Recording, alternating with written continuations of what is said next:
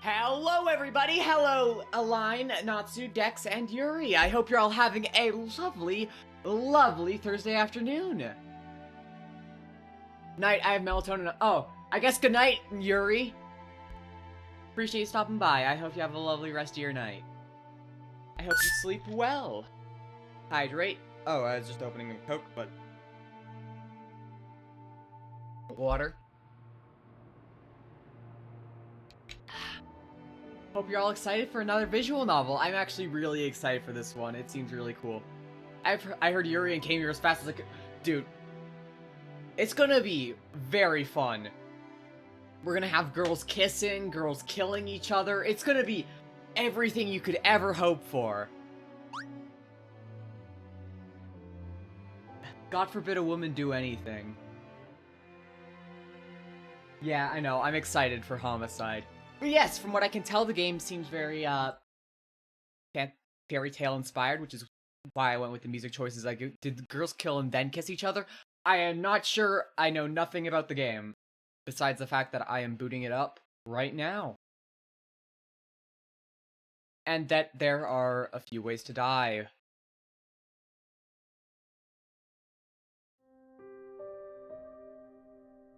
Holy shit, it's Steam. It gets so lonely here. I thought the title was in all lowercase until like 2 seconds ago. Well, shit. Don't I feel like a fool? Also, I got water all over my glasses. Give me 2 seconds to wipe them off. But yes, the game is pretty short, so it might be another game where we clear it all in one stream. Honestly, it's been like 4 of those in a row, and I'm actually kind of happy about that. Considering how long it usually takes me to get through a game.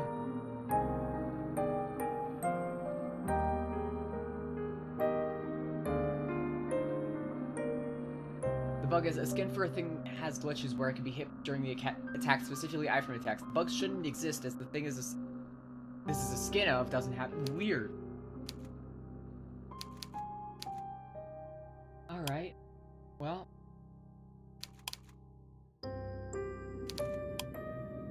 Wow. Look at all these cool gallery images.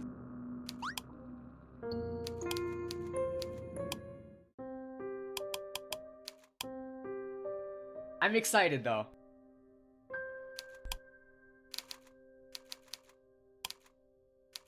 The game is free on Steam, by the way, if any of you want to check it out for yourself. That's my fault, sorry. It's all good, I forgive you. Alright.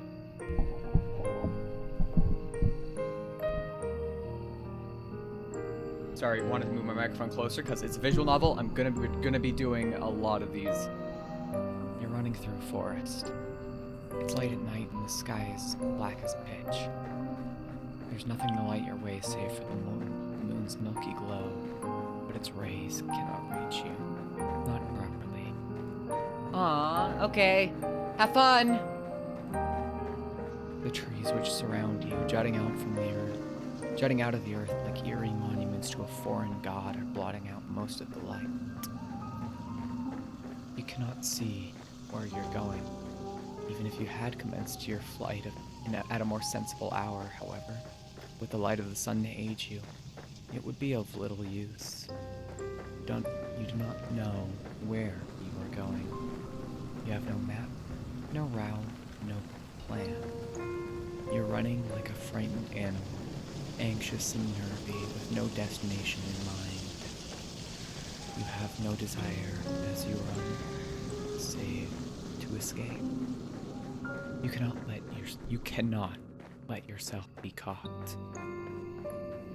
If that were to happen, you are certain that you would be ruined. You have no choice, therefore, but to keep going, on, and on, though your feet are screaming at you for mercy. You have no idea how long you've been running. This is just your average jog, honestly. I'm chilling. Time has begun to blend together. It's lost all meaning. Something sharp snags at the hem of your skirt, but you do not have the luxury to pause and examine what's happened. Instead, you tug. Your skirt tears, the sound splitting through the forest, and you stumble forwards with a shocked gasp. You're free, but at what cost? Your skirt has been irrevocably damaged. It might be too late to worry about such trivial matters now, though. If you don't start running again, and soon, she will catch you. Then your life will be over. You don't know if she's still following you, but you do not want to risk looking over your shoulder. If you were to see her silhouetted beneath a tree, looking at you with that sickly sweet smile which once ensnared you, you would lose what little nerve you possess. Your legs would lock up and your blood would freeze in your veins. Then you would crumple. You would fall, but you would not hit the ground. She would be there to catch you. Did she not promise when you made that contract that you would never be alone? You would like to take back that silly wish of yours, but it's too late for that. It's too late for a lot of things. All you can do is run. You run. You're all good. We're running from a woman! And nothing bad's gonna happen. I am sure of it. We may be running for our lives, but what if it's not all that bad? I'm sure there's nothing wrong. See, we're just running for fun.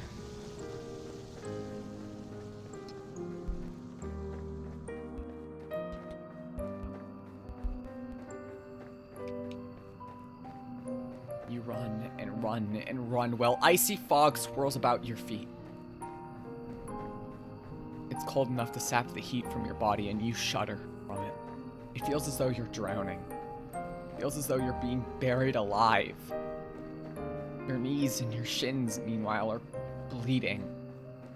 You can't endure much more of this. If you value your own life, you must. You run, and you run, and you run until, at long last, you reach a fork in the road. There are 3 paths which split off through the forest. Well, 4 if you count the path down which you came. You can't exactly double back on yourself, though. Not when you've put so much effort into running forwards.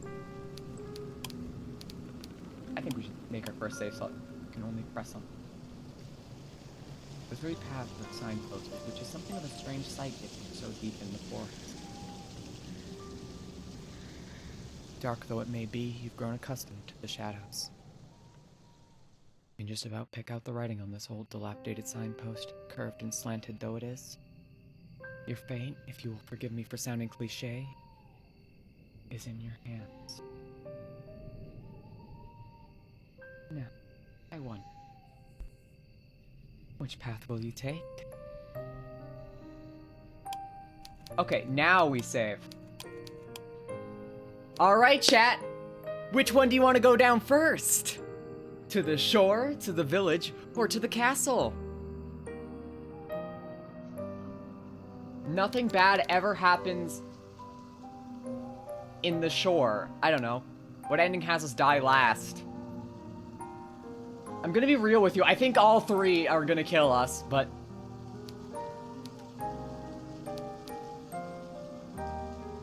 I love castles. Okay, that's a vote for castles. That's a vote for village. We need a tiebreaker.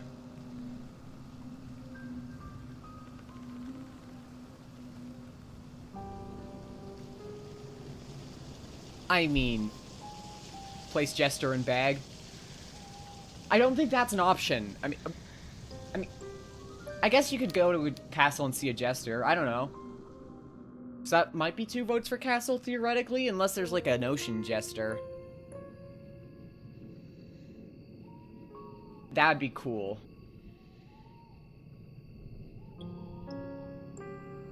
He does a silly little dance. Oh, fucking eepy. I say village? Okay. So we're still split 50-50. God damn it!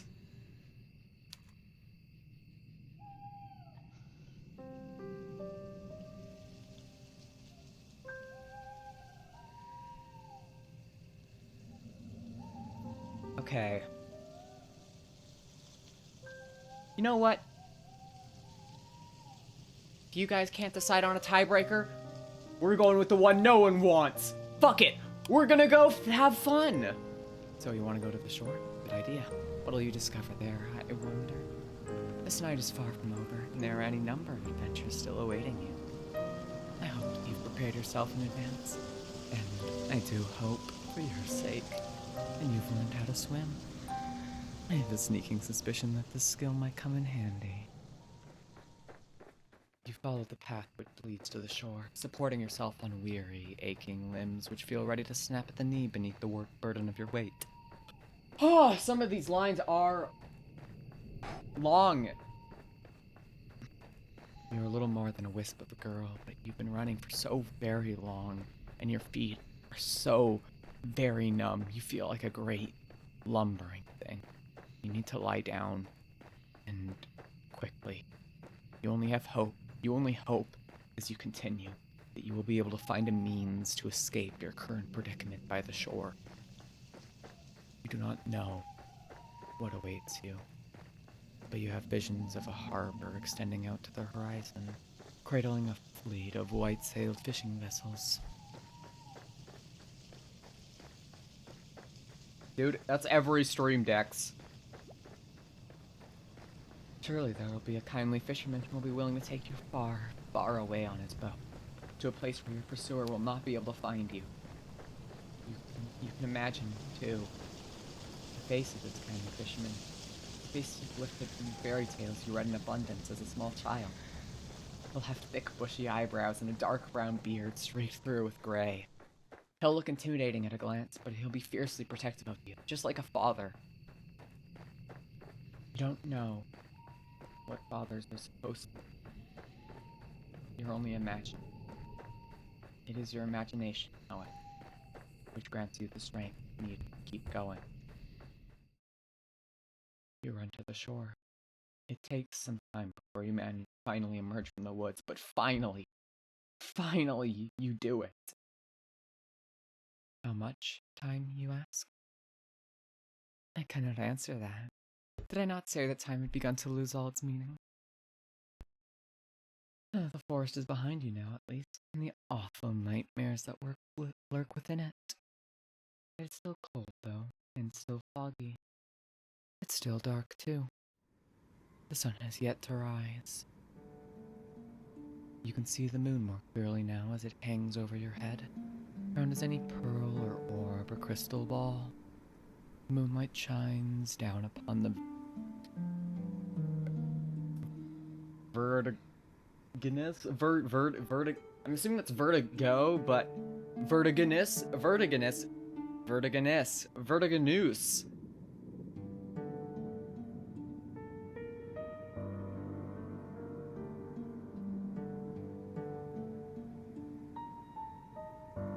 Vertiginous cliffs which plummet.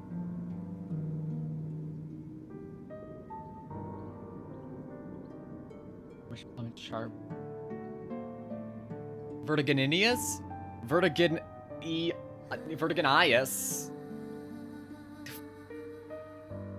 I don't think any of you know how to say it. You're all just making shit up. Which plummet sharply downwards to an array of sharp, spiky rock below. Hi, can't say only, but I'm curious if you saw what I posted in Phoenix Wright, the ISAT writing. I have. Very, very lovely. I'm always sure to read whatever people post in the art channels. I really enjoy the work everyone puts into it. It's always lovely seeing all the different ways people express themselves, you know?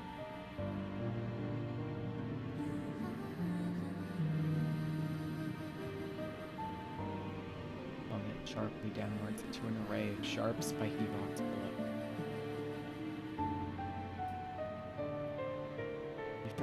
upon escaping the woods a degree of hope, but the sight of these weather-blasted cliffs gives you pause. You inhale. Then you frown. Now, what are you gonna do? You didn't think this planning through very well. Not that you had much in the way of a plan in the first place. There's little in the way of civilization. The cliffs are far from the village. How far? You don't know. And you can't see any houses. Where exactly will you rest your weary head, and what of your weary legs? Fitfully, you look around.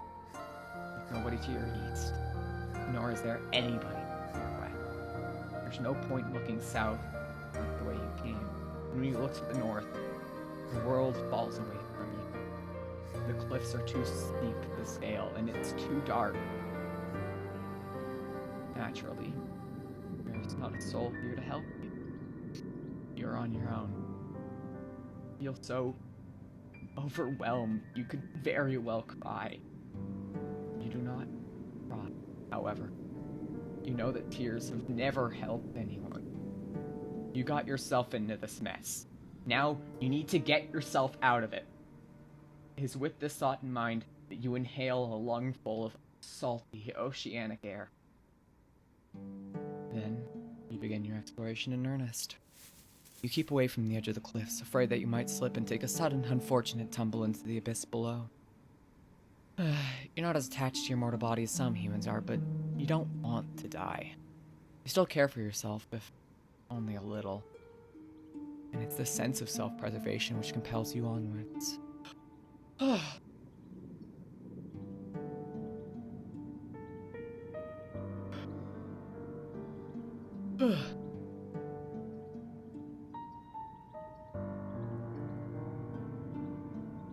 Surely there must be somewhere. You can't see any likely-looking settlements, but what is that over yonder? Could that be a roof? You hurry onwards, hope budding anew in your heart until at long last, you reach your destination. There's a house after all out here in the wilds, though it doesn't, at a glance, look very welcoming. The solitary house that you've discovered not so far from the cliffs is rather unremarkable. It's so small and squat, you cannot imagine it contains within it more than one floor. You cannot imagine that it contains much more than one room. Although it's dark, it's not dark enough to mask that the cottage is something of a slant view. It's leaning listlessly to one side like a drunken sailor. The thatched roof, meanwhile, which tops this dwelling, has certainly seen better days. There's a hole in the thatch. There are several holes, in fact, and parts of it look particularly bare, almost bald. That is rather concerning. Should it rain, you'll not be properly protected from the elements. Can you really stay the night in such a place? You have some misgiving. But do your misgivings matter really when there's nowhere else to go? It's not as though you have any other options. It is with a sense of defeat, therefore, that you approach the cottage, which sticks out of the earth like a tombstone. Part of you wants to turn back, but you know that would be foolish. The windows of the cottage are dark, but that does not necessarily mean it's empty. It's rather late at night after all. Whoever lives here, if indeed anybody does live here, might be asleep. You cannot imagine the owners of this cottage will appreciate being roused so very late at night. You cannot let yourself worry too much about these small details, however. Otherwise, you'll never get anywhere. Hello! We are running away from someone who we made a deal with, and we went to the cliffs, we went to the shore, and we found a house. It's a little run down, it's a little fucked up, but we're having a good time. I don't know why I said that, like, I don't know if that was rhythmically for anyone else. I felt like it was in my throat, but if it wasn't, fuck me, I guess. Yeah, no, the stream has started 23 minutes ago.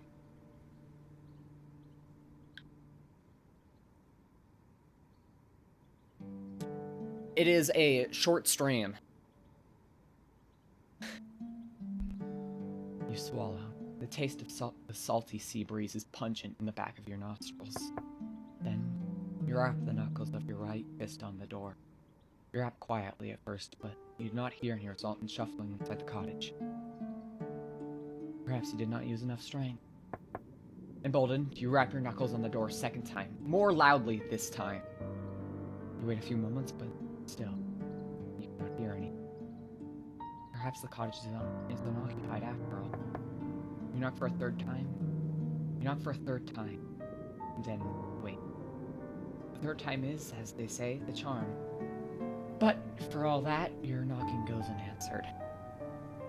Well, nobody can say that you didn't try. More intrigued now than anxious, your fingers find the handles of the door. You pull it down, and to your surprise, it yields easily.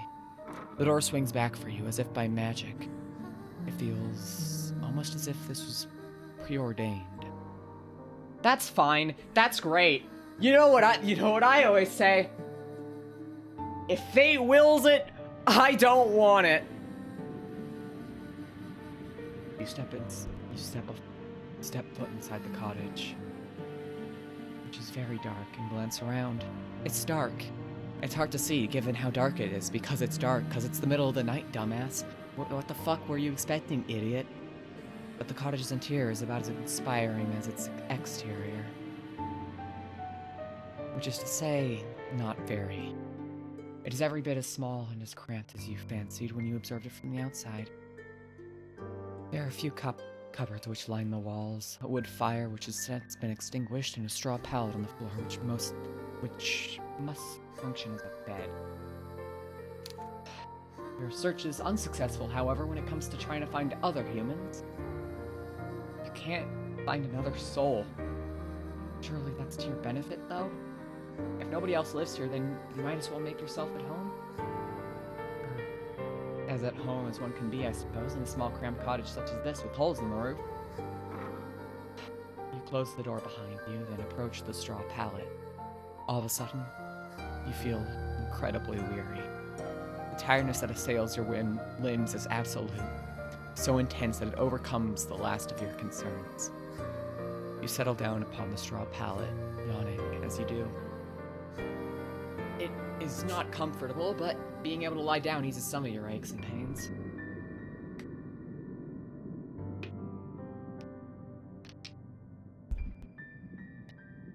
Lying down, even on an uncomfortable makeshift bed such as this one, is better than standing. It is far, far better than running.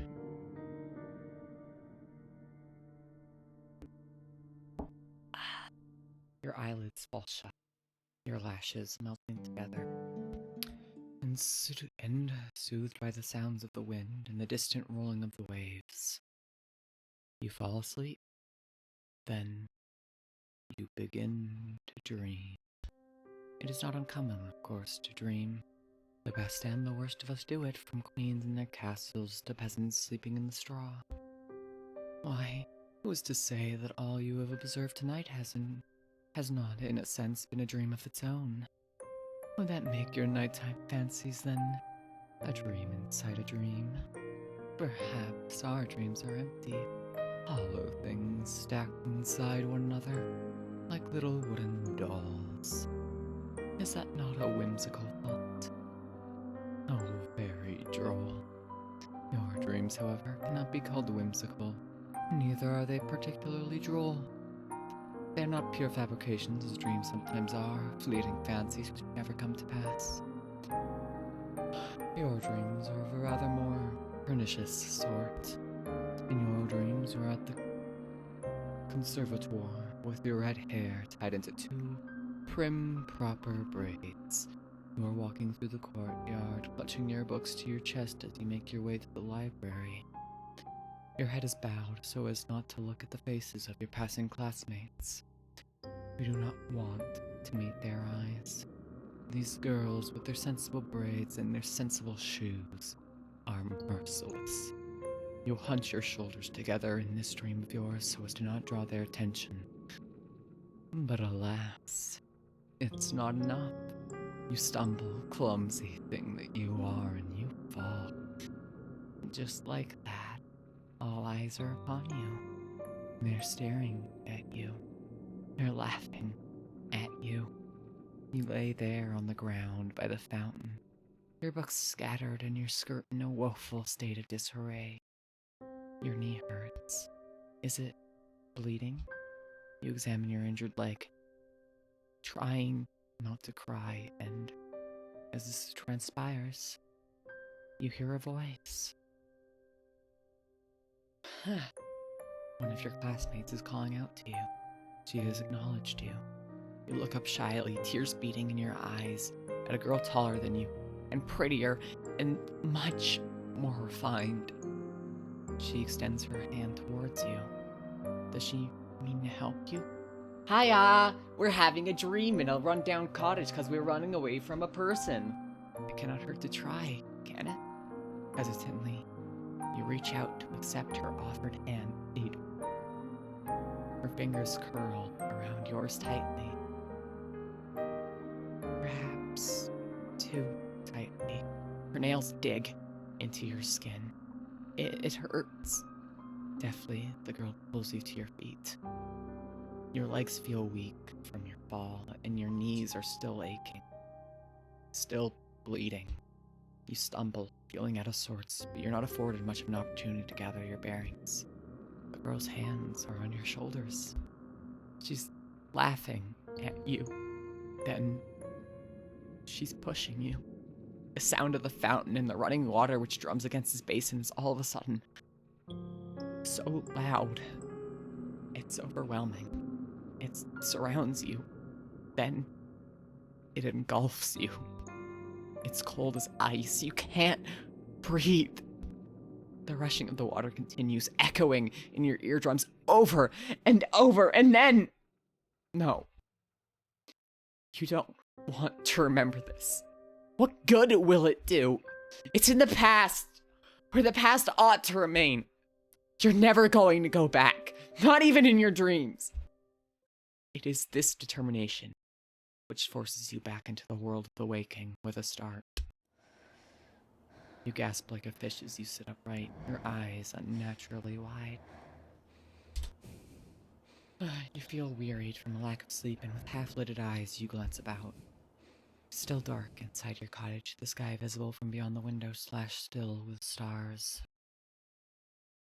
How long were you asleep? You aren't sure.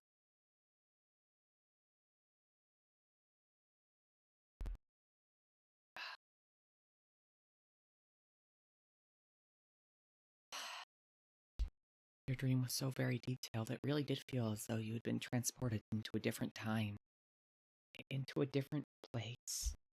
When you inhale, you can taste rank, fetid water in your mouth. Tentatively, you pat yourself down, fingers trailing against the front of your uniform. So vivid, you half expect to find that your clothes are damp. This isn't the case, however. You are, in fact, perfectly dry. Now, well, now what are you gonna do? Will you go back to sleep? That sounds like the best option to you. You're very tired, but your senses feel too overwrought all of a sudden for sleep. You don't think you could bear it. When on steady legs, you rise to your feet and stand by the window. You look out to the starry sky and to the pitted moon which hangs amongst them. And you frown. You can hear the wind outdoors, howling like a injured animal, and more softly the ebb and flow of the waves as they meet the cliffs. But that isn't all.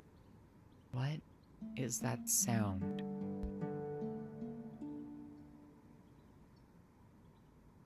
The voice is far away enough that you cannot pick out any individual words, no, nor even the individual syllables yet.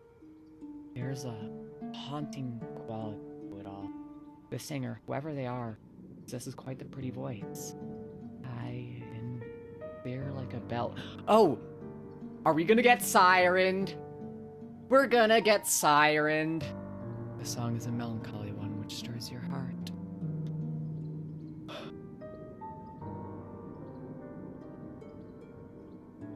Curiosity takes root inside of you. During that fateful day he found that book in the library. logically, you know that you shouldn't go outdoors to seek the source of that thing, but emotionally, it's another matter altogether. You really should have learned your lesson by now. You should know better than to go sticking your nose into business which does not concern you. But naughty little girls such as you never do learn. You cross the old fisherman's cottage as though in a dream, then reach for the handle of the door. The handle depresses easily enough beneath your grasping fingers, and the door opens with a click. The rest of the world yawns before you, framed in the doorway, all of it bathed in moonlight.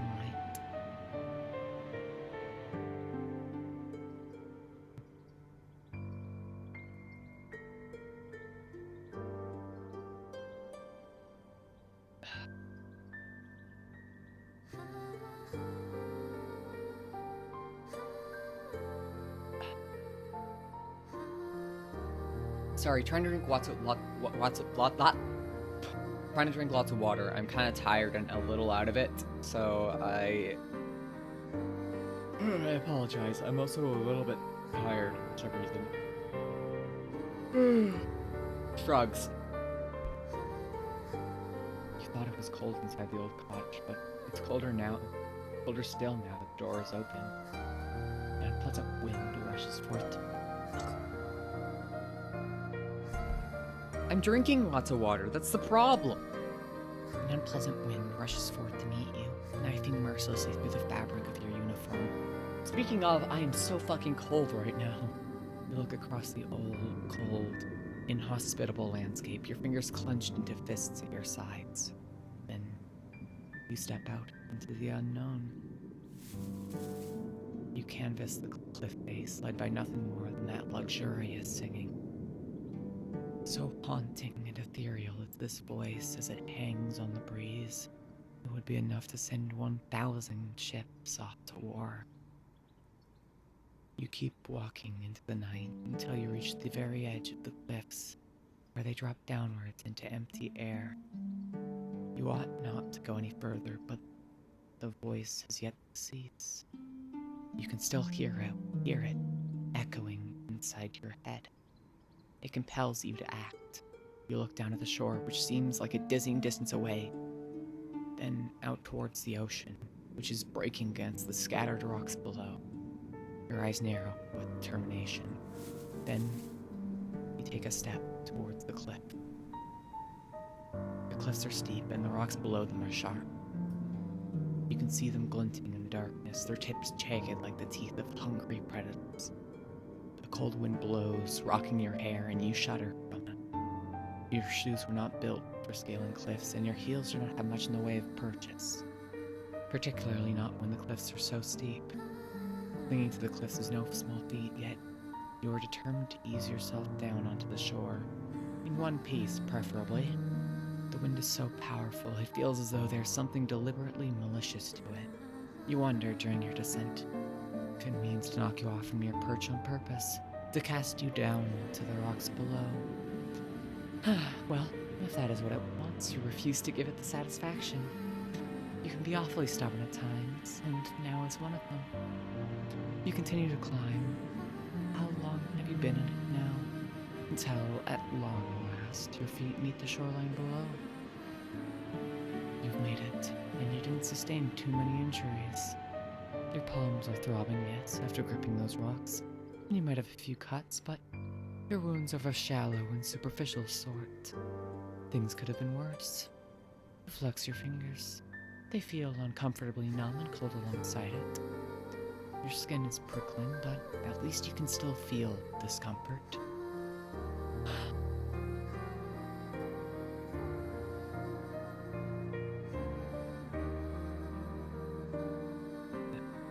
At least it is still attached to your bones where it ought to be.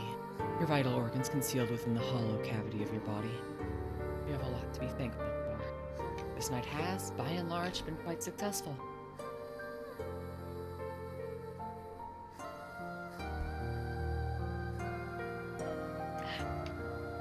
There are no longer any obstacles between you and the mysterious voice which called you outdoors.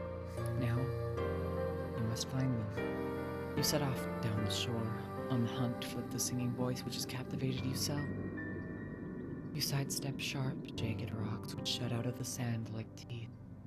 The rocks which cannot be circumnavigated, meanwhile, you clamber over. All the while, the sound of the sea mingles with that of the singing. This is gonna go great, I'm sure. It provides an ethereal, haunting backdrop to your exploration, one which further adds to the surreality of your moonlight stroll. The waves lap against the shore, then recede shyly, pushed and pushed by the bleached white moon which hangs overhead. The oceans that you've seen in your library books were all blue as sapphires, but this ocean is different. It's so late at night that it looks black instead. The undulating surface of the water reminds you of a mirror, though its depths are even deeper and much more mysterious. Fuck. A sense of foreboding settles upon you, but you try to squash it. You will not let yourself be afraid. Hi! Pretty lady! Hi! Hello! Emerson, are you here for the pretty women? You round a corner, your feet unsteady in their sensible brown shoes, and then, at long last, you see her. There's a woman sitting upon a rock out in the ocean. The woman's eyes are closed and her lips are parted. Her expression is soulful. She's singing. Her hair, which is fair, flutters about her face like a shroud, which adds to her otherworldly aura. Her eyes might be closed, but her lashes are long and luxuriant, like a doll's. Her lips, meanwhile, are parted in song, which are parted in song are soft, like the freshly plucked petals of a flower. Her face is perfect, as are her proportions. Her neck is tall and slender, like the stem of a flower. As for the lower half of her body, meanwhile, well, it's nothing like anything you've ever seen before. It's here, and here alone, that the woman betrays your narrow human definitions of beauty, for her legs are non-existent, rather than two awkward appendages. The woman has instead the sleek, shimmering tail of a fish. Is she not, then, a human? She cannot be, not with a tail like that. This unusual sight makes you gasp.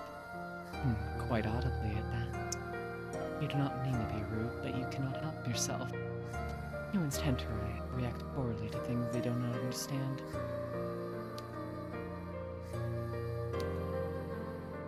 Ow, ow, ow.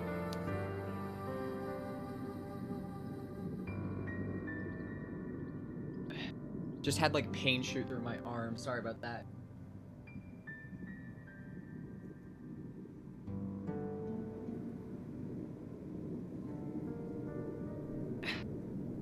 Fishy? No, like, ow. Not like a big one, just like, at least you don't scream. That would be even ruder. Oh my. Oh my. You meant to observe the mermaid from a distance, but it would appear that your shocked gasp was loud enough to attract her attention. The fish-tailed vision upon the rock is looking at you. Gaze is so piercing, it feels almost as though she's looking through you. Your heart seems to stop inside your chest, as if by some manner of magical spell. You thought the mermaid pretty when you first observed her, sitting on that outcrop of rock, her face turned in profile. Now she's looking at you, however, you can see that you were mistaken. She isn't just pretty, she's beautiful. So much so, it's almost unnerving. She looks as though she stepped out of the pages of a picture. She's simply too perfect to belong to this world. Perhaps she's some kind of vision, a waking dream, a hallucination. But no, she's none of those things. Her tail might be an impossible thing, but its scales look like and wet regardless. like those of any fishes one might find in the market. These scales are iridescent and bathed beneath the light of the moon. They seem to almost glow. The sight of her, rather, takes your breath away. You look at the mermaid. She looks back at you. You prepare yourself, expecting some sort of altercation. The surprise soon fades from the mermaid's face. Her lips, which were once pursed from the crown, now shift upward. She's smiling. Oh, she's cute! Okay, I need to put on a warmer hoodie real quick. And stretch a little, Mike.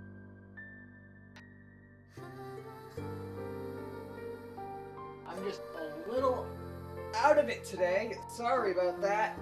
Ugh.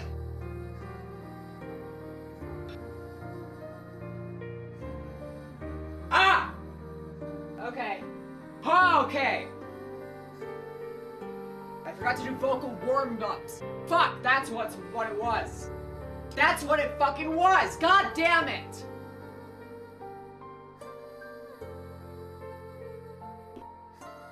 That explains it. Anyways, I actually do feel better after screaming, which is funny. Still thirsty, though. Then she says in a refined sort of voice, My, it really is good to see a human again. Particularly a human girl. I was beginning to fear that your kind had all but disappeared. I would no longer have anybody left to tell me of the world above the waters. Okay. Wow, my voice sounds like a lot better now that I did that. Wow. Wow, whoa. Night and fucking day, holy shit. I don't know if you guys can tell, but it definitely feels a lot better to talk.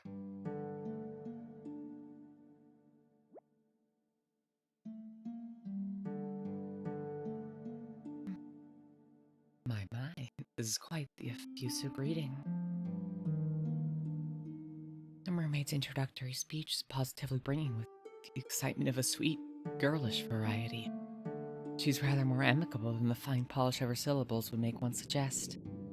You might be a well-bred lady yourself with an accent to match, but you can't help but feel overwhelmed. Anxiously, you observe the mermaid, and you ask her what she means. What happened? As to that, I'm afraid I cannot say. I've been sitting on these rocks and singing for many, many nights, but nobody has come to see me. There have been no lovely humans for me to play with. I was beginning to wonder whether your kind had disappeared altogether.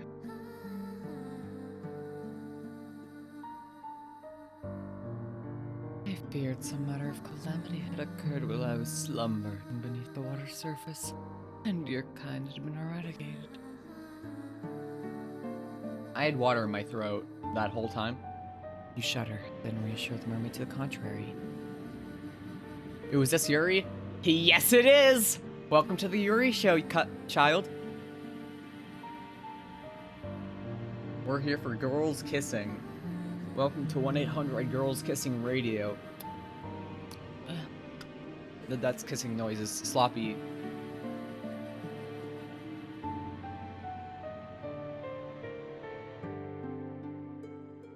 You don't know about the humans that she used to speak with, but you, at least, have not been eradicated. You're still here. Yes, well, I can see that. It really is a relief. My fellow merpeople who live beneath the water told me not to worry.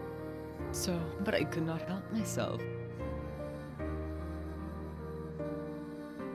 To be fair, that wasn't that was just us falling into the water, like of a fountain. I don't think we were drowning yet.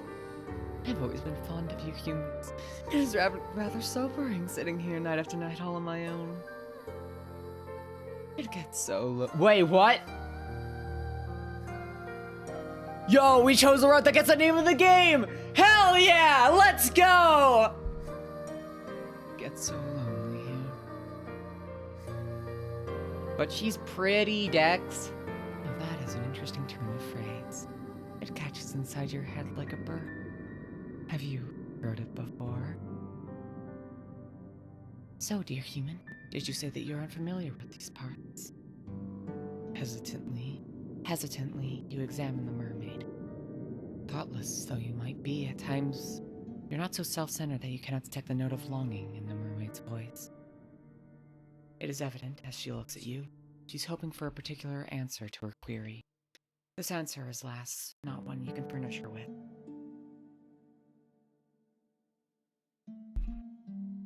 You do not want to lie to her. It is after some hesitation, therefore, that you reaffirm your earlier words, though this time you embellish them. You tell the mermaid that you're a traveler from a far-off land, one which is very dissimilar to this one.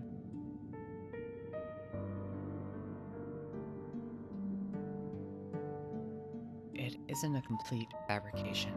You tell her that you have only just arrived by this shore and you're unfamiliar with both your immediate surroundings and those further afield. If there is a village nearby, you've never set foot in it.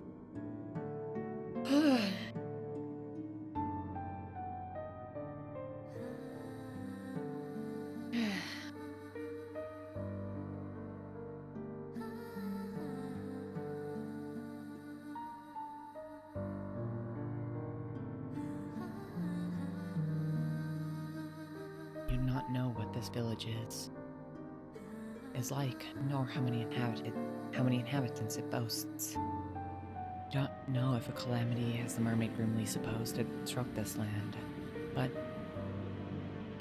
if she fears all the humans within the immediate vicinity have been laid low by some mysterious malady,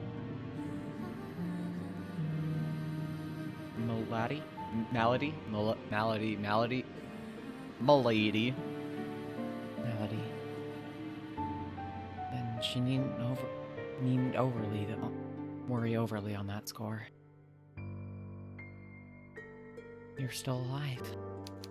Are you not, you wonder, enough to satisfy her curiosity with the human realm? Yes, that is true. You are here. I am grateful, naturally, for your company. Although...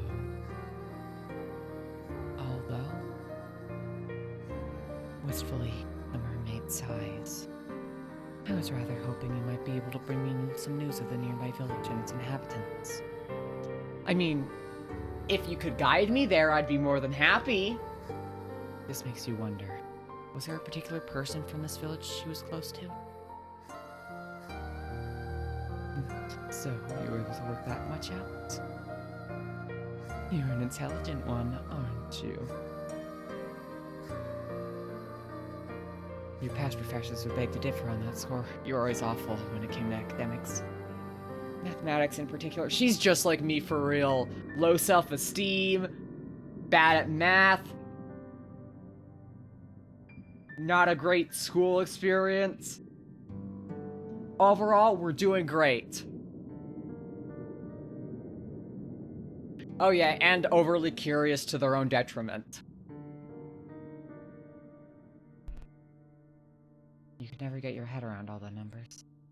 Your stern, stony-faced math professor used to despair in you.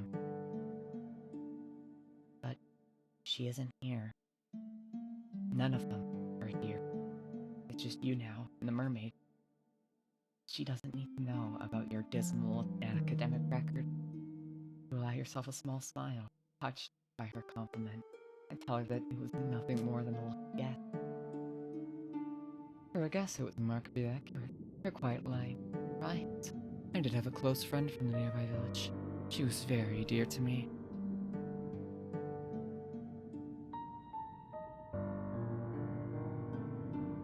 Internally, you congratulate yourself on this piece of detective work.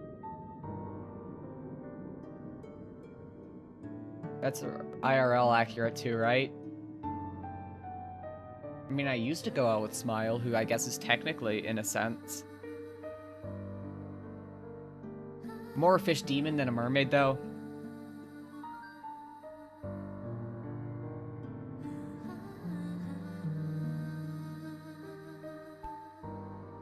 How very clever you are. There are many humans in this world, of that I know. The human who spoke with me, however, was special. She was my human. hot. I mean, what?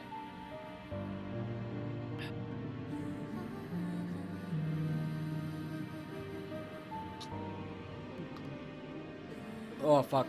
Choked on the water a bit there. I think this game is tailor-made for you. I mean, In Stars and Time is right there. I don't need a second one, I'm gonna be real. Plus, I don't do fairy tale aesthetics too often, unfortunately. You're not able to catch the possessive tone in my voice. I cherished her dearly. She would come to me on my rock late at night when she was finished with the chore, and we would talk. I asked her a good number of questions about the human realm and about her customs. I fear my endless inquiries may have been rather tedious, but she was always happy to indulge me. She never once scorned me for my ignorance, and neither did she make me feel like a fool. She always made time for me, no matter how many demands she had on her time. She was a farmer's daughter, and she was awfully busy from dawn until dusk, threshing hay and taking the animals out to pasture. She told me of her work, and I marveled at her. Slender though she was, she possessed a truly tremendous amount of strength. I, who have lived in the ocean all my life, cannot countenance working as hard as she did, but she bore her burdens without complaining. She was not the prettiest human who has walked the earth, but that mattered not to me. Her conversation was engaging, and I knew through our continued exposure that she meant no ill will. She did not have even a single drop of malice in her heart. The wistful manner in which the mermaid speaks of her friend makes you feel, for a brief few moments, a flicker of some ugly, primordial emotion. Someone's jealous! Could it be jealousy?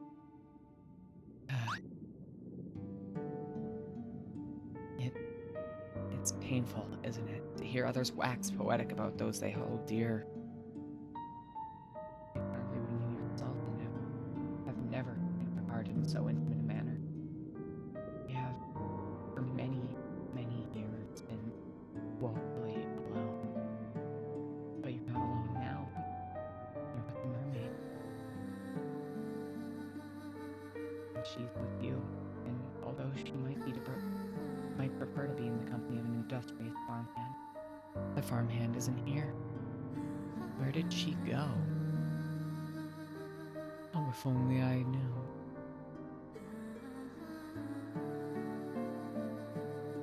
She quite simply disappeared one day, almost as if she had been whisked away by a wicked spirit. I like this music, by the way.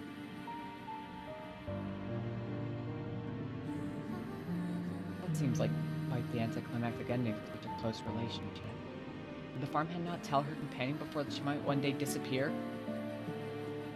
No, she did not. Nothing of the sort happened. It was all very sudden.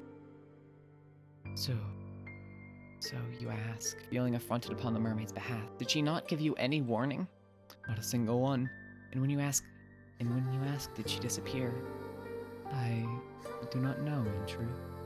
Time is a strange concept to beings such as myself, particularly as it seems to ebb and flow differently both above and below the surface. You humans have a strange compulsion to pin down and to place labels upon everything. You have names for your seasons and for your months and even for your days of the week. It is all very precise.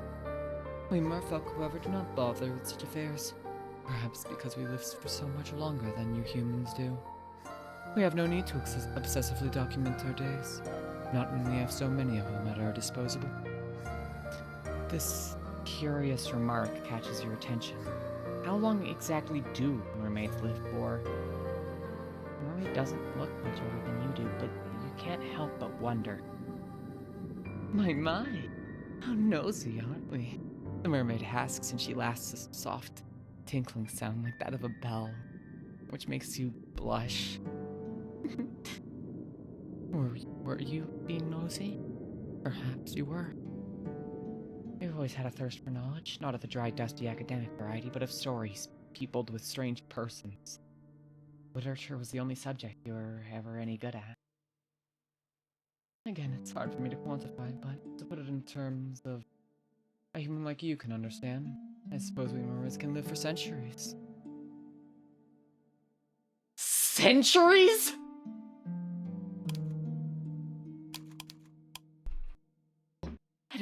That is quite a surprise.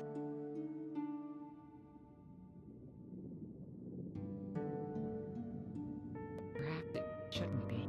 You've been subjected to any number of surprises tonight. Well, it's one more to add to the pile. I have not been waiting quite that long, however, for my friend to return to me. I think it has been but a few seasons. It might not sound like much, but never before have I been so aware of the passage of time. I've experienced a number of wants during my life, but I have never wanted quite as badly as I want to see her. I wish she would sit with me, and she would talk to me. Just one more time. But perhaps I'm asking for an impossibility. I've been waiting for long enough now, to presume that she will not be returning to me. I fear that something may have happened to her, or her family. Or perhaps to a whole village. You can hear the worry throbbing through the mermaid voice, so potent that for a few moments, you swear you can feel the depths of her sorrow within your own breast. Her sadness over this human girl is a deep, dark thing, almost fathomless. You cannot let yourself indulge in it too. Otherwise, you fear you might drown it. Ruefully, you tell the mermaid once more that you cannot help.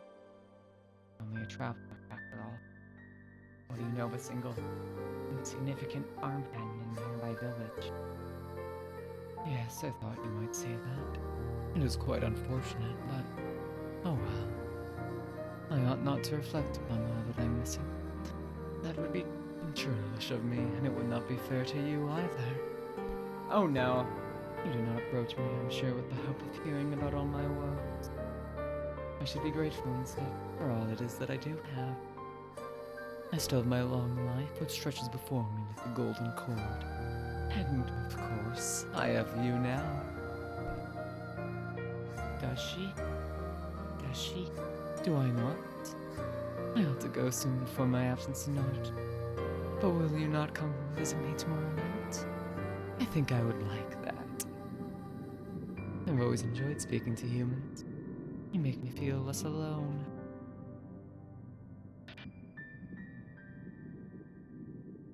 You can't help but feel as the mermaid observes you with those enchanting eyes of hers that she does not truly wish to speak to you for your sake. She wants to use you instead. That's a substitute for that she'd been missing so very ardent. The thought stings, though you really ought to be used to it by now. Still, be held in lower esteem than a farm of all things. It makes your self-esteem sting. You try not to let the mermaid notice this, though. The woes of your past aren't her fault, much as the woes of her past are not yours. It's silly, in any case, to be jealous of a girl who might very well be dead. That is what you tell yourself. It's the only way to prop up your bruised sense of self-worth. You would, you tell the mermaid after a pause, like to see her again. You would like that very much. Oh, thank you. I've been feeling very gloomy for quite some time, but seeing you has invigorated me. Finally, it feels as though I can smile again. Did she not smile, you wonder, after her friend disappeared? I did not know. I did not have the heart. Without her, the world seemed very dull and drab. Your company has cheered me immensely. This is why I like humans so much. You are not callous and unfeeling like the merfolk who live beneath the water's surface. You are much kinder than they are. Oh, if only she knew. If the mermaid was aware, I wonder how petty you are and of how jealous. Would she still care for you? Is the mermaid reading us these minds? Some of these things I'm not sure are being said out loud. To be fair, narrator is just kind of relaying what we're saying. We actually haven't said a word so far, like, externally. So technically, I have not had a chance to voice MC at all. I'm voicing whoever the fuck is narrating, who isn't MC, presumably. It could be a Sifrin, or a me, who refers to themselves in second person, but you know. You never know.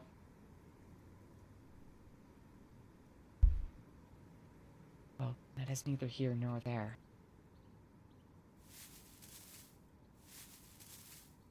You agree to meet the mermaid come sundown following night and make your slow, stumbling way back up the cliffs back into the cottage you've purloined as your own. Once indoors. I think if it's in quotation marks, yeah, but we have not. Any line that we have said has been her talking. There have been no lines that from us that are in quotation marks.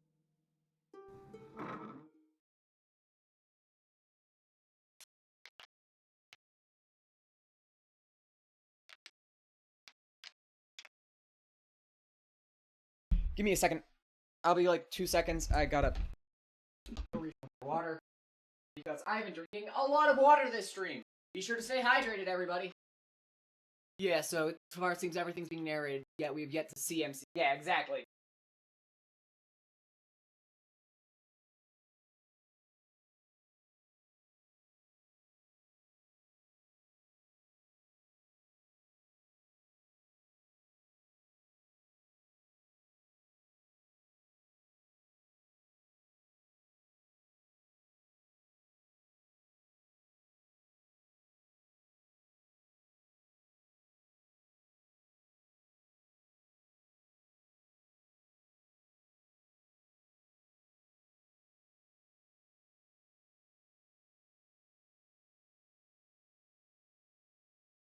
But I do want to say, I think the ambiguity between like what the MC is actually saying and the narration is, I think, actually pretty interesting to kind of dissect. I think it's very interesting.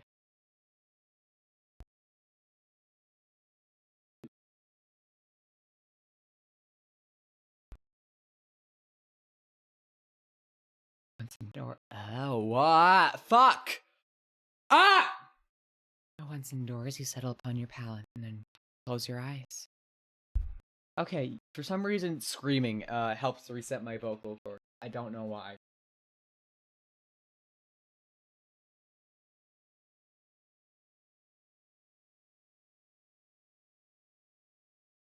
Once indoors. Fuck. The sighting of the wind outside and the distant rolling of the waves against the rocks do not disturb you.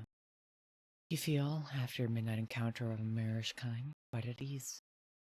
Perhaps prematurely so. What happened in the icy fear which prompted your frantic flight through the forest? Where is all that gone? Do you not think you're being a bit complacent? No? Oh well. You will. That's reassuring. Thanks, narrator. Okay, so I do think that narrator is distinctly different from MC, which is bad. Because I don't like where this is going.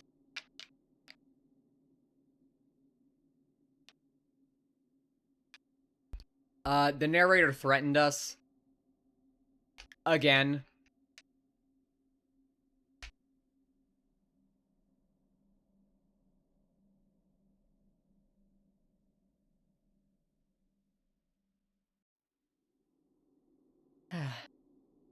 The following morning, when it arrived, is cloudy and overcast.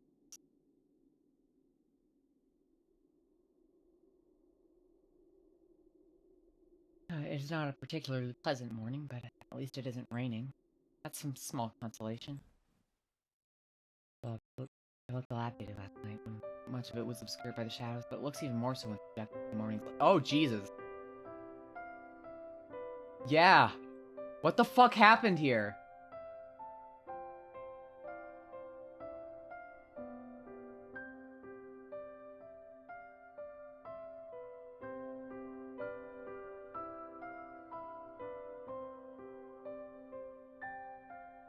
Cannot help but think of the mermaid.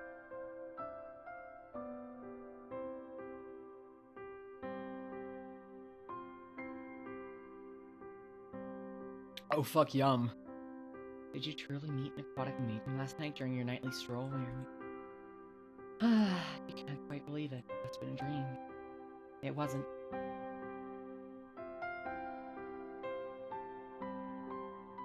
Inspiring. I'm not gonna narrate all this just because like I feel like this is a lot of just the inspiring interior of the cottage does not furnish you with any particular ideas, so you decide to go for a walk. Your soul still ache after your exertions last night. Cold inside of it is out.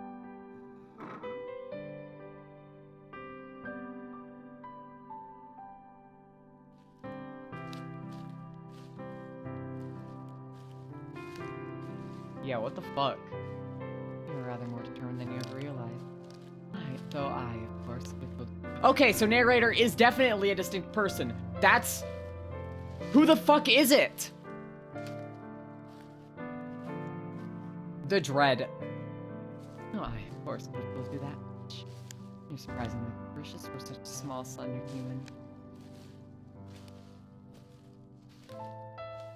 Wait, is the picture you sent me spoilers? It's on the Steam page, so... Maybe, but...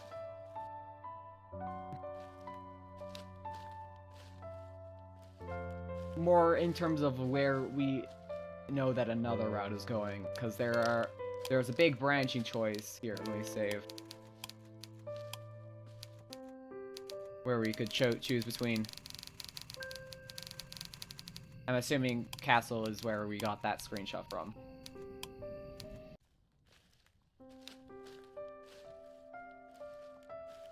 It would be so like you, really, to avoid a drop to your death in darkness. Only to stumble during the morning's light and take an irreversible tumble. I mean... Shut up! Shut up! Don't talk to me. DNI going dark. Only real ones know what's up.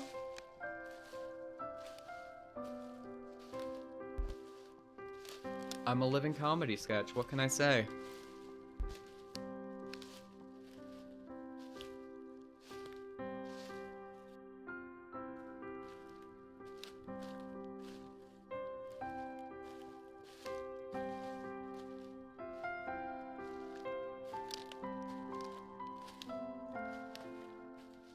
Hi, that's me.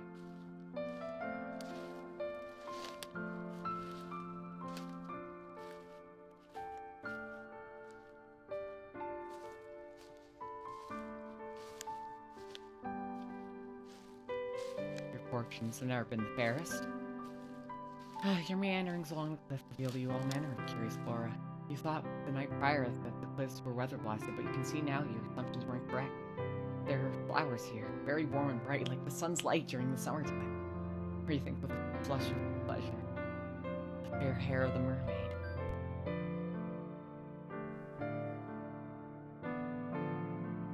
Oh no.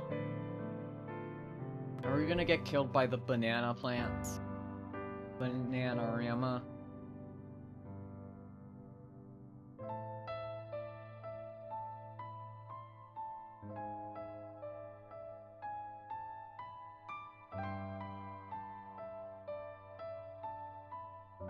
A flower crown! Aw, that's cute!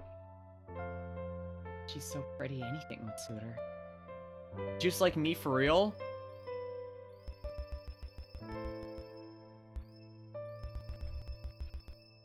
No.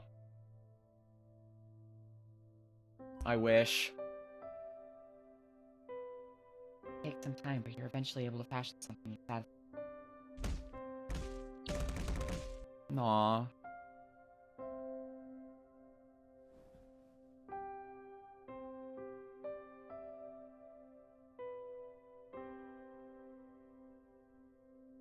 If you were less focused on the future and dwelt more on the immediate present, you might have more of an appetite.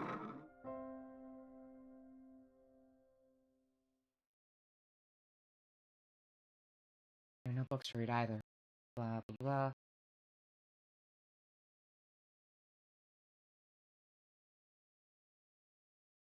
Oh, you hope that you can. If she were not present at your designated meeting place, do you think you would die from disappointment? I'm sure you'll die anyways, but...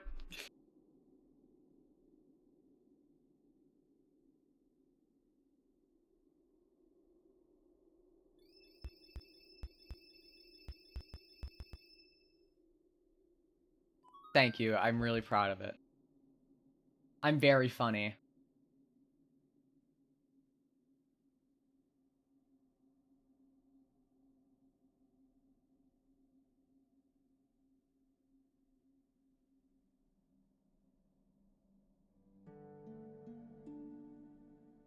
I'd be out here chirping.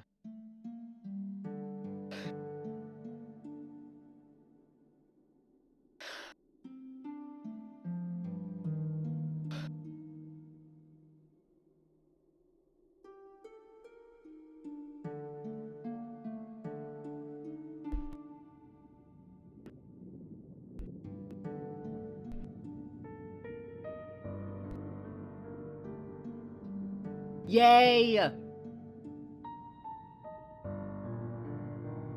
Alright.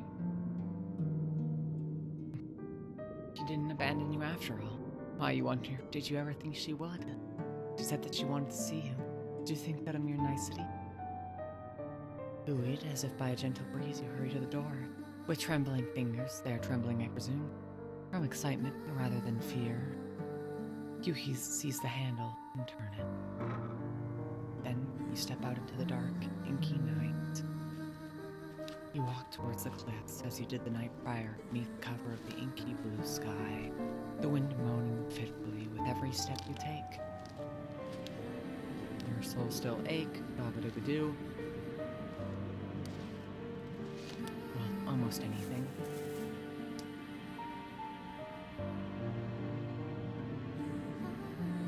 It's a good thing you still have enough sense about you to regain your footing. Yeah, this is not... She just saw the mermaid and was immediately like, yeah, okay, I give up on searching for villages or anything. I don't need directions, I just want to live here in my fuck-ass cottage.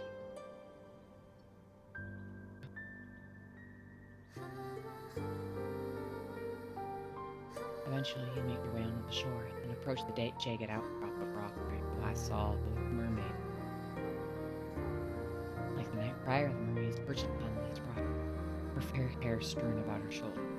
When she sees you from across the shore, she ceases her singing, and her eyes light up. Or at least, they seem to. So you've returned to me, my hero. And then lightly she giggles. Or perhaps I should say, my heroine. Her praise makes you blush. You don't feel worthy of it.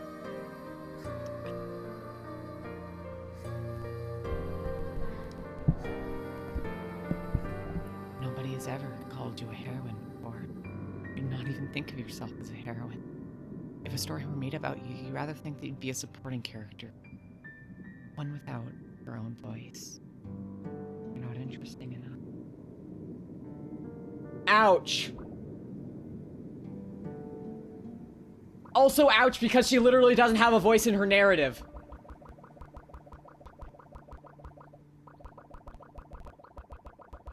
Sobs. Fucking breaks down sobbing on the floor. The mermaid seems to think that you are, though. She's staring at you delighted, as though you're the one person in the world she most wishes to speak to. The thought makes you tremble, but not as much as the mermaid's gaze. You tell the mermaid that you do not think you're so very brave, but she dismisses your awkward remark with a laugh. I think you are. I saw the way you scaled those cliffs. I thought that was very heroic. Oh. Oh, so she saw that, did she? Then, did you see see how you slipped down the cliffs, grazing your palms in the process, and how you very nearly fell. You've never been the most graceful of girls, but to have your failing exposed before being as poised and as perfect as the mermaid, it stings a little bit more. It stings a little bit more, in fact, than the resultant grazes on your palms or clumsiness brought you.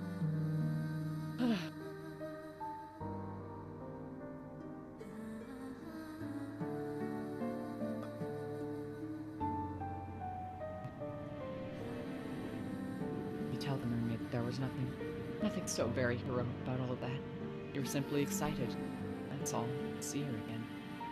You weren't thinking. Well, that makes two of us. I was excited to see you again. She was? Naturally. I had a very good time speaking to you last night. I had hoped we might resume our correspondence. That is why I came to the rocks a little bit earlier than usual. I was waiting for you. Did you hear my song? Yeah, you reply with a nod of your head. You heard it all the way in the abandoned cottage. It called out to you. It was a general idea. I was singing for you. Okay, that's really sweet, but fuck. She was?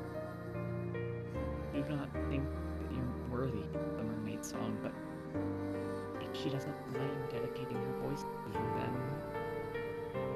Well, who else would I dedicate my voice to? There's nobody else to hear me. That's a good point, you suppose. Shyly, you look back at the mermaid. You thank her for her song. It was very beautiful. Then tell her, before you can lose your nerve, you prepared a present for her too. Oh, have you really? You have. It's a small thing, nothing more than a silly trinket, but if it wouldn't be too much of an imposition, then with clumsy fingers you reach into your pocket. For a few moments you fret that your near fall down the cliff might have damaged the delicate chain nestled within it. But your worries are in vain. The chain is surprisingly sturdy given that it was made with only a few flowers, and it held firm against the odds. You handle the chain with great care all the same, however, as you hold it out, presenting it for the mermaid's approbation. For the mermaid that you fashioned this chain, you thought it would look neat nestled in her hair. You were pleased with the chain when you first made it, but after looking at the mermaid, you've begun to reconsider.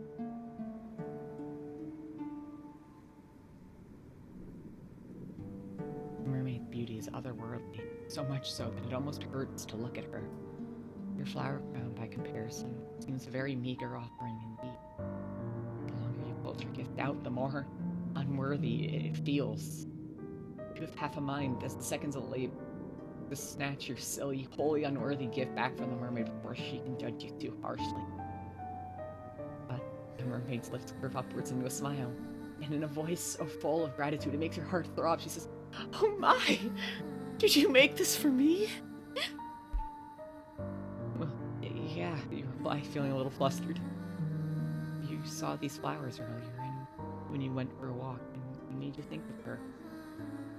Not that you hasten to add that you think her beauty is comparable to these flowers. They are, in fact, far superior when contrasted with her good looks. You simply thought you're unable to get the rest of the sentence out. However, because the mermaid interrupts you, not rudely, but with something resembling compassion. Perhaps she pities you. She must be able to hear how your voice is trembling.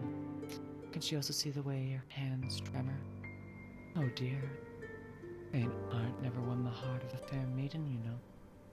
What happened to all of your confidence? I think that your gift is a wonderful one. I did not at all expect it, but it really is pretty. You look at your feet, too shy to meet the mermaid gaze. Then you say very quietly that you're glad she thinks so, but she doesn't need to spare your ego. You have precious little of it left as is. The mermaid seems touched by your shyness. Perhaps she likes her prey to be self-conscious, because She smiles. I am not simply saying things to spare your ego. I'm not like that. Humans may sprout platitudes as easily as they breathe air, but I do not compliment others unless I truly mean it. Is that not the point of speech? To have an honest dialogue with one another. If one party in a conversation is withholding their true intentions, then conversation is impossible. Playing games is a waste of my time, particularly given but my time above the surface is so very limited. Oh. Blush at this more deeply still and survey the mermaid beneath the full fringe of your eyelashes. But then, she really does like it? Did I not just say that? You humans are so very funny with all your second guessing. She was like that too in the beginning.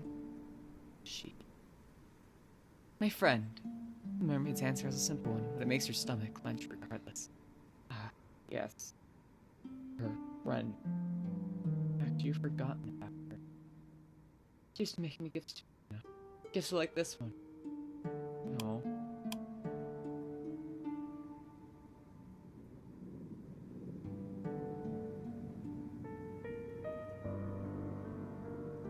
You and her are remarkably similar, really. There's no guile in the mermaid's voice. But her words have rather taken the wind out of your sails. Of course, the cowherd gave the mermaid gifts. Why would she not? The mermaid's beautiful. She's so very beautiful, like a tutelary goddess. She seems to invite tribute simply by existing. Were you more religious or more irreligious, maybe? You might even consider worshipping her. No, in essence, is that not what you were doing with the flower crown? How silly of you to think that your idea was an original.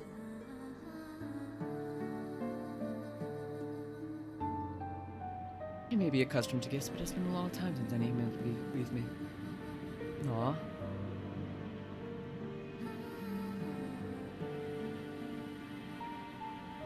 Now this is enough to make you start. If the touch of the mermaid's fingers upon your own is not, could your silly gift really be better than most you once accepted?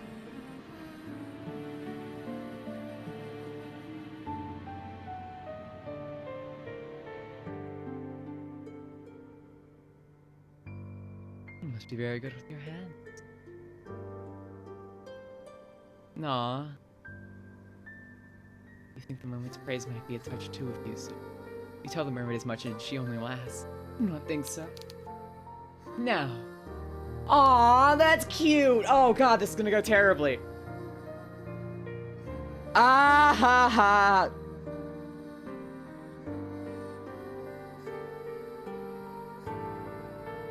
Waiting for the other shoe to drop.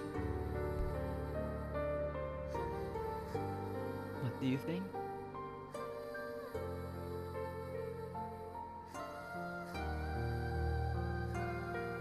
Nah, your gift is lovely, really.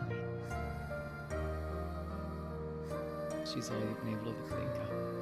I'm glad that you've been thinking of me. I, in truth, have been thinking of you, though I did not wish to say as much. No, it would be embarrassing to confess how much I've been looking forward to our reunion if you did not feel similarly. I do not care to pine for humans from afar. If you care for me as I do you, then it makes me feel less alone. You hasten to assure the mermaid, your face aflame. Do you ever stop blushing? Goodness gracious. That you do care for her, very much so. You haven't known her for very long, but she's certainly made an impression upon you.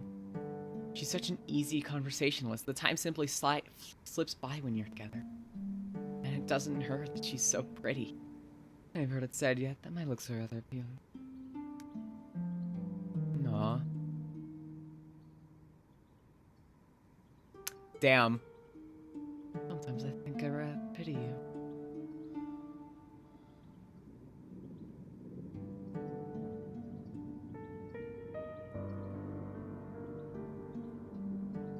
Oh no, this is gonna go bad. This is gonna go bad. This is gonna go terribly. I am certain that there are. Although you cannot explore the ocean's depths as I can, I presume you've never tried it. You shake your head, no. You never thought to do so, largely because you've never been so close to the sea before. Not in all your life. You didn't have much opportunity for nautical exploration in the past. You're not allowed to go anywhere near them. Anywhere then, save for the local church.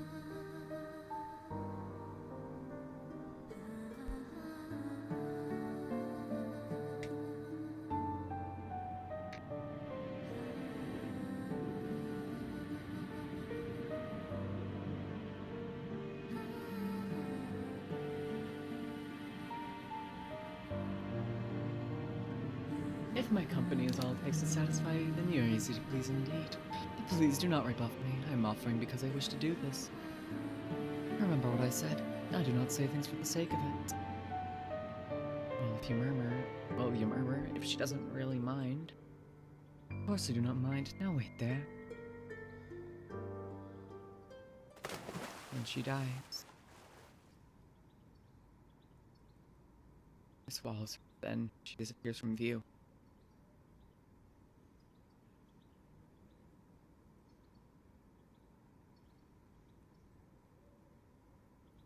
Will she ever return? You're starting to worry. Is that all you do? When? The mermaid pulls herself onto the rocks, using a surprising amount of upper body strength, and smiles at you. I apologize for the wait. I hope I did not make you worry. You were worrying, but you're not half so honest as the mermaid. Mermaids might be spoken of as devious tricksters who lure sailors to their deaths, but they are in actuality very sincere. Oh, they're much more sincere than most humans. Perhaps that's why your kind fears them so. There are few creatures who inhabit this world whose capacity for lying is greater than your own. Noah, you tell the mermaid that you weren't worrying, and she answers with a wry smile. I'm not so sure about that. The mermaid is wilier than you're giving her credit for. She is seen straight through you. No matter, it took me some time, but I was finally able to retrieve for you a gift. I do not have the means to turn this into a pretty piece of jewelry, as you did with the flowers, but I wish to give it to you nonetheless. Aww. Beautiful shell, one which shimmers prismatic colors from beneath the moon's light, much like the scales on her tail. The shell is so pretty, it takes your breath away. You look at the shell worriedly, your teeth biting your lower lip. It is a bad habit, you know. And make yourself bleed. Then ask the mermaid if this is really alright. Would a gift like this not be wasted on you? Of course not. I want you to have the shell because it makes me think of you. It does? How so? I thought it should be obvious. The shell is a lovely find. As are you. Oh. Did she just call you lovely? Surely you must have misheard her. You can scarcely believe it. It is an awful lot for you to take in. But now why are you gawping at me like that? The wind will change, you know. And your face will be stuck like that, which would be quite the shame. You would waste your good looks, which for a maiden such as yourself would be nothing short of a tragedy. It seems the mermaid really does think you're pretty after all. The mermaid with her smooth skin and her fair hair.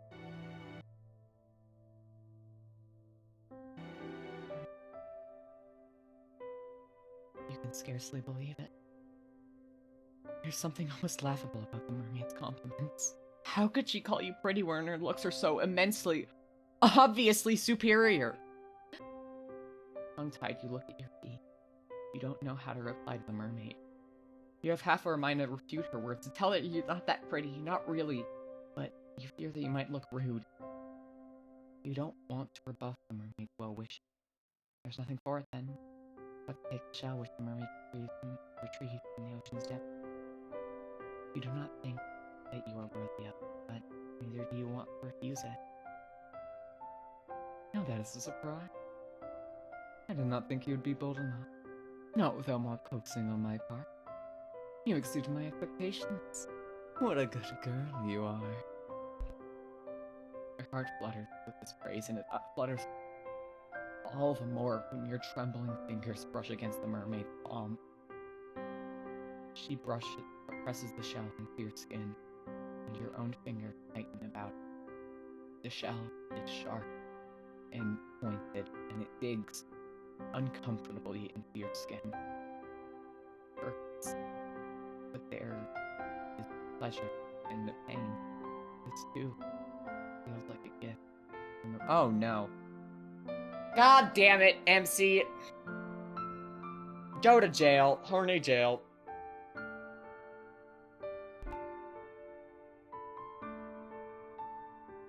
"100 years in the fucking slammer." You do not want to spurn it. Even pain can be a precious thing when dealt by one whom you care for. You never knew that before. You hold the shell of your heart, which is beating in a regular rhythm, like a mermaid. And very soft. You thank her. It's quite alright. It seems only fair to share part of your world with me. I wish to share part of my world with you, too. Humans cannot normally descend beneath the ocean's depth. And even if they do, they cannot remain there for very long.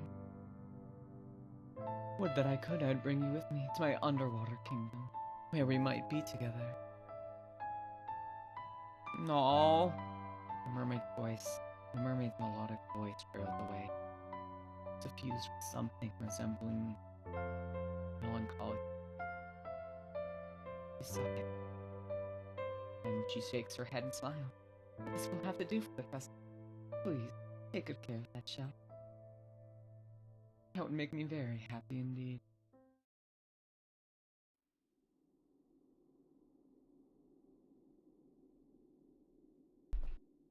When is shit gonna go poorly?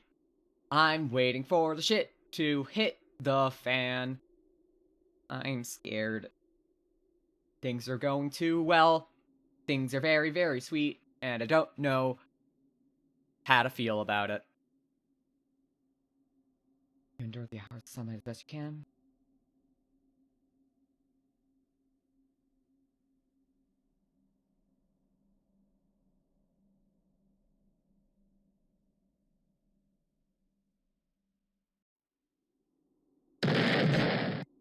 Jesus! That scared the shit out of me.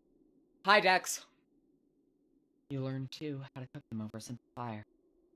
Aw, this is actually kind of sweet. Your physical discomfort, however, is secondary when compared to your desire to visit the mermaid. A maid of magic. It's only during the night the mermaid emerges from beneath the waves, and when she does, you hurry to her side. You've never before had anybody who took so great an interest in you. Not until you met the mermaid. That's why she's grown to mean so very much to you. She's the first friend you ever had. But you do not temper your obsession accordingly. I fear she may very well be the last. You care very little for the potential danger, however, which lurks beneath your interactions with the mermaid. You want only to show the mermaid how much you value, and you hope within time she'll come to value you too. If you keep seeing her, surely she'll stop thinking of her human friend whom she lost so suddenly. That is your plan, I believe. Fortunately, your self-serving wish to grow closer to the mermaid seems close to being granted. Seems close to being granted. Okay, that's foreshadowing, and I don't like where it's going. We're gonna get fucking murdered. Okay, I'm gonna be real fucking sorry, but I gotta go to the bathroom. I'll be like a minute. I feel sorry about it, but I am not willing to wait for an hour. So I'll be right back, guys.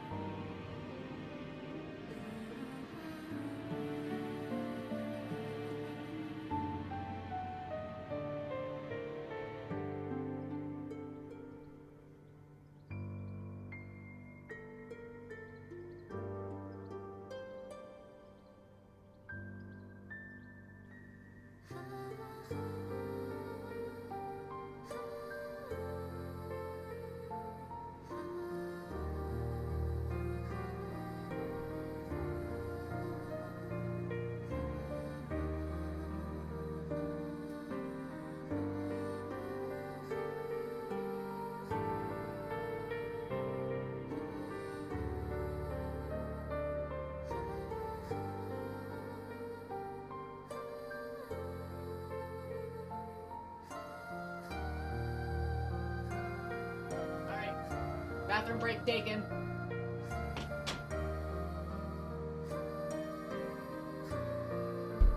That's fucked up, I can't believe you. Evil. Oh. The word tumbling from your mouth like bread. You've grown rather comfortable in the mermaid's company, and she yours. She must have, for it is not long after you bequeathed her diadem of flowers. Remember that she looks at you, then posits a curious question. I was wondering, dear one, whether you would mind indulging. I know this might not seem like an appealing proposition, but I thought it would be remiss of me not to ask. I've seen some of your world, for I sat on the shore for many, many nights hence, but you have seen nothing of mine.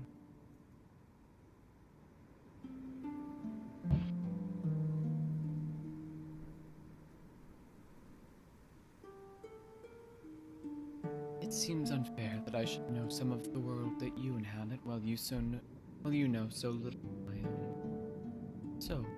Oh no. Oh no. Hey, you all realize that I need air, right?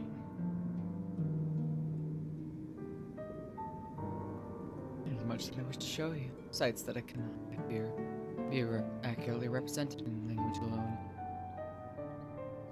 Words can be awfully stifling when it comes to communications of experiences such as this. It is quite the florid speech, but at the heart of it is a simple enough request. The mermaid wishes to bring you beneath the ocean's surface so that she might show you her home. You're flattered initially that the mermaid wished to show you something so personal. But after this flutter of flattery, there comes an uncomfortable sense of unease. The mermaid might feel at home beneath the water's surface, but what of you? You're a human girl with two awkward, ungainly legs, and you weren't made to live under the sea. You frown and mistrustfully you look at the ocean. It's late at night, but always and the water doesn't sleep. It appears instead to be obsidian. The waves moan as they break against the rocks which jut out from the shore like a mighty dragon's bones. They sound angry, violent moans. Salty sea sprays arc the air caught in the moon. It shimmers, sharp as knives. Hesitantly, you take a step back. You're a little afraid of the sea. It's so restless, so deep, and so all-consuming. It reminds you of a hungry monster. You've never submerged yourself beneath the ocean before. You've never had the opportunity. You don't even know how to swim. You are fearful for your own safety should you attempt to dive beneath the undulating mass of the water, but do not look so frightened, dear one. I will be with you, and I will not let you go. You have my word.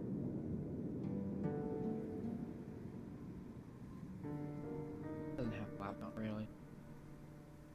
You're still afraid, but the mermaid's reassurance does help. Has she not told you numerous times that she is nothing if not honest? You trust me not to break her word. Oh no. Oh no. This is going to backfire.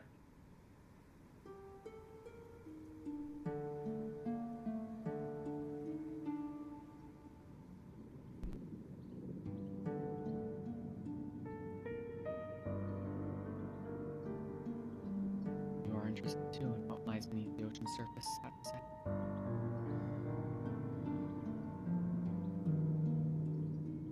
Oh, I knew you would agree. Thank you so much for humoring me.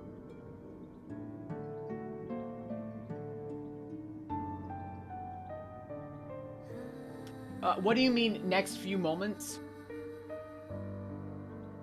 Okay. She at least didn't say last few moments.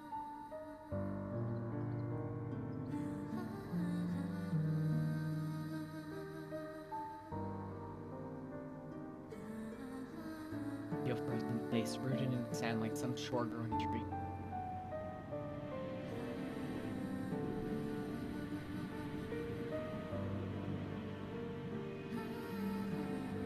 The mermaid herself is very strong, very soft. Her grip is surprisingly strong. You do not think you would be able to get away from it. Why would you want? He doesn't mean no harm. Now, let us be on our way. There's much to see, my underwater king. I cannot wait to show it to you. He turns towards the ocean. As do you. A brief moment passes, one during which you allow yourself to stand there, your hands claimed by the mermaids, as the wind buffets your hair and your skirts.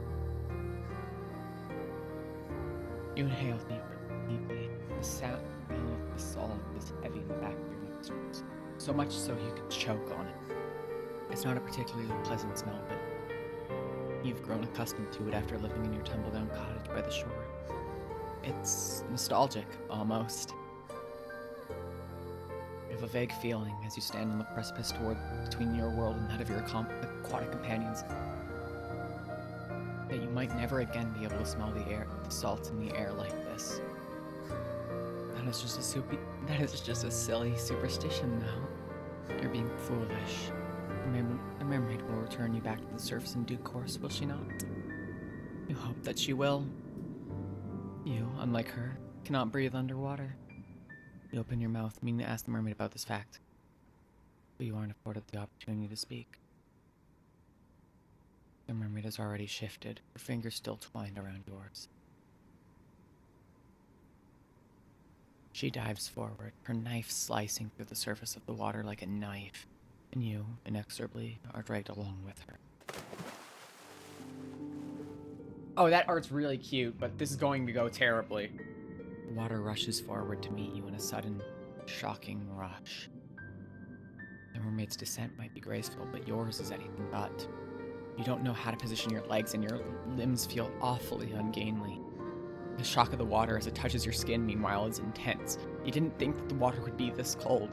No, it's not just the cold. It's not just cold, it's freezing. It feels as though all the warmth has been sapped out of your skin. If your head was not already beneath the ocean's wave, you would gasp from it. You do not gasp, however. You can't. You've already been submerged. Your body no longer feels as though it's your own. Your hair is unspooling beneath you like thread, and your skirt is fluttering. Your body rocks to and fro as though being soothed in a mother's arms. It is a curious feeling.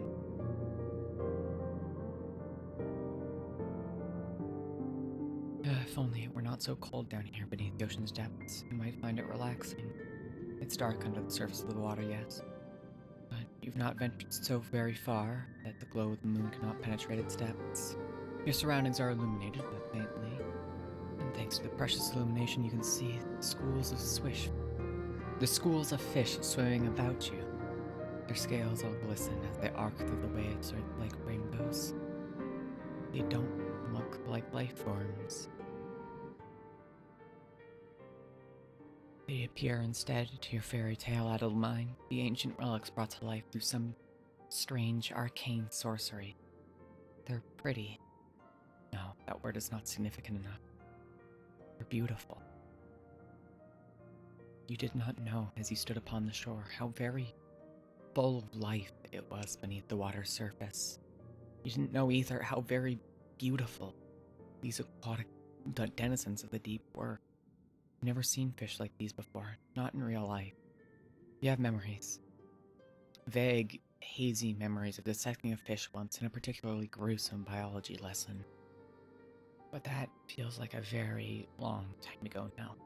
You would far rather think upon your present than dwell upon the past. But the seconds pass as they do. And as they do, the mermaid continues to swim, leading you deeper and deeper into the ocean's depths. Well, once you were close enough to the surface that the moon's light could still slice through the waves, now it is so very dark you can scarcely see. Your vision is beginning to blur. You can feel an uncomfortable pressure weighing down on your inert body. You've descended, you realize, with a ripple of anxiety, too deep. Humans were not meant to descend into these depths. The water, once cold, now feels freezing. It caresses every inch of your exposed flesh, as if to sap away what little warmth you might still possess. You shiver, and when you do, you swear that you can hear your teeth chattering despite the water which stops your ears. The water is stoppering up your nostrils. There's so much water down here at the bottom of the ocean. It's endless. A mermaid might be able to breathe underwater, but you are not so very fortunate. Your body is far less sophisticated than hers, and it requires oxygen with which to furnish your body with continued strength, not salt water. The thought of trying to inhale the endless water which surrounds you makes you shudder. You would rather not attempt it. You don't have gills. When will the mermaid take you back to the surface? Surely she must know that you've fast begun to near your limit. You've been under the water for too long, and it's too cold. It's so dark now in any event. You cannot see much of anything. The joy you once felt during your underwater adventures has begun to dissipate. Just like the last of the oxygen you still possess. It's time to return to the surface now, but how are you to communicate this to the mermaid? You cannot speak, and she's not looking at you. She's staring instead fixedly at something beyond your comprehension. Something far away, perhaps, in the underwater gloom that you cannot see. Not knowing what else to do, you try to pull your arm free from the mermaid's grasp. If this will signal to her that she's grown too carried away in her endeavors, that she ought to cut short your expedition and return to the shore. The mermaid does not react, however, to your attempts to escape her. Her grip does not slacken as you had hoped from about your wrist. In fact, it is quite the opposite. It feels as though she's gripping you more tightly than she was, as if to prevent your escape. But why would she do that? You tap on the mermaid's shoulder to get her attention, a gesture prompts her at long last to turn. Her fair hair billows about her, suspended in the water like a shroud. Then she says in that calm, measured, incredibly reasonable voice of hers, "Yes, dear. Oh, dear one. What is it?" If you could, you would open your mouth to reply to her, but alas, you're a human girl, not a fish, and you can't speak underwater. Any attempt to do so would accomplish naught save filling your pretty little mouth with water. Yo, Purple, thank you for the follow. Mermaid really ought to consider that before she starts to ask you questions, but your comfort seems to be the last thing on the mermaid's mind. She smiles at you, gently, delicately, and then says, "I understand. Being underwater for so long must be beginning to take its toll. Do your lungs feel like iron? Are they heavy?" So, she does understand your woes? You might not be able to speak, suspended as you are in the dark. Communication is not wholly impossible. You nod your head emphatically, hoping this will be enough to make your distress apparent, but... Yes, that'll happen. It is a natural part of drowning. It is a natural part, or so I have heard, of drowning. Not that I've ever had the opportunity to experience it for myself. I am incapable, you see, of meeting my demise on such a matter. Now, what was that? Now, what was that? What could she mean? I mean, remembered answers, and she reminded that this was a calculated act upon my part. Forgive me, dear one. But the moment you consented to sinking beneath the water with me, your fate was sealed. Your lungs will be flooded with water soon enough, and then you will die. It is not a pretty way to go. You needn't worry about your corpse bloating, disfiguring, or being eaten by fish, though. I'll take very good promise of it. I promise. I will take very good care of it. I promise. In death, you'll look lovely, almost angelic. Is that not what you have always wanted? Is that not what you've always wanted? You do not know what the mermaid thinks it is exactly you want. You think she's laboring under some severe misunderstanding? You would like to try to correct her. You don't want to die! But, of course, you can't open your mouth. What a pity. Oh. At least it saves me the effort of transcribing your dying pleas. I doubt they would be particularly interesting. If you want to know why I'm doing this, and I would not mind obliging, I have no secrets to keep from you. Other than the secret, perhaps, that upon your first meeting she nursed within her cold fish's heart the desire to bring about your watery murder?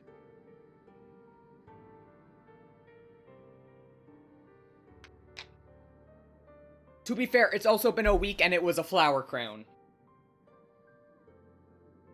They don't exactly last forever. Yo! Billy, hey! Thank you so much for the raid! Hello, everybody! How y'all doing? VA. Oh shit, a fellow voice actor. I almost said a hello voice actor. God fucking damn it. Hello! We're playing It Gets So Lonely here, a fun Yuri visual novel where, we're getting murdered to death. It's very, very good. The game is free. I recommend checking it out for yourself. The art is gorgeous. Thank you so much. What were you guys streaming, if I may ask? Let me give you a quick shout out. Your PNG tuber, stop. It's so cute. Aw, thank you. I really appreciate it. The Last of Us Part 1. Oh, I've heard good things. Yuri, hell yeah. I'm glad we can have some, people with refined tastes here. But yeah, I'll throw you a follow. Yuri, you're so right. Well, if it's gay, I'm in. Well, I have great news for you. I have terrible news that it doesn't end well, but I have great news in that pretty women. You might have liked to know that before you agreed to sink beneath the ocean surface with her.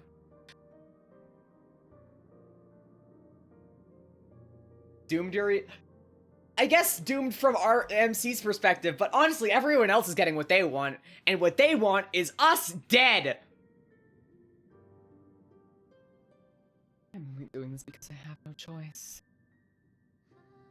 The other girl I liked, after all, the one whom I adored, disappeared. She went away, and I was never again afforded the opportunity to see her. But it was nice to meet you. Lovely to meet you too as well, Eepy. Have a lovely stream. No problem, thank you so much. Oh, I hope you all enjoy your stay. I do a lot of indie stuff. With a focus on games you might not have heard about before. I really enjoy doing these games. It just makes me happy to be able to give more exposure to a game that kind of gets slept on, you know? And so that's kind of what I like to do here. If that interests you, I'm happy to do that, I guess. I don't fucking know. I'm not good at doing self-promo. But, yeah, I voice act video games. Mostly visual. A lot of visual novels, not mostly. But, yeah. I will say, like, have been having, like, 4 big VA sessions in a row. It's been kind of brutal in my throat, but hey, we're having fun. You remind me of that girl, though you do not much look alike. You do not act very alike either. We are both humans who, despite your delicacies, have no shortage of determination. How your kind is able to live when your lifespans are so very short, and you are susceptible to so very many diseases is a mystery to me. Though my lifespan far eclipses your own and I am far sturdier, I cannot help but marvel at the tenacity of you humans. I know that were I as fragile as you are, I will not be able to exist in this world. I would be far too afraid. I would see my own death lurking behind every corner. Just as you can see your own death looming before you. It's not so very far away now. You can feel it coming closer and closer and closing its cold, icy fingers around your throat. You humans are incredible. I cannot help but respect you, weak and pitiful though you are. She respects your tenacity so very much she wishes to extinguish it. It does not make very much sense. Perhaps my words are confusing you, but it makes perfect sense to me at least. My beloved cowherd left me. I do not know where she went or what happened to her. Perhaps she was murdered by bandits. Perhaps she contracted a horrible disease. Perhaps she simply fell and cracked her skull. Good night, Hog. I don't know if that's a good nickname for you. If you want a better one, let me know. Until then, I will call you Hog. Sorry, I like to come up with nicknames for people, but sometimes they're not many. I guess Drifter could work. But Hog is funnier. Good night, everybody. Good night. And if any of you raiders want to head out, that's more than okay with me. Thank you all so much for coming. I appreciate the raid. My name is Cat. Oh, hey! Okay, cool. Fine, I'll go with Cat instead of Hog. I'll keep that in mind. Thank you very much for telling me. Sleep well! And again, thank you so much for the raid, Billy. I appreciate it, and everyone else who decided to follow. It really does mean a lot to me, and I hope I can entertain you all with my endless agony and suffering. You can use Hog if you... Nah. If you give me your name, I'm gonna say your name. I want to respect my viewers enough that, like, I can give them that much, you know?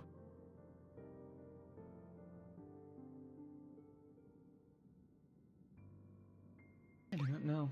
I'll never know.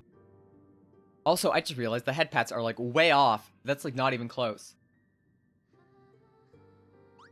Where is it? Head pats.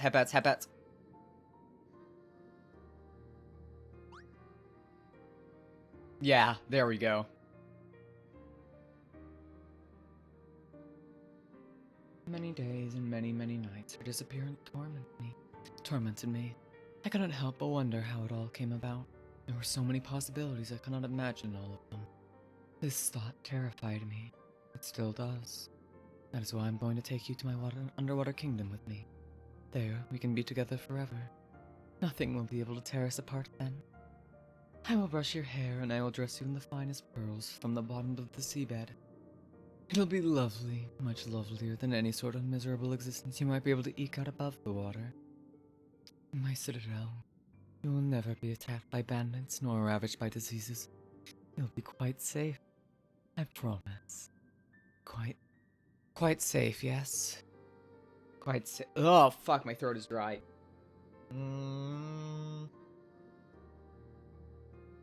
Water.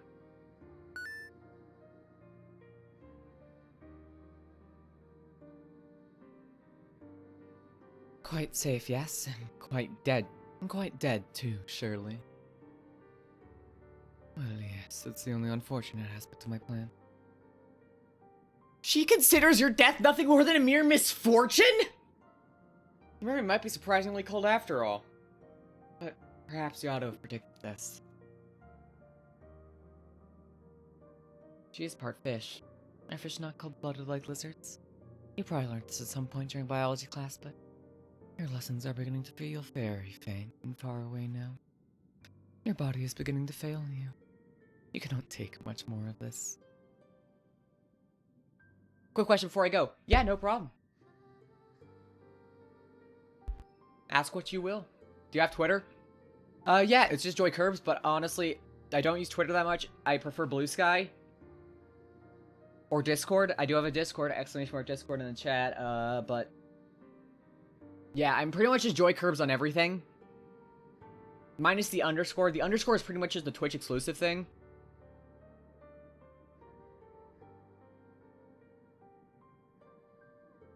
It's all me, baby.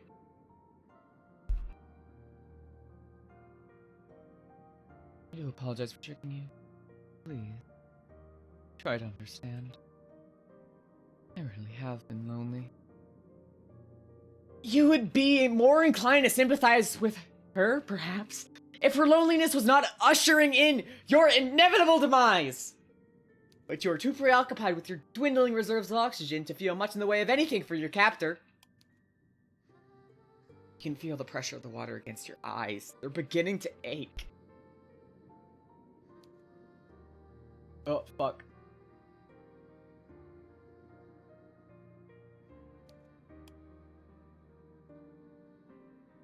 Night, I like your voice. Thank you so much. I appreciate it. I've got a lot of them. I like to think I have a pretty decent range. I am very happy with it.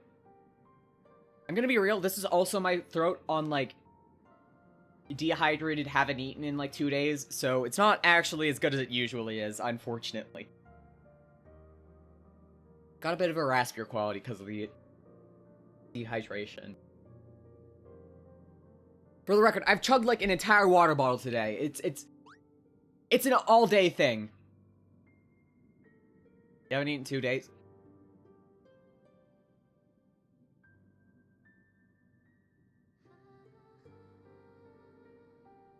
I don't know how to respond to that without it sounding more worrying, so I'm just gonna leave it at that. Perhaps you're crying. You don't know. Water masks much of your anguish.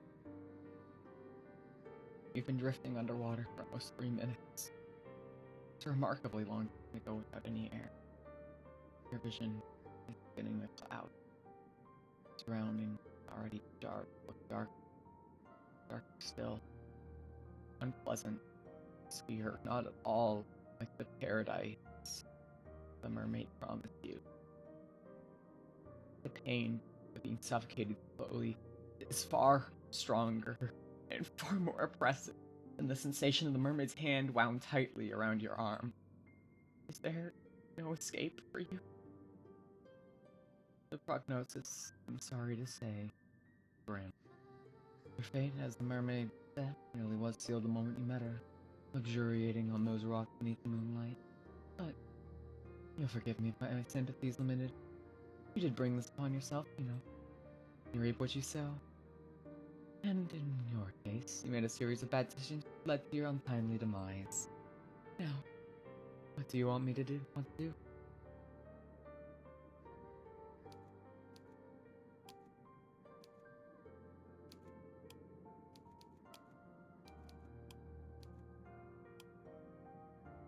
I like that look on your face. It's a look full of determination. The self-same determination which first prompted me to take an interest in you. I can tell that you're not happy with this ending. You didn't come all this way after all to drown. That's quite the decorous demise, regardless of how many fine stones and shells the mermaid needs to twine through your hair after your death. If you wish to carve out a new story for yourself, then I would be only too happy to indulge you. Just try not to get on the bad side, nor good side of any homicidal naiad this time. The drowning of fair maidens is something of a cliché. What?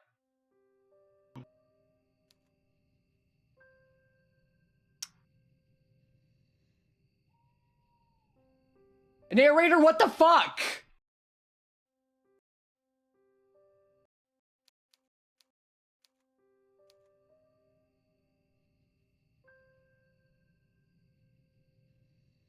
Am I back in the fucking time loop?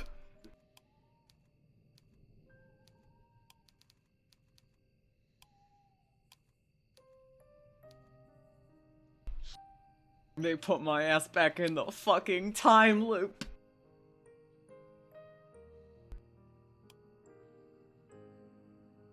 Good idea. Let's see what further trials await you there. This night is far from home. Yourself on weary, aching limbs which feel ready, ba ba doo ba doo. This was pretty similar dialogue to what we did before. All touch loose.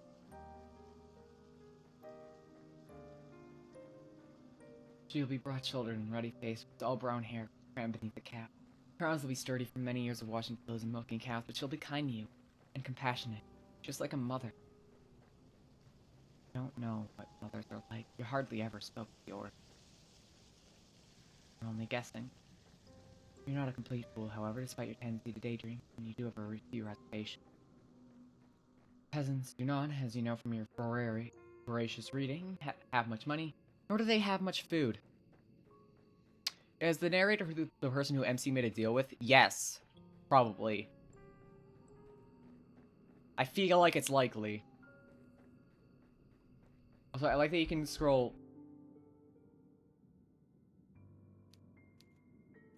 all the way back. Oh shit! You can press the button to go full screen. I didn't realize that. Oh my god. So I can be checking out full art way more often. Oh. Oh wow, I've been missing out. Okay, I gotta be doing this like every time I talk to a character now.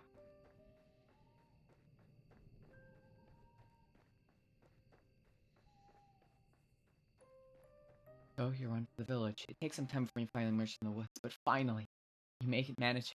How much any? I cannot answer that. Did I not say the time had begun to lose all of its meaning?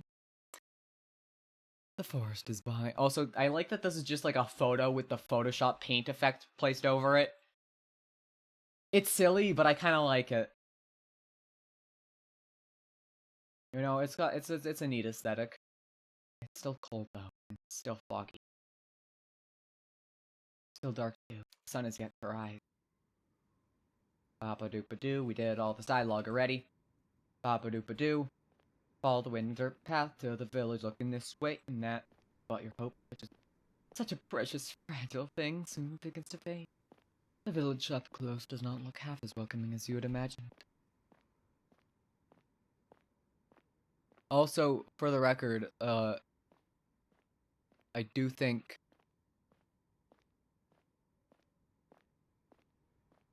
there are different like you get distinct endings depending on whether or not you choose to give up and die.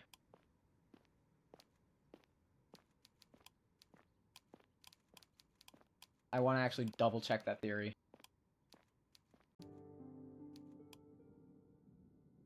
That's a bit of an plan. Yeah.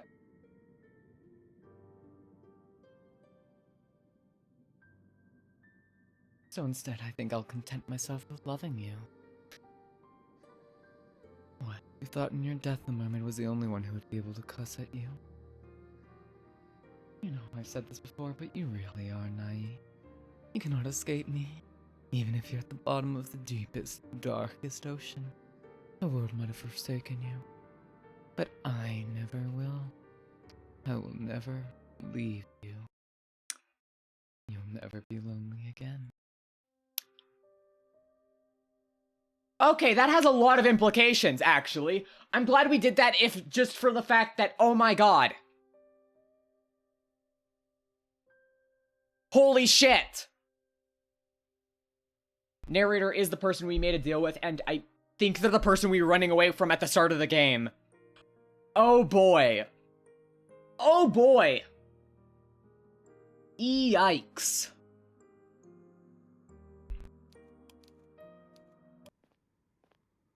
Okay, that has some concerning implications.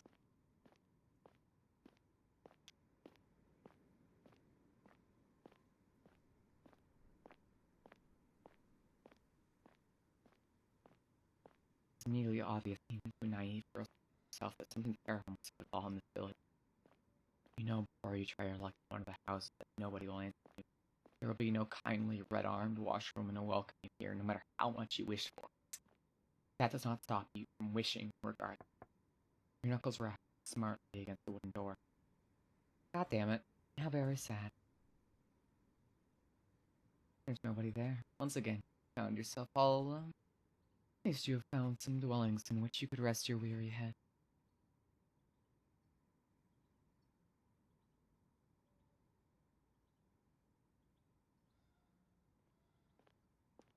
Surely the village cannot be completely... Yes, it can. I'm sure there'll be one person who's like totally cool and not at all interested in murdering us. I promise. Why would they kill us? We're best friends here.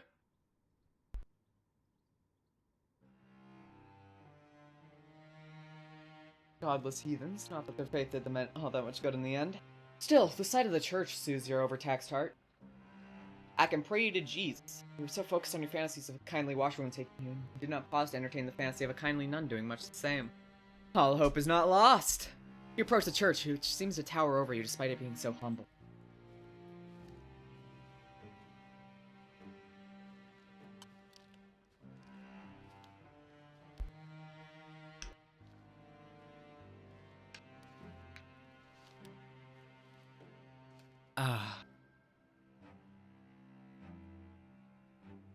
Oh no.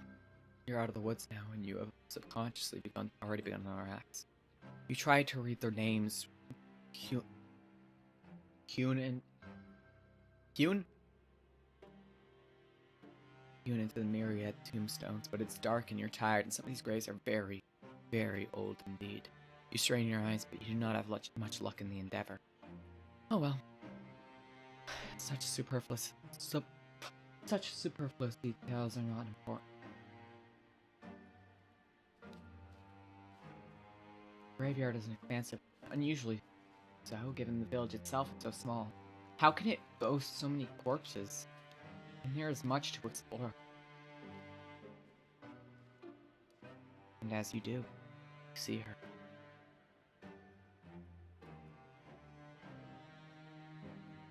Aw, she's silly! She's gonna bury us to death, right? Like 100%? Like, that's where this is going, right?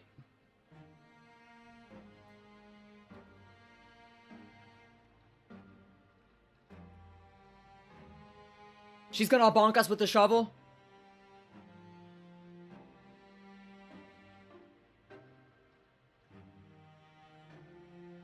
Why do lonely people want to kill you so bad? I guess I just have a very murderable face. Like a worse punchable face. Like, it just makes people want to fucking murder you to death. Also, I just realized what this whole aesthetic is reminding. It reminds me of fucking Higurashi.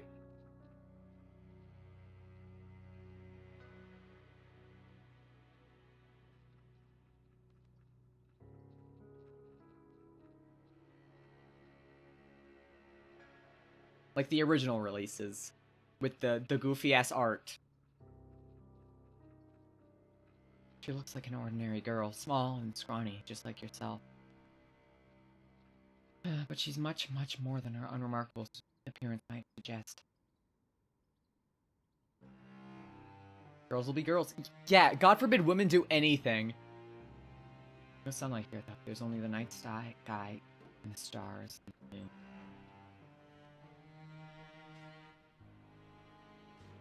The shovel. This girl's standing in an isolated corner of the churchyard late at night, and she's digging a grave. Well, you suppose she could always be digging a hole for the sake of it, but her work seems much more too precise for this to be the result of mere whimsy. No, bitches be digging holes because of whimsy. I'm always doing this. This is just what I do. It's hard for you to see her face given the distance between the pair of you, but her posture is one that speaks of supreme concentration. She moves slowly, mechanically, like a woman on a mission, driving the end of her shovel into the earth over and over. Her motions are regular enough to be repetitive. There's something hypnotic almost in the manner in which she attends this task. Could you risk interrupting her? Do you dare? I get the feeling she wouldn't appreciate it. The shovel in her hands, meanwhile, is rather hefty. If she wished it, she could cause you no small amount of damage with it. Cold anxiety makes her skin prickle. You don't know if you should risk speaking to her when she, in her dark cloak with her shovel, looks so very strange. But what do you have left to lose? Your life! Your fucking life, dumbass! You've come this far. It'd be folly to turn back. No, it wouldn't! It would be folly to talk to- Okay. MC's got a death wish and fuck it! Why not indulge?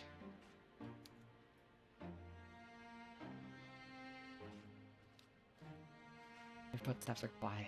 You've grown accustomed to slinking around like a cat. Okay, the more I read about this character, the more they're just depressingly like me, and I don't know how to feel about it.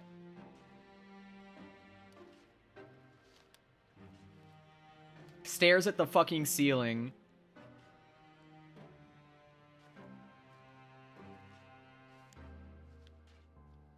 This is just she, they, Sifrin.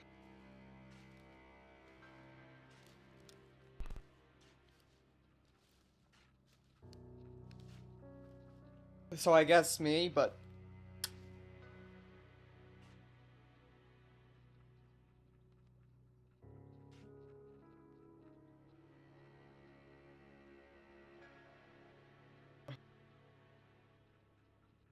The girl's senses must be finely tuned because she blinks. Oh, she's pretty! Emerson, I don't know if you're still here, but look at Pretty Lady. I like her. She's gonna kill me, but I like her. Pat pat. Pat pat pat. Pat pat pat pat pat. Pat pat pat pat pat. Pat. Squish cheek. Squish. Hole. Like the fucking Mario Party minigame. Then she turns. Your eyes meet, and once they do not feel your... They do, you feel your breath catch in your throat. You didn't have a clear view of the girl before, concealed as you were in the shadows, but now she's looking at you. You can tell that she's pretty. Are you just gonna say this about every girl? God damn. Have a little restraint, ma'am. I mean, you're not wrong, but...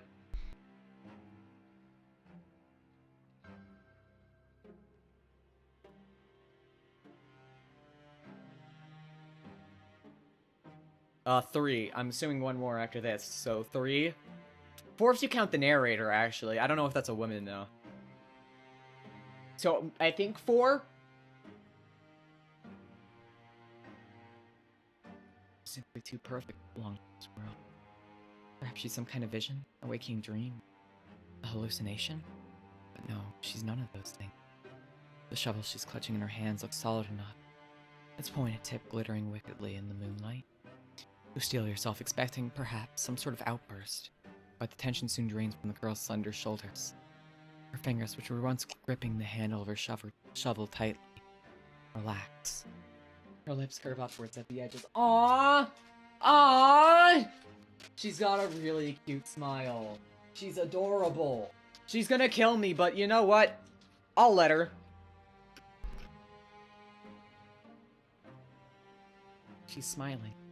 And what a smile it is. It's transformative. When she smiles, she looks radiant. Angelic, almost.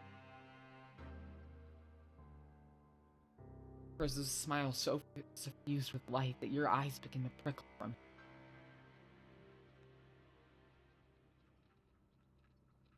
You're so relieved, you feel as if you almost feel as if you could cry. It wouldn't be the first time you wept during this night, and neither would it be too surprising if you did. You've been through a lot. You must be exhausted. The girl holding up the shovel seems to realize this because she bridges the distance between you cautiously, as one might approach a skittish cat. Then she says in a rough voice which does not match her dainty appearance. Well, she does live in a rural village. What were you expecting? Oh, it's so good to me. See another person. I don't know how to do a rougher voice. I was afraid I was the only person left to laugh. The only one in the whole world. Now, this is quite the effusive greeting. Her introductory speech is riddled with exclamation marks. She's rather more personable than her apparel would make one suggest. You, a well-bred young lady, can't help but feel overwhelmed. It's your turn now to be on your guard. Anxiously, you observe the girl with the shovel. And you ask her what she means. What happened? Oh, do you not know? There's an awful lot you do not know.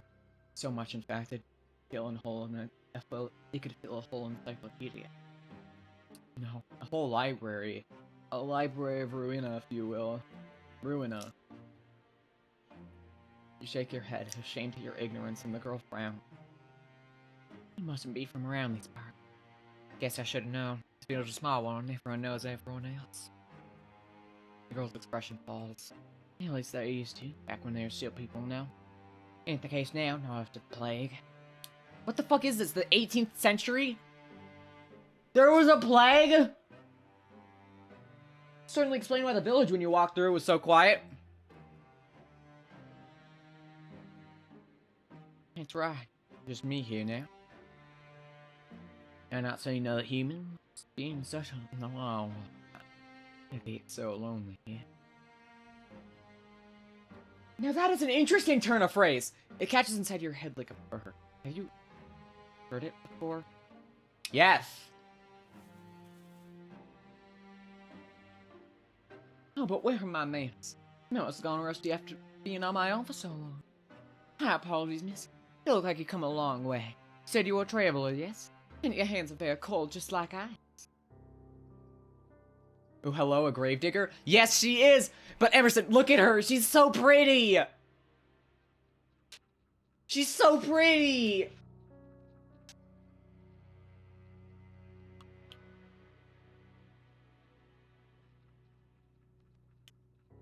Honestly, with the crooked, like, shovel, I kind of thought it was more of a scythe. She kind of has a whole Grim Reaper thing going on, I'm gonna be real with you. I kind of fuck with it. Would you like to come inside? Maybe have something you want to eat and drink? My home's small, I'm afraid. My food ain't nothing fancy, but I'd be more than willing to share. Not every day another girl stops by. Especially not one as pretty as yourself. I'm feeling very blessed. Don't flirt with me, you know it'll work. Cries?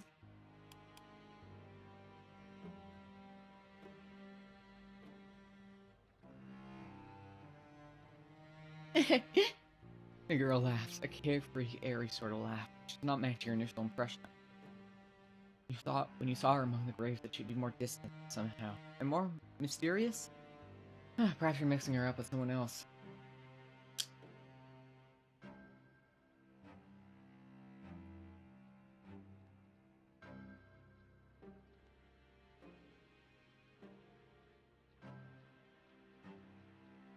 Yep. I like her. Look at her smile, Emerson. Fucking look at her. She's so silly and pretty.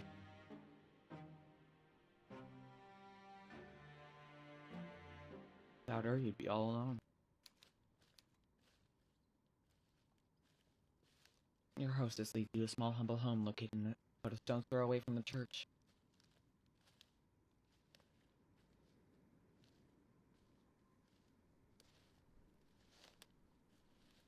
Seems in such a state, it seems if I'd even call it a home. Hovel would to you be the more appropriate descriptor. But when your hostess leads you inside, her eyes alive, she says, "Here we are, home sweet home." You don't have the heart to tell you that, you don't find her home very homey, or very sweet. That would be incredibly rude. As a guest, you ought to be more appreciative.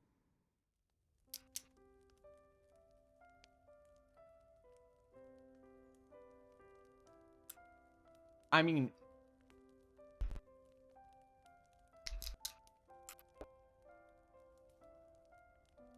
she does have it in her dialogue.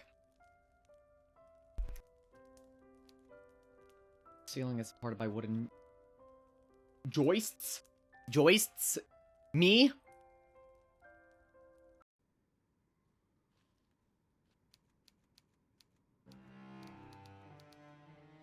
Joists. That's what you put when you put the 3D model of Joy and you have your house supported by that. It's just a bunch of 3D carved Joy Kirbses.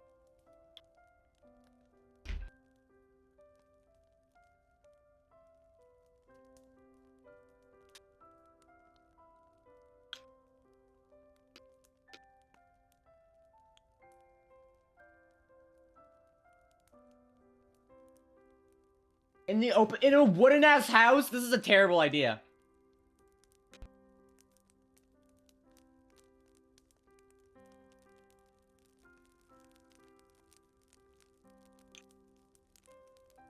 You not? Perhaps she does not possess one. The girl's home is unremarkable in every regard, but it is, you suppose, better than nothing. Better than your other, place as well.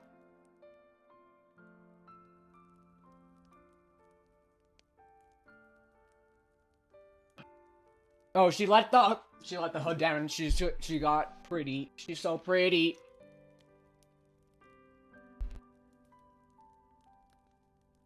And she brings a ladle to her lip, tastes whatever concoction she has brewing within it.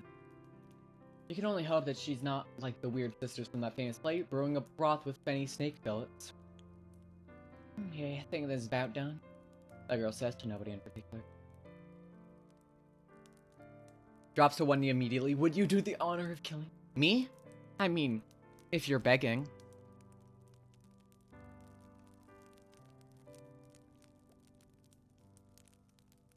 Do you want something? Looks as though you come quite a long way and you must be hungry. His words are like music to your ears, even more divine than the trumpets of God's most loyal angels. You're so hungry, you could eat a horse. I'm so hungry. How hungry? She looks at you. Not that there are any horses in the immediate vicinity.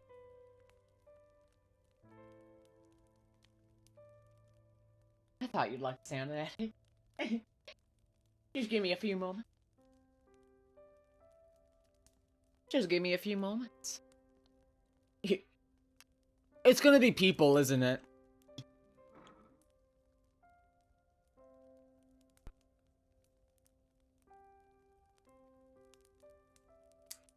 Bread! Let's go!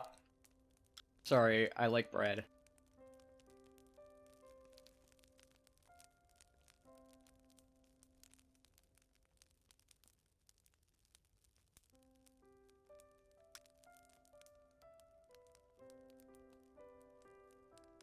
Funnily enough, that's alluding to the third route, I'm assuming.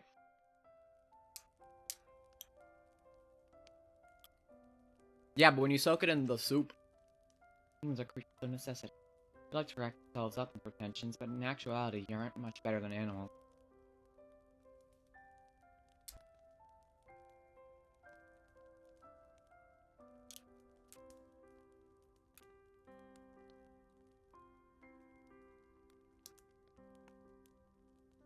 Your host is watching. She giggles once you finished. Did you enjoy that? Oh. You catch your hostess's gaze, suddenly abashed. You're so hungry you fail to account for her judgment. You have some food in your belly, though, and you've been suitably warmed. Your old self-consciousness is returning. Did you not make a fool of yourself? You demur shyly, looking at your lap, fearful all the while of what your host might think of you. You don't want her to take against you. Fortunately for you, however, and for your fragile ego, your hostess is not the judgmental sort. Yeah, look at her fucking smile. Yeah. She isn't like the girls you grew up with. Well, I'm glad you enjoyed it. It's nice to see my food being appreciated so heartily. I know I'm not the best, but I've been practicing for a long while. I used to cook for my father all the time, you see. Mr. Mark catches your attention. Quizzically, you look at your hostess, your abashment over your animalistic eating habits suspended. He's fucking dead, man! Sorry, MC.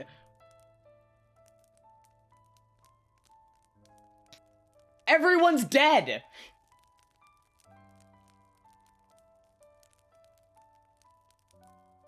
Yeah. That's right. There was a plague. What of the villagers? What of her father? They're all gone, man. Gone? Yeah. Your hostess rearranges herself upon her chair, one slender leg over the other. Then she begins her tale in earnest. My family has a history. We've lived here for centuries by the church, so we can attend to the graveyard. So it's about centuries old then. Yeah, it'd certainly explain the dirt. My father used to pray about us for burial back when he was alive. He built the coffins and he dug the graves and he lowered the coffins into the dirt. I know it might sound like an awful job, but someone's got to do it. No sense of burden our eyes with death. Not when it happens to the best of us.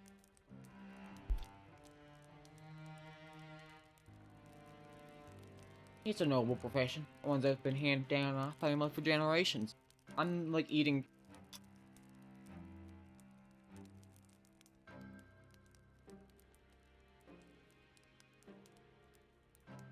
My father's father was a grave digger, and so was my father's father, and my father's father's fuck! And my father's father. And my father's father's father. Digging graves is in our blood. It's who we are. My. That was a surprisingly pretty speech coming from a girl who lives in the countryside. A girl who's without much in the way of education.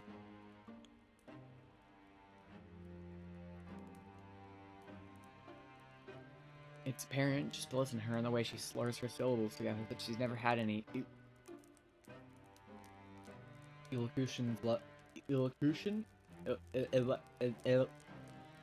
elocution. Eloquent. Yeah.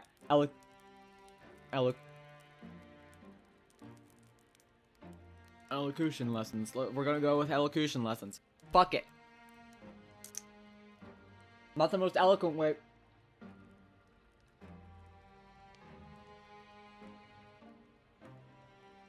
There's determination, however, to her, and pride in her knowledge, which gives her a respectable aura.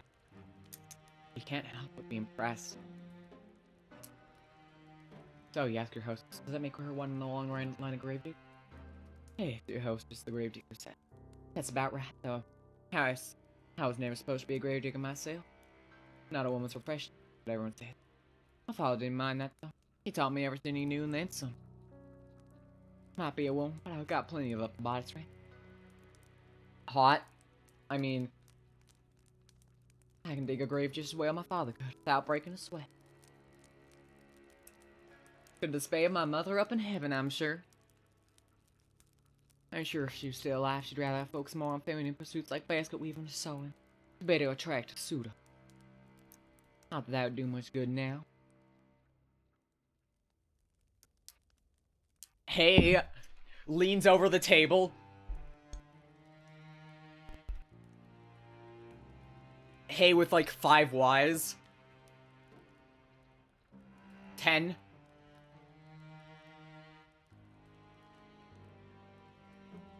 What happened to her mother?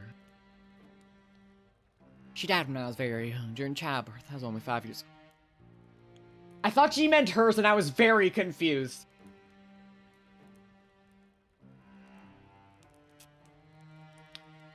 I was 5 years old when I was born. That's how that works, right?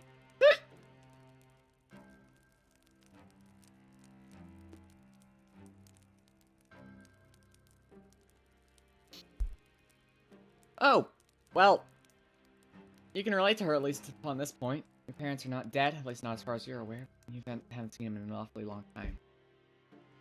My parents didn't show up for my own birth. My parents died at my own birth.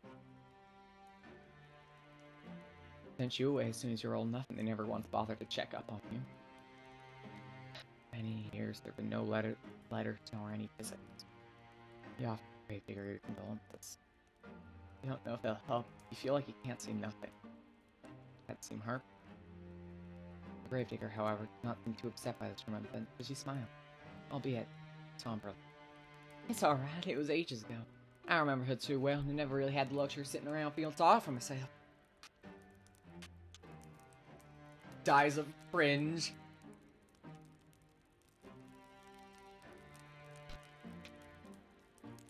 I had too much work to do. Around the house? That too. I was the oldest child, so it was my job. After my mother died, I managed the sweeping and the cooking. Oh, and looking after all my siblings too. Did they also die? How are you the only one alive from the fucking...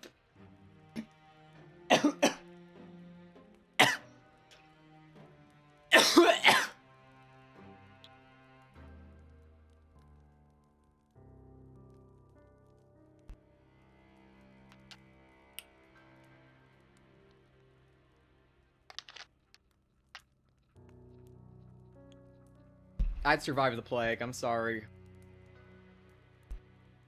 I got hit with the plague.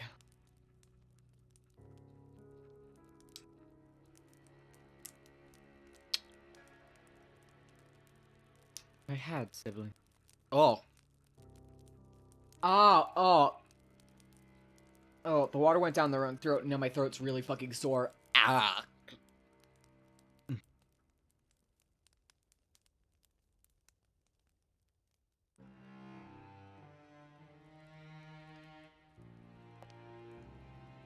I had a dad.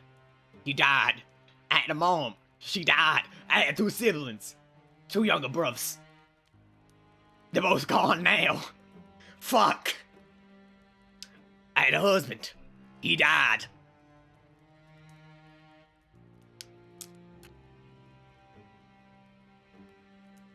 I killed him. I was the plague. Sorry, this is a dumb bit.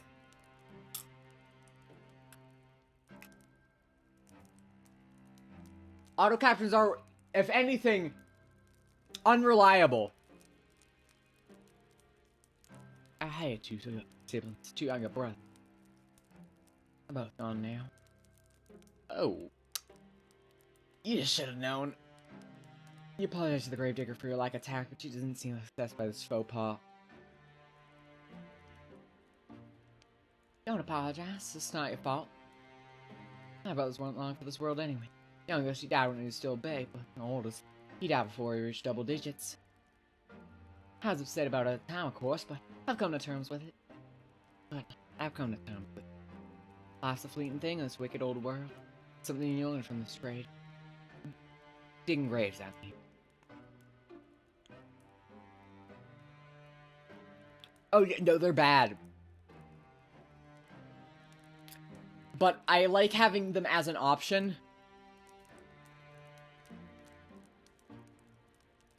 For readers for people who watch and, like, do tend to struggle with, auditory processing. It doesn't necessarily solve the issue because they get it horribly wrong half the time. But it at least gives, like, a general, like, close to the syllables that I'm saying. It's like in, like, the vaguest possible ballpark.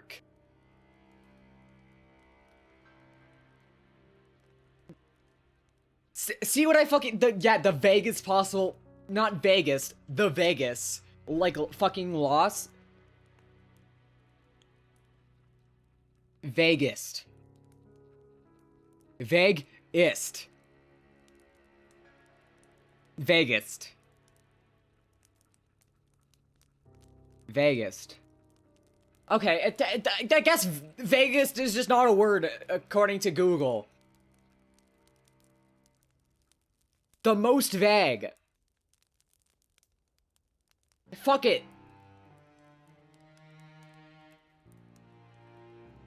Or auto captions. Yeah, it did do the R slur one time. That was great.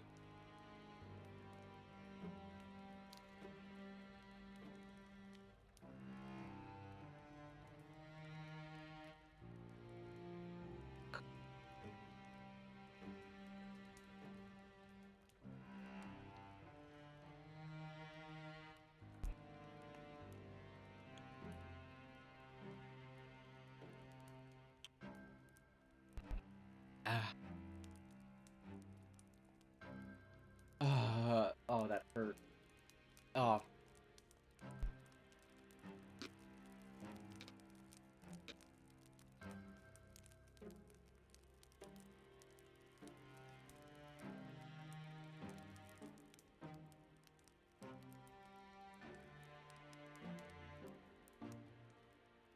For the longest time, my family was small, just my father and me. That was fine. It was how I liked it. I was very happy, even if our lives weren't the best.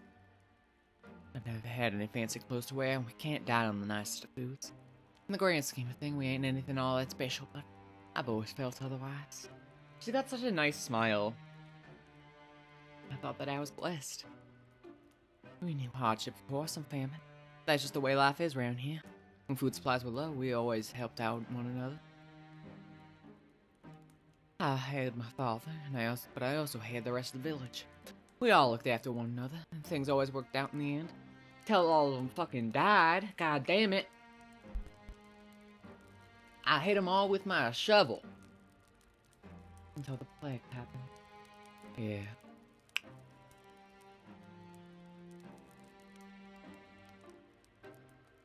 You suppose right. Plague tore through the village.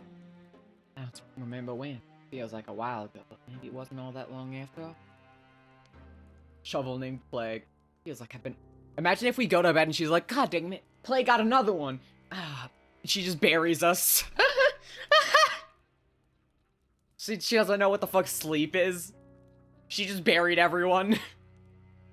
She just saw someone sleeping and, oh fuck, gotta bury this guy too. It would be really funny.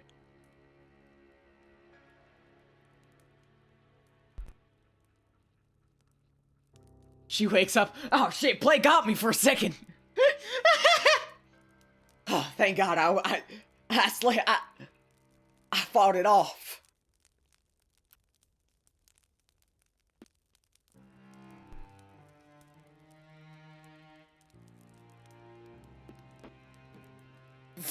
Fought it off.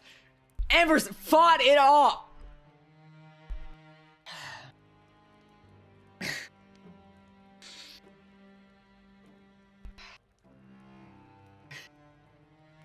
Auto captions. Oh my fucking God. Damn it. Auto captions fucking hate me.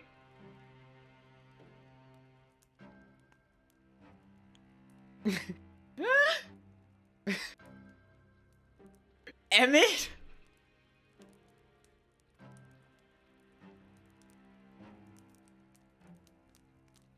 Your hostess is eye thinking about it. Looks as though she's entrenched with her own memory.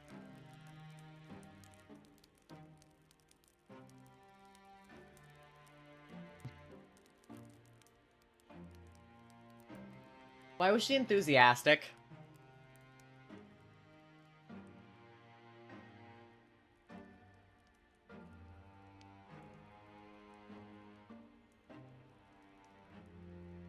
Oh, only. I wish I was exaggerating the truth, honest to God.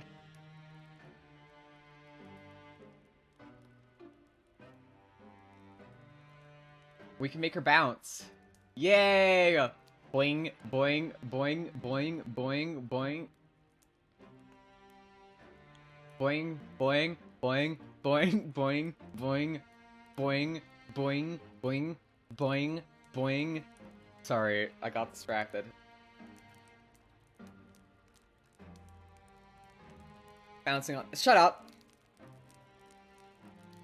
People in the village died one after another, just like that. Boing.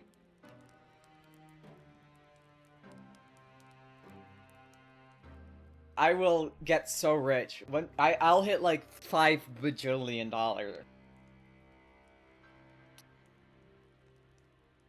I'll be so fucking rich. You know, what's really funny is the game said it would take 2 hours, like, total, and there are 4 routes. We're at, like, halfway through the second.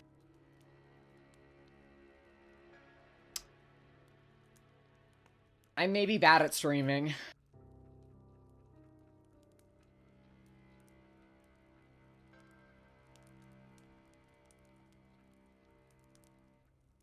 Boiled pustules that the size of eggs and they're full of pus.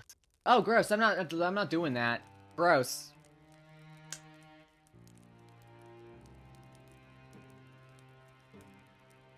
She took one look at him and shook her head. She was like, "Man, this bitch is dying. You on your own."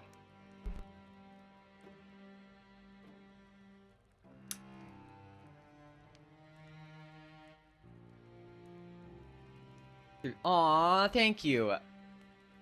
I do wish every game didn't take twice as long because I get fucking so sidetracked easily, but... I'm like if Germa985 had fat tits.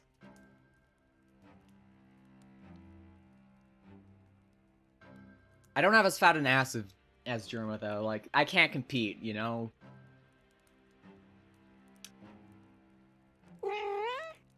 Tragically, that man has a fucking dump truck.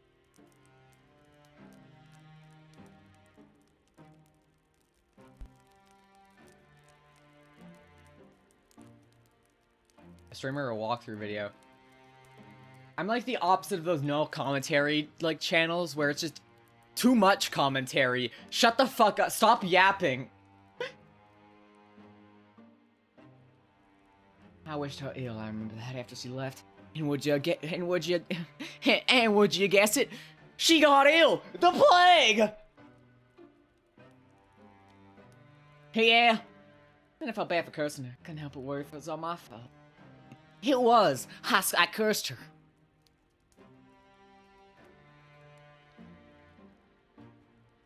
It wasn't long after that the rest of my village fell in.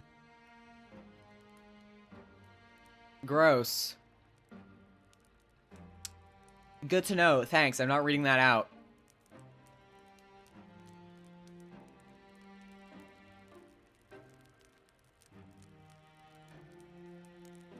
Make a blind bit of difference. All I did was stand about his bedside telling him he'd be alright until I sank in the skull of 2 black stones and his mouth dried out. During that last day before he died, he might have been a corpse already. He didn't look at me. He didn't speak to me. He just lay in bed with his eyes closed, groaning. Never wished any ill on my father before. During those moments, Gravedigger squeezes her hand, which are resting upon her black lap in the fists. She trembles, and in a voice throbbing with awful emotion, I wish he'd just died. Well, based on her anecdote, does not sound like she had overly long to wait. I wonder if she'd consider that a silver lining. I'm sure she would. Why didn't you say it to her face, dumbass? No, perhaps not.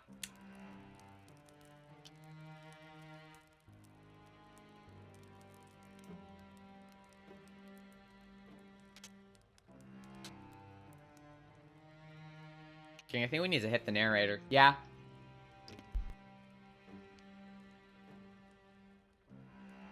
Then you say very softly that you're sorry.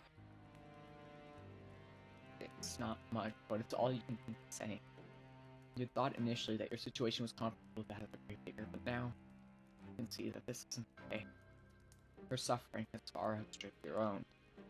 Maybe if you strip for her, sorry, fuck. Not that suffering is a competition, of course. All feels inadequate to your ears.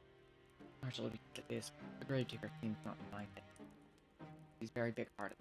Smile at you so, no matter how foolish you may be. You really deserve such kindness.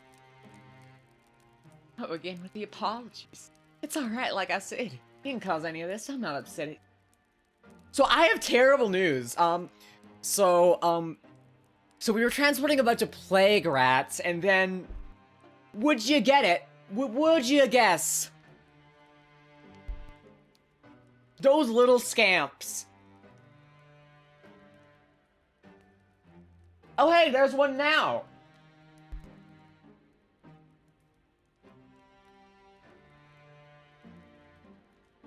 I do wonder though, I never fell in myself. I was gonna die, so I'd already prepared for the Reaper to come take me away. Maybe he wasn't interested. Maybe he had already satiated his appetite and all the others. Or maybe he thought he'd have to leave me alone for practicality's sake. My father gone, who else would tend to the dead?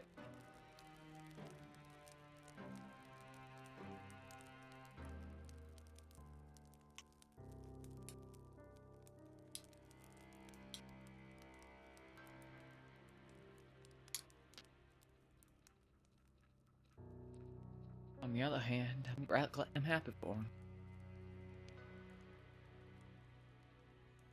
When I think about the kindly wash who helped me scrub the mud, dirt.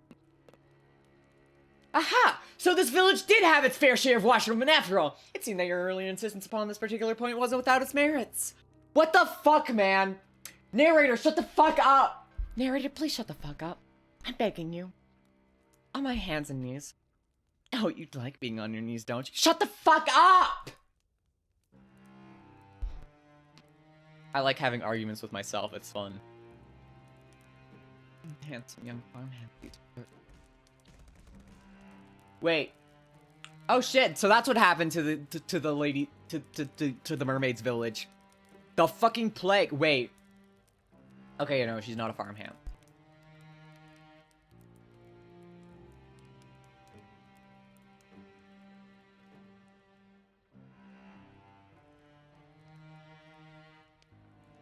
Yeah. And they're all fucking dead. The The preacher who preached at the church. I know it's priest, but fuck it. Preacher who preached is funnier.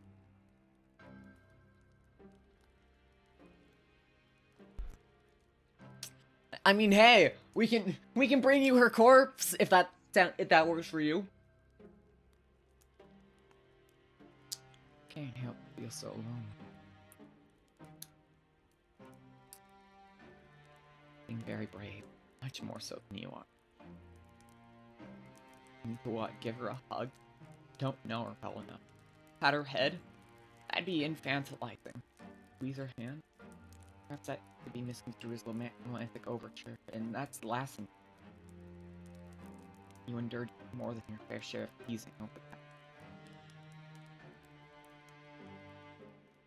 In the end, you'll let your arm brush back to your side.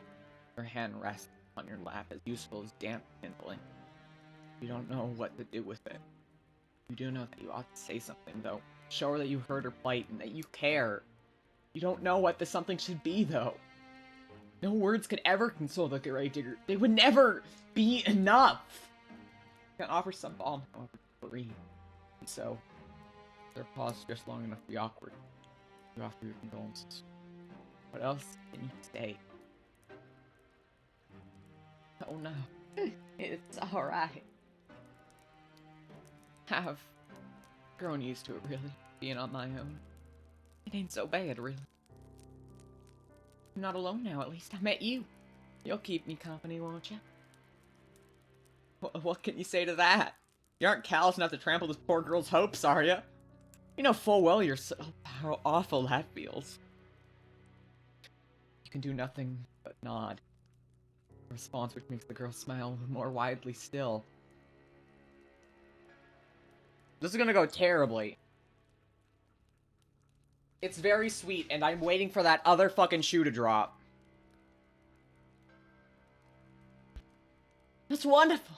I know just travelers passing through, but I can offer you bread and board until you leave. Have food enough in a spare bedroom. I can make it up to you right now. Make it up for you right now. You must be tired after your long journey. Just give me a moment.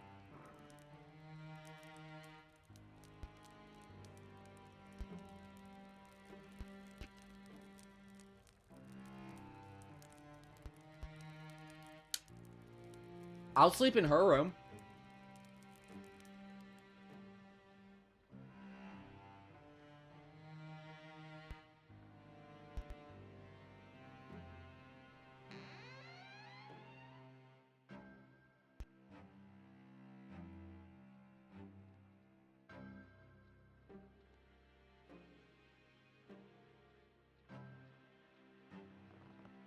I got you this too. Sleeping. Thought it might come in handy. Your own clothes are a little shabby. She can say that again. Your skirt is covered in mud and the hem is torn and ragged. Oh hey, that's me! I have a skirt! That's awesome! This nightgown's one of my old ones, so it suffered a bit of wear and tear, but I hope it'll fit alright. It's clean if nothing else. Aw. You want to sound appropriately appreciative, but you cannot mask your fatigue. Weariness overcomes your new yawn. The fact that the gravedigger does not fail to notice. Oh, begging your pardon, I don't want to keep you. I'm making myself scarce. If you need anything, though, don't hesitate to ask. I'll be happy to help. She's so sweet, and I am waiting for the... Ah, fuck.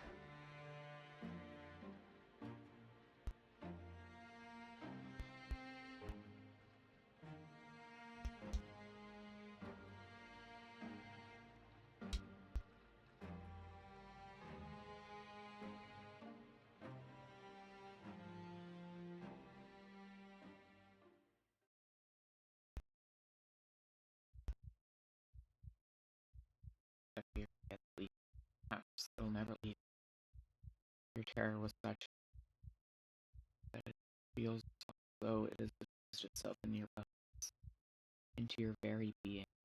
That your exhaustion is greater than your worldly anxieties, and soon.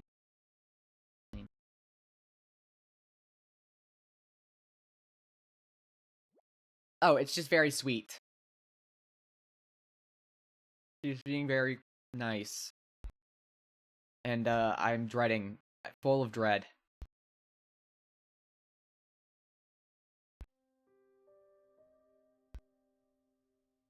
Your imagination has always been overactive.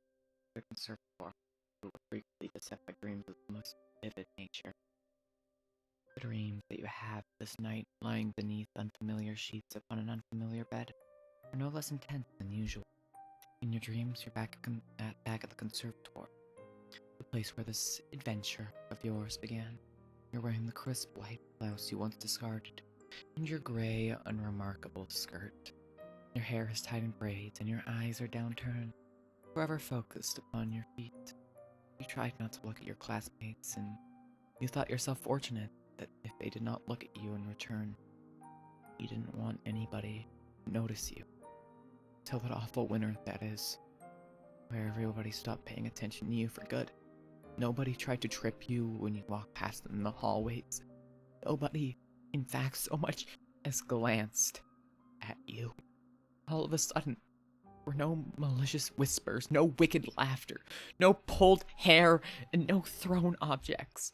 You were giddy with relief at first over this newfound means of tormenting you that your classmates had devised. But this little game, that of complete and utter disregard, continued on and on and on as the days grew shorter and the nights grew longer. As time passed, you began to fret as to the state of your own corporeality.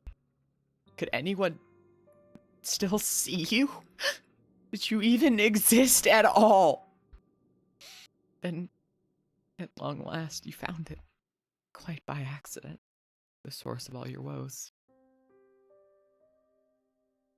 One of the girls had erected it in the forest through which you were sometimes bidden to jog for PE class, beneath the shade cast by an old oak tree. It was a makeshift tombstone, a small, meager monument made of stone upon which one of your classmates had hewn a name. Your name. You knew at once, as you stood there standing beneath the shade of that ancient tree, that this was the reason behind your classmates' silence. This was why they had, for many months, been ignoring you so assiduously. They had buried you in their hearts. You had already died. Cool, fun, great, awesome, cool.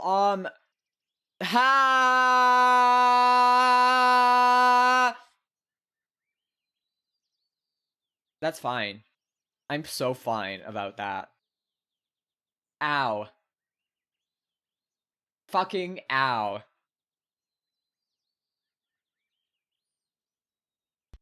When you wake the following morning,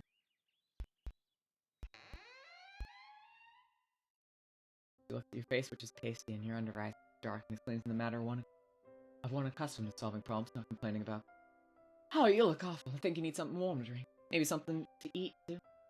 Let me get started on breakfast. And that is exactly what she does. She gets started on breakfast, which proves to be quite the simple affair. Nothing like the luxurious food you were accustomed to in your past life. The bread that's hard enough to break your teeth on, and the cheese is a bit too strong. It's food all the same, though, and you don't complain. Your stomach was beginning to grumble. The tea is inoffensive, at least, and you drink it gratefully. You thank the grave-digger girl for her hospitality. Kitty, kitty, kitty! Hi, Zeta! How you doing? Lovely to meet you! Kitty. That's me, I'm Kitty. How you doing, everybody? I am voice acting the visual novel where people murder each other, but it's very sweet and cute, and, you still fucking die, but, you know, you go out looking hot, so, slay.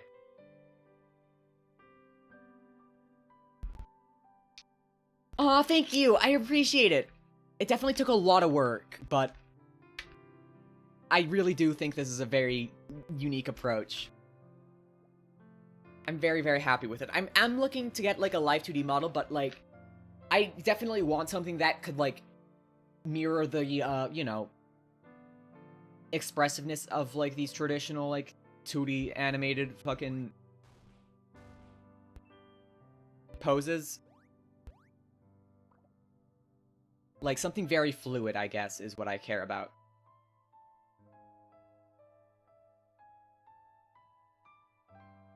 It's more just because, you know, so I could, like, make my own expressions, you know, and figure stuff out. Because as cute as these are, like, I have been using the same ones for, like, a year, and honestly, I can sometimes forget to change them, which is, bad, embarrassing. But, just so that way, like, you know, adds a bit more variety. You get to see cool new expressions and stuff. Thank you for the follow. I appreciate it. I'm Joy Kirbs. I'm a voice actor. I handle indie stuff that you may not have heard about before. That is my niche. That is my genre. That is my word stuff. For voice actor, I'm terrible at saying words sometimes, but hi. You thank the Gravedigger girl for her hospitality, and she smiles at you in return. A sunny smile, like a field of blooming bellflowers. It's no problem. Don't hesitate to ask me if you need anything else, she says. Words which come to symbolize your relationship. You stay with the Gravedigger for many, many more days. And limited though her means may be, she always tries to help you. The Gravedigger sets you chores about the house to keep you occupied. A fact for which you're grateful. You need to do something to keep your mind off your frantic flight through the forest. You can almost forget about it now during the day. During the night, however, it returns to you. The sound of your feet against the foliage in the swirling fog. When you sleep, you're assailed by nightmares. Sometimes you awake after midnight, the sheets twist around your body and your mouth gaping open. In a paroxysm? Parappa the Rappa. I'm a space cat. My proudest work is writing creepypasta. My best work is Robotronical Tales from Hell yeah! That's awesome! I don't think I've heard about that. I'm not super into the creepypasta space, I'm gonna be real. Not my area of expertise. I'm a bit more traditional, like, indie horror, well, not, I guess creepypastas are indie horror in a sense, but just indies stuff in general. I don't do, much stuff outside of games. I hate to break it to you, but I hate to be the one to say this, but my, playlist, my stream game folder is, 501 games. It used to be 506, but in the last, like, 4 streams, I've cleared out, like, 4 games, and honestly, I'm feeling great about it. Live, laugh, love, as I always say. Just kidding, I never fucking say that, but... yeah, I enjoy voice acting, visual novels, adventure games, pretty much whatever I can get. Yeah, that's right, we made an indent. It was like 300 at the start of 2024.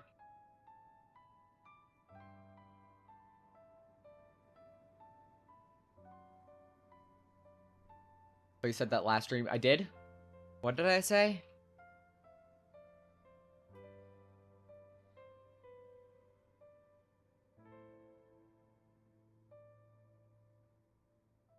Fuck! Okay, maybe I do say live, laugh, love. I say it ironically, though, so... that doesn't make it better, actually. That probably makes it worse. But... fuck. Though you try to tell yourself otherwise, you're still afraid. With the Gravedigger makes you feel less so, though. Particularly when you're sweeping the floor, keep an eye on the bread loaves so they don't burn. You attend to most of the dramatic... fuck! Domestic chores. WarioWare to get... isn't that game already voice acted? Got her hair tied up in braids, glasses perched up on her face. I fucking love Penny.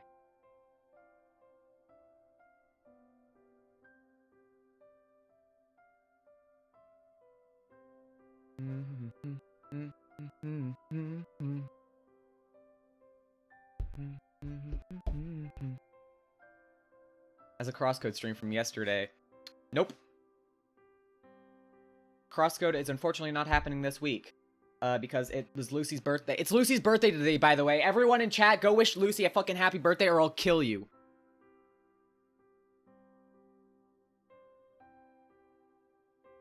Except Zeta, you don't know them, but... but yeah, no, this is Crosscode Day. You attend to most of the domestic chores while the gravedigger concerns herself with the work she knows best. That is, digging graves. Her dogged persistence when it comes to this pursuit intrigues you, so much so that you cannot help but pause a question on one particular morning, when the sky is festooned with clouds. Why, you ask her? Perhaps a touch insensitively. Do you continue to dig graves? There's nobody left after all to dig them for. You've always been practical, and you can't see the point in it. What's the point? What's the point in it, Gravedigger ponders while holding her precious shovel to her chest. Fortunately, she doesn't seem upset by your question, despite its bluntness. You should count yourself lucky her temperament is so very placid. I don't suppose there is any point to it, really.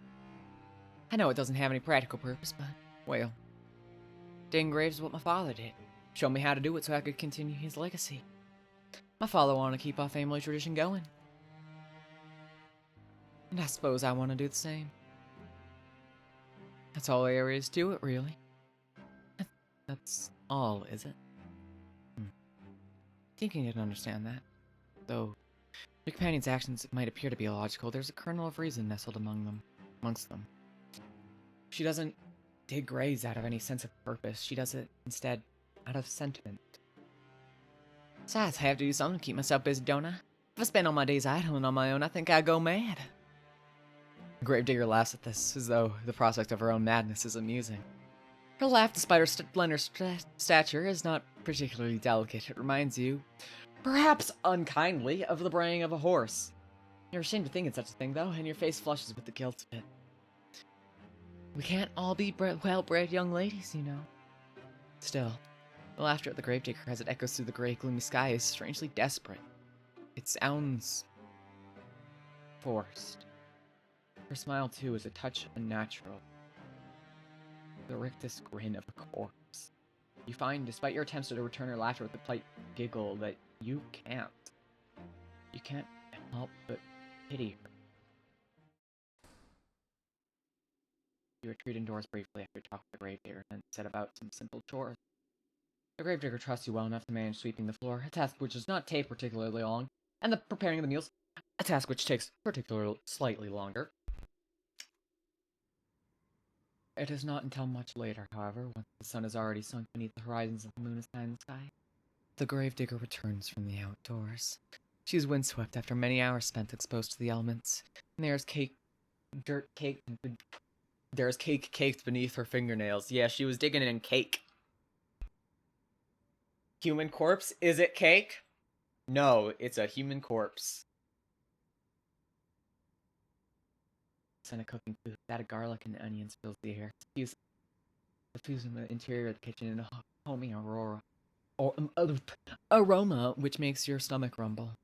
Taking stock of this, the gravedigger smiles at you, a toothy smile which, despite her status as a lowly peasant, is surprisingly clean and bright and white. She's so cute. Thank you very much, dear one. Oh no! Oh no! Don't call me that! You're gonna murder me! Oh no. That's what the fucking mermaid said before murdering my ass. Actually, well, murdering my ass, but... Uh-oh. There's nothing like returning home after a hard day's work to find dinner already prepared. Now, let me give it a test. The gravedigger dips a spoon into the soup, then brings it to her lips. God, I am fumbling over my words tonight. She blows upon it. Then she places the spoon into her mouth, the wooden utensil clacking against her teeth. You observe this with a touch of anxiety. Will she like the food which you've prepared for her? You've cooked for her before in the past, and she was always very complimentary of your effort. Cooking's not your forte, however. You never had to concern yourself with it, really, growing up in the relative comfort as you did. I think that you enjoy this rural, rustic mode of existence more than you did any of the privileges of your past life. This is going to go poorly. MC is happy, that's not gonna last. Everything's gonna die. Tune in to watch Joy fumble gravediggers. I'm not fumbling! I made her a nice meal! At least now, with the Gravedigger, you have a steadfast friend, a staunch ally. When you're with her, you're not alone, and that is worth its weight in gold. The Gravedigger exclaims after drawing the spoon from her lips. It's delicious! Your face flushes at this compliment. You're unaccustomed to receiving them, and it makes you feel good. Shyly, you ask the Gravedigger if she truly meant that, a query which makes the Gravedigger smile. Of course I mean it. You know quite good at cooking, really. Really. That is a relief. You weren't very good at all this cooking malarkey in the beginning. You didn't know how to handle a knife, nor how to peel a vegetable, and you cut yourself more than once. You bled into the soup on several occasions, but never once did you throw the sullied soup out. Gross! Gravedigger lives a humble existence, and she cannot afford to waste her precious ingredients. Her soups during your stay have all been seasoned with the slightest pin of iron. Okay.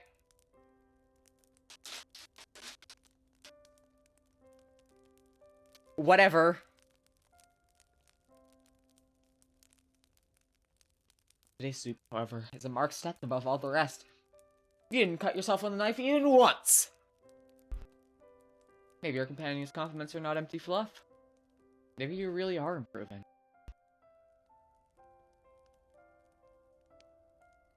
This soup should be... This soup should be ready to serve. I have some bread too that we can eat it with. But, oh, I should brew some tea too. Let me. Yeah, too. You know that you're forgetting something.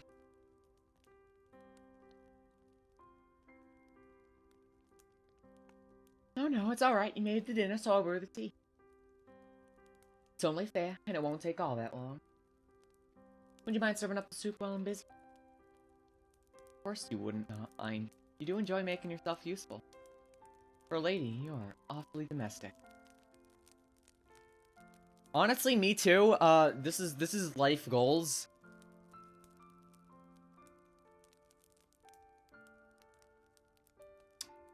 I should not have said that on stream, but fuck it, we ball. Oh.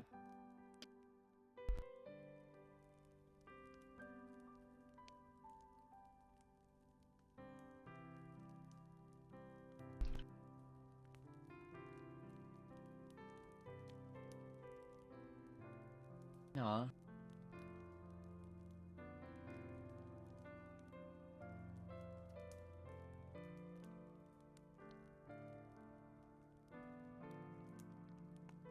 It's alright, you don't need to stay up with me. Not if you ain't up to it. You'd head off to bed and rest that pretty head of yours.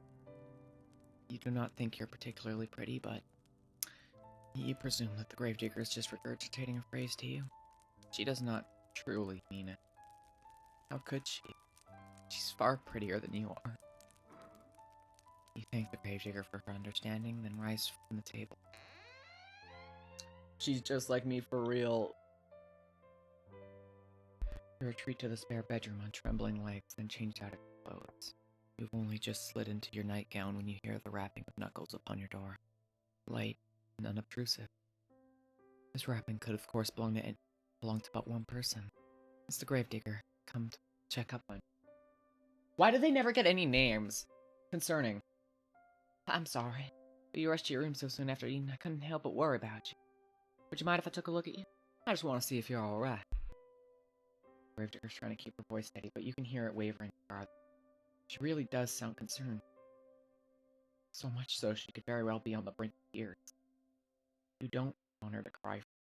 You'd feel horribly guilty if you upset her, even inadvertently, given all that she's done for you. You bid the Gravedigger entry into your room, therefore, without further delay, an invitation she hastens to take.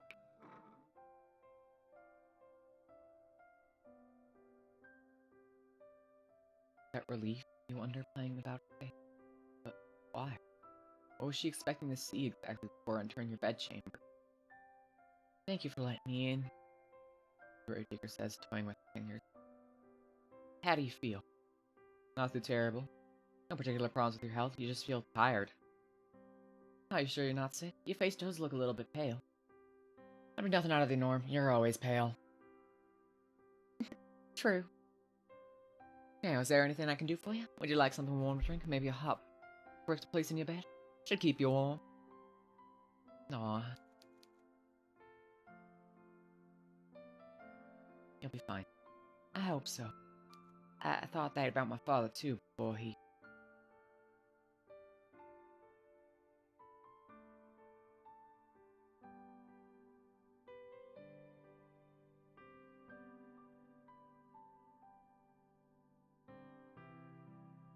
If you don't want anything, then I'll be on my way. Before that.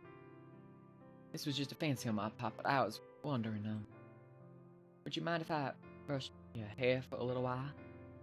That's so sweet, I'm gonna cry, and oh my god, when is the horrible shit gonna happen? Come on! Just pull the fucking trigger, I can't do this domestic shit for no look. I'm gonna fucking know! Hair? That's right, it's such a pretty shade of red as I just thought. Well, it's just a fancy, really. You don't have to let me. Not if you don't want to, but I thought it might help you relax if you're feeling under the weather. I heard it's supposed to be soothing. That's what the gravedigger says, but you have the distinct feeling she's the one looking for solid here. She's not quite so selfless, perhaps, as she would like you to think. But she has been so very good to you. She's done so very much for you that you do not want to begrudge her this small self-indulgence. I rather think she deserves that. You agree, therefore, to her request. And upon doing so, you are certain you made the right choice. Your hostess's face lights up immediately in a manner which makes you blush. Oh, thank you! It'd be my honor. Now, let me fetch my brush. She's so pretty.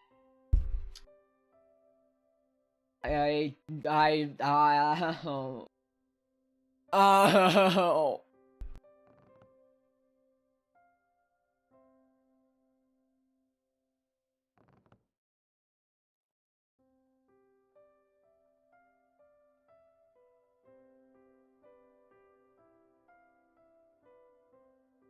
Oh, you have such lovely hair, dear one. It's soft, just like silk, not at all like mine. Mine's so coarse. This gentle voice draws you out of your vague form of reminiscence. It sounds as though the gravedigger has lost the nostalgia of her own, because of her voice when she next speaks. Because her voice when she next speaks is dreamy. I think my mother used to brush my hair like this when she was still alive. It's been a long time ago, though. Funny. You and the gravedigger should both be reminiscing about your respective mothers. Perhaps there's something maternal in the act of brushing one's hair, which want to summon forth images. I would not know personally. I cannot remember my own mother at all. I don't think I liked having my hair brushed very much. My mother used to complain that I squirmed too much. I can remember that. She always told me to sit still, that it wasn't my fault I squirmed. She always used too much force. Now this, curious. Sounds as though the reminiscent gravedigger not particularly fond of.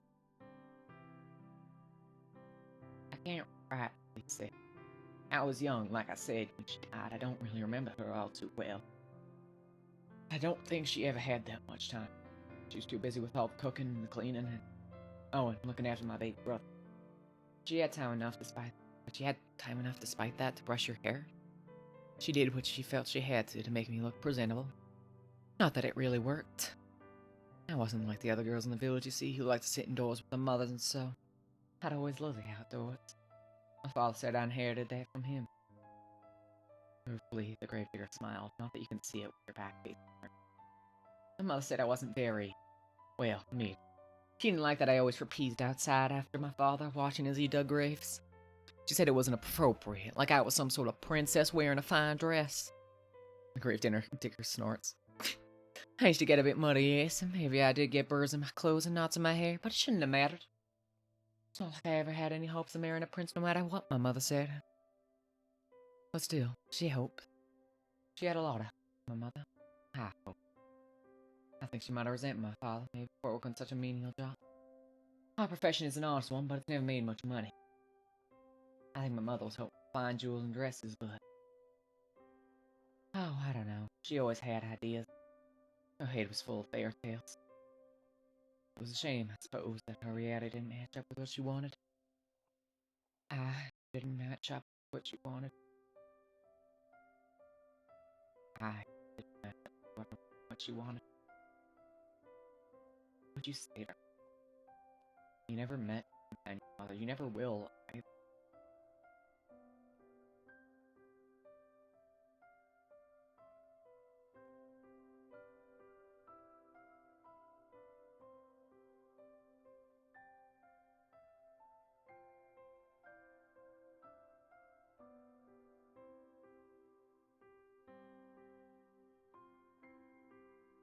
Do not try to celebrate her, therefore their mother loved that she must have done, or else she would not have given birth. Instead, you sit there, letting the brush run through your hair, and you say that quiet. You understand. Sometimes you feel like it is yourself. Well, I'm glad I'm not the only one. Guess it happens to all of us. Guess parents are only people after all. Oh, one would hope one's parents would be kind and attentive. They too can fall victim to priests. Just because one has brought a child into this world doesn't mean that one will be able to take care of it properly. Not all parents are responsible, just like not all people are responsible. It's a painful check. Oh well, it's alright if I never loved another life. Or even if she never loved. I know my father did. It's all that matters. He was always there for me, no matter what. Companion's voice catches in her throat. She winces. At least, I can tell he wasn't. Dad, I didn't do a thing to help. Companion's shoulders are beginning to shake. You still can't see her, but you can feel her body pulse. You can sense her loneliness rolling off her in waves. It's all-consuming, like the wave waters of a deep, dark ocean. Grief anew pierces your heart, not on your behalf, but for the sake of your benefactor. She doesn't deserve to suffer so much. This, you have no qualms with. Turn to face her and pluck the brush which has been hovering in the air in her finger. Then, let her know that her father's death was not her fault.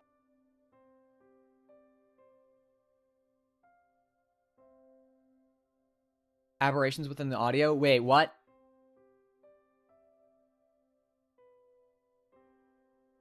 What do you mean?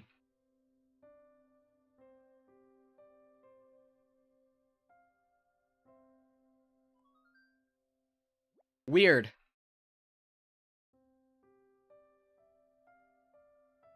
Then you let her know that her father's death was not her fault. That's unfortunate. I'm sorry about that. Weird. What could she have done? She couldn't have cured his illness. I know, but I can't help but think, what if? I keep racking my head over and over trying to come up with something. But I can't think of anything, and even if I could, it's too late. He's already dead. He's dead and I buried him, and now I'm all alone. She might have been alone, to tell the grave digger, but she isn't now. Not anymore. How can she be when you're there?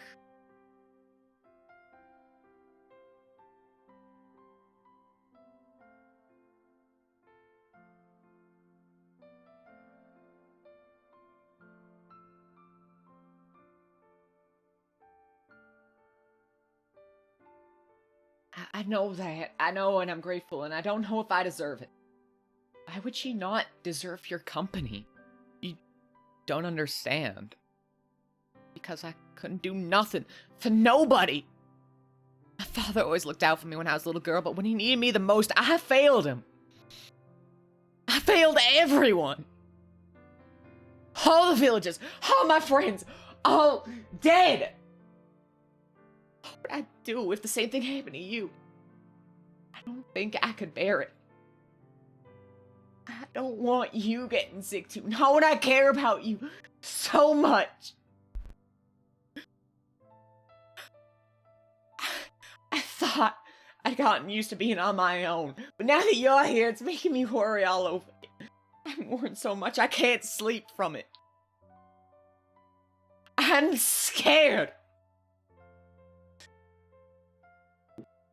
Your companion's voice catches in her throat. Then she collapses in on herself. She leans forwards, her arms wound about her middle as if to steady herself. And she cries. She cries, and she cries, and she cries. For a few moments, you look at the gravedigger, unsure of what to do. Her pale face, streaked with silvery tears, seems to flicker in the candlelight. Her shoulders, which seem too slender to bear the accumulative weight of all the sorrows she has endured, are shaking. Your fatigue continues to cling to you, as insistent as the fog which rolls among the tombstones in the graveyard at night. You're not so very tired, however, that you cannot offer your hostess some comfort. You don't know what you can say to console her. You feel too weary to think of pretty sophisms. There is something you can think of. You wouldn't typically be so bold, of course, but you're tired enough, for once, to throw caution to the wind. That, and the tears of the gravedigger are awfully arresting. You open your arms, and before the gravedigger can pass comment, you pull her to your chest. That art is so fucking pretty. Look at it! Ah! Hi, Emerson. I don't know if you're still here, but fuck. Fuck. Ow.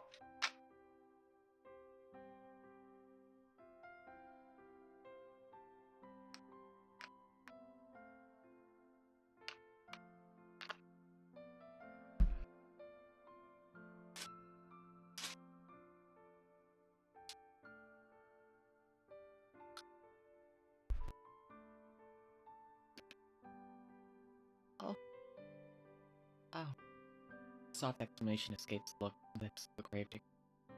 Quieter than the sound of wintry snow as it brushes the ground. Then, there's nothing. Gravedigger stiff at your arm for a few moments, like the corpse she and her father used to seal away inside their wooden coffin. She's all wide eyes and awkward, pointed elbows, tears still streaming, coursing down her pale cheeks. Yuri briefly gets to hold her. You have perhaps made a mistake.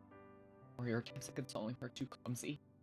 You wouldn't know. You've never been in a situation like this before. You've never consoled any friends before because you never had any friends to console. It's not so now, however. You're as far away from your old life as it is possible to be. And the gravedigger does not curse you for your impudence. Neither does she try to take them away from you. Instead, she sits there, still as a statue, cradled in your arm. I'm so very sorry, Joey. I'm so embarrassed. I get so lonely sometimes. Oh. However, she doesn't need to apologize. No shame in crying. Hug her for many, many minutes while she sobs against your chest, wetting the front of your nightgown. No further words between you that night. They don't need to. Words are irrelevant in a moment as tender as this, shared between two souls, come to understand each other through mutual loneliness. You slide beneath your sheets. You still feel exhausted, and the gravedigger joins you without asking for permission. It would be an unnecessary piece of politeness, really, given your acceptance is all but assured.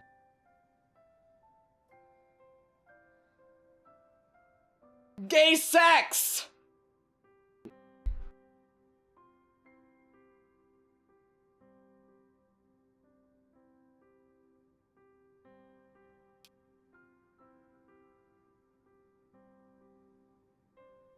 Thought of the day which was on once this night inevitably ends.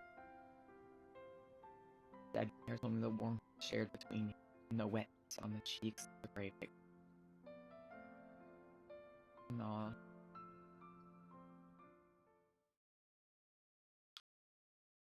This is gonna go bad! Things are going well, and that means things are gonna hit me like a fucking brick! We're gonna wake up fucking dead!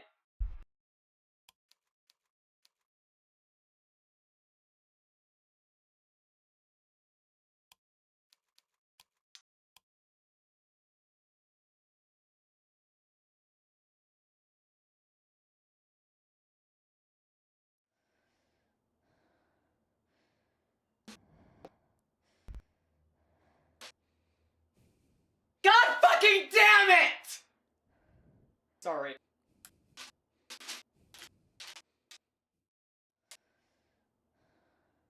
Can't have shit!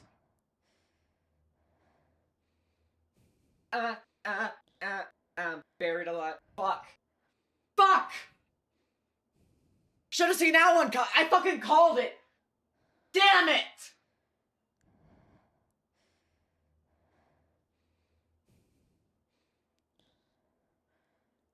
Emerson, were you there for the gay sex?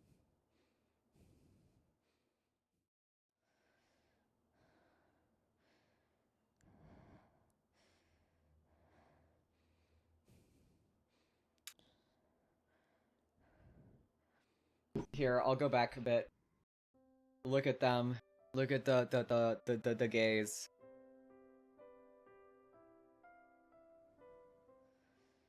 This is why you never take a break from Joy Kirbs streams. You can never do it. Because you'll miss gay sex. They also slept together. Not in that way, but, like, actually they're just sleeping together, but, I'm gonna go, refill my water real quick. Again, I've been drinking so much fucking water this stream. But it's good to stay hydrated, especially because I'm also gonna be voice acting tomorrow, and then the day after that, because I have a death wish, I think.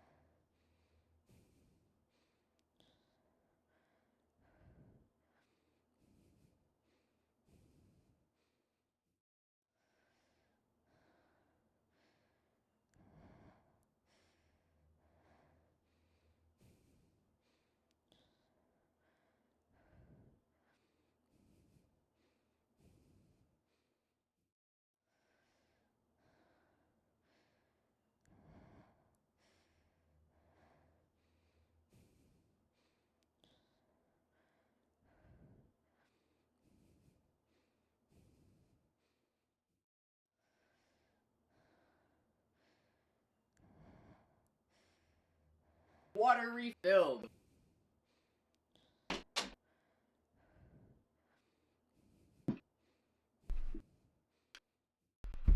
Your commitment to VAing is insane. Oh yeah, no, I know. I've had a sore throat for like the past 2 years. Wall. I wish I could refuse to speak. I wish I could just do a stream where I'm just sitting here.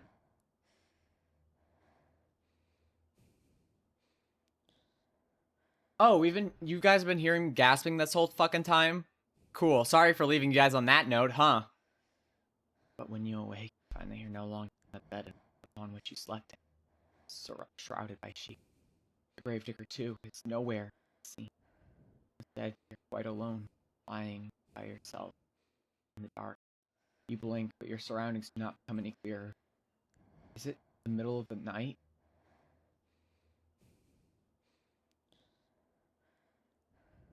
She's so pretty.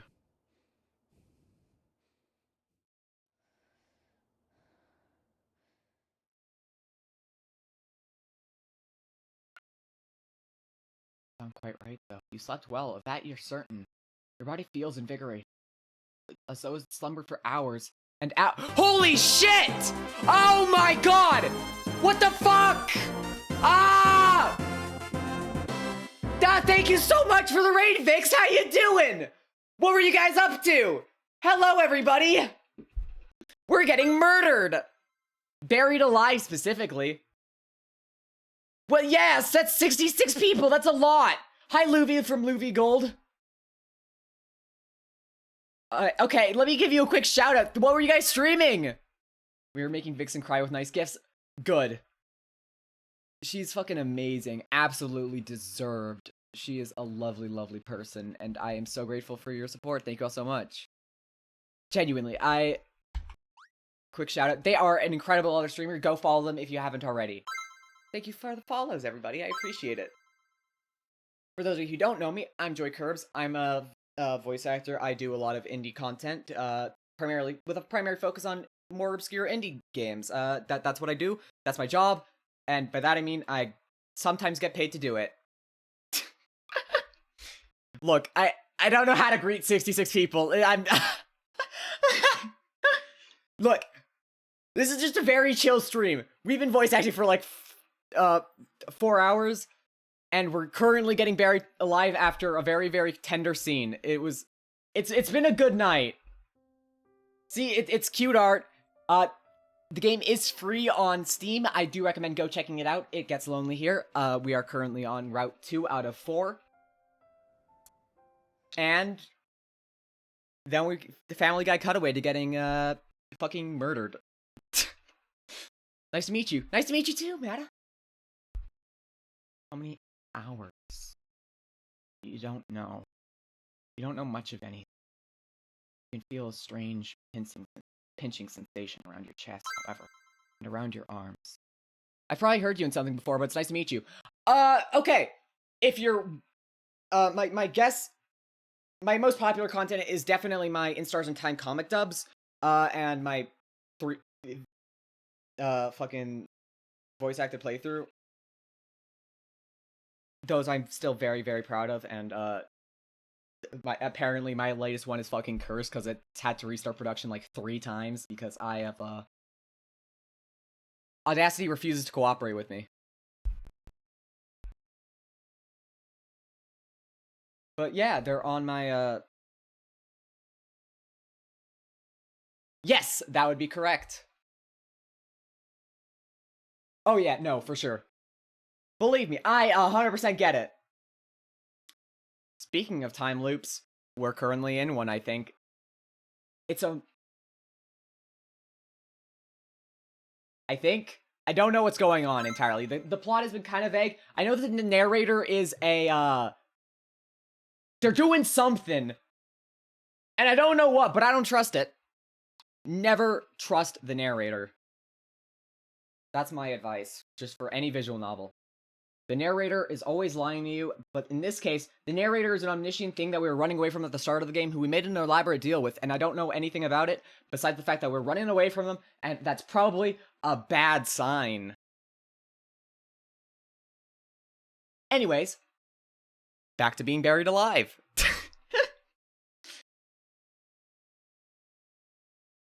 Also, thank you. I do appreciate the compliments. I put a lot of work into the stuff I do. Again, Vixen is a massive inspiration to me personally. I'm so grateful again for the raid. I totally get it if you guys want to, like, just head out. I totally understand if it's late. You got stuff to do. And I appreciate your support, regardless. Thank you all so much for coming alive. Yeah, man, crush me in a small, dark space. I strongly disagree, actually. I think slowly... Probably Alistair. I mean...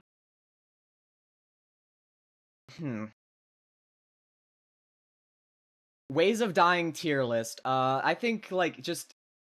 exploding instantly? S tier. Just, like, blowing up. Like a certain redeem. Yeah, that. I like that I have that, just stand by. I also have a yeah. There are like 40 different sound effects programmed to that, by the way. I think it's very cool. It took a lot of work, for the record. How about Death by Bricks? There are also Death by Bricks. Yeah, you can assault me. Finally. A streamer you can kill. This is what Twitch has been missing. Homicide. It's an untapped market, I'm telling you guys. You feel a strange pinching sensation around your chest, however, and around your arms. So it appears as though somebody... But, well, could it have been, save the gravedigger, changed your attire while you were asleep? That's a startling thought, but darkness which entombs you is even more so. The darkness which surrounds you is unsettlingly complete. It's so thick you can't penetrate. Your newfound woes don't stop, however, at this deep unnatural darkness. It's cold, too, and you're lying upon something hard, some sort of stone slab? What's going on? You reach out, your movements are soon stymied. There's something heavy lying on top of you, something that's limiting your movements. You were anxious before upon awakening, but at this discovery, you feel downright aggrieved. A sharp prong of panic pierces you, but you try to suppress it. Hysterics will get you nowhere. In most cases, they only tend to make bad situations even worse. You ought to know that already. You swallow your mounting dread as best you can, though it is coming on thick and fast, and try to squirm. You move your arms outwards, but they do not get very far. There's a wall above you, and walls on either side of you. Walls which do not budge, no matter how hard you push. I must add that you can push particularly hard, your anxious state notwithstanding. You never had much in the way of upper body strength, nor lower body strength. You don't have much in the way of strength at all. You feel quite helpless as you lie there, out of breath. Your meager exertions, unsure what you should do. You can hardly see a foot in front of your face. You don't know where you are, nor why, but a terrible premonition is beginning to bear upon you, one which initially you tried to discard. You didn't want to accept it as a possibility, but where else could the truth lie? You are lying in a box, hemmed in by walls which only offer a scant few inches for you to stretch in any dimension. Where else could you be but a coffin? Hey, thank you, this is haha. I disagree, actually. This is not haha. This is Fuck. Sometimes I just say shit, sorry. Anyways, I hope you all are having a lovely day. I am really enjoying this. The moment you allow yourself to ponder this awful reality is the moment you hear it. The irregular sound of drumming. It's as though somebody, though they must be a very large somebody, is tapping their fingertips upon the lid of your coffin. It's raining. Jesus! Why did that actually scare? Sorry, fuck. No, it's funny.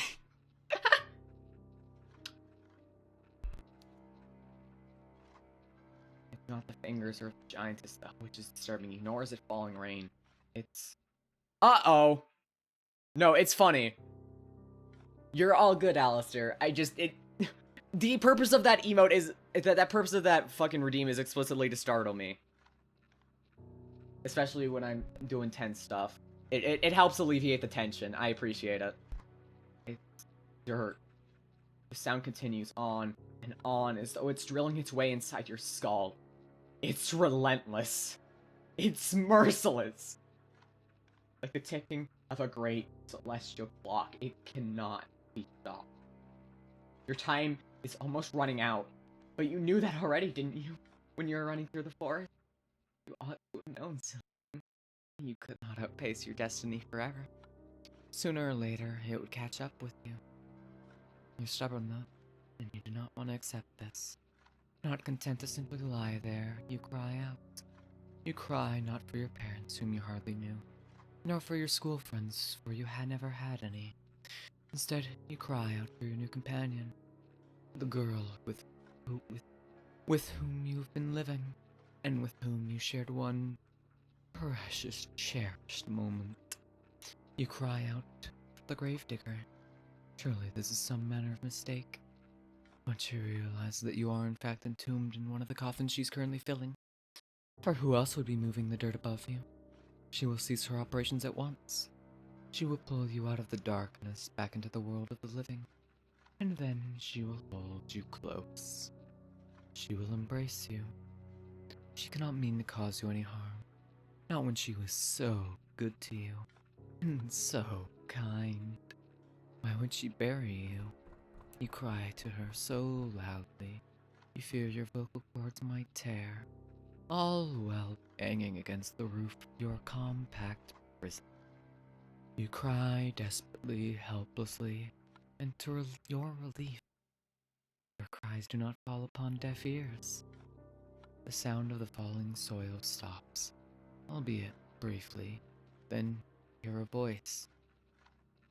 The voice is very faint, given it's being filtered through your coffin's sturdy lid.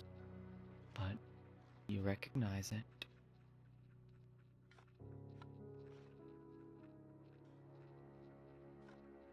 So, you're awake then, do you? You dear one? We're Fuck! God damn it! She sighs, and she says in a perplexed sort of...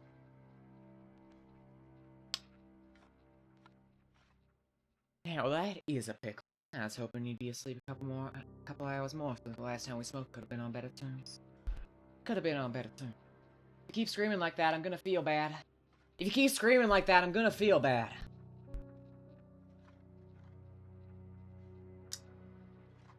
You should! Sorry. That was maybe a little loud of me.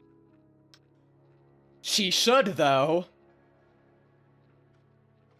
Your companion's words, so distant, are unmistakable. You're so tense. You are attuned to every single syllable, and each of them makes you gasp. Ow. Wait, sorry, was I really loud at yelling there? I'm very sorry. I do genuinely apologize if I am... Was this not a mistake, then? Does she truly mean to bury you alive? You posit this question to the gravedigger as best you can, trying to keep the tremors from your voice as you do. Perhaps you think, in your optimism, that if you do not let her know how afraid you are, she'll reward you for your bravery and let you go. If this is what you're hoping, though... This is what you're hoping, though. It's in vain.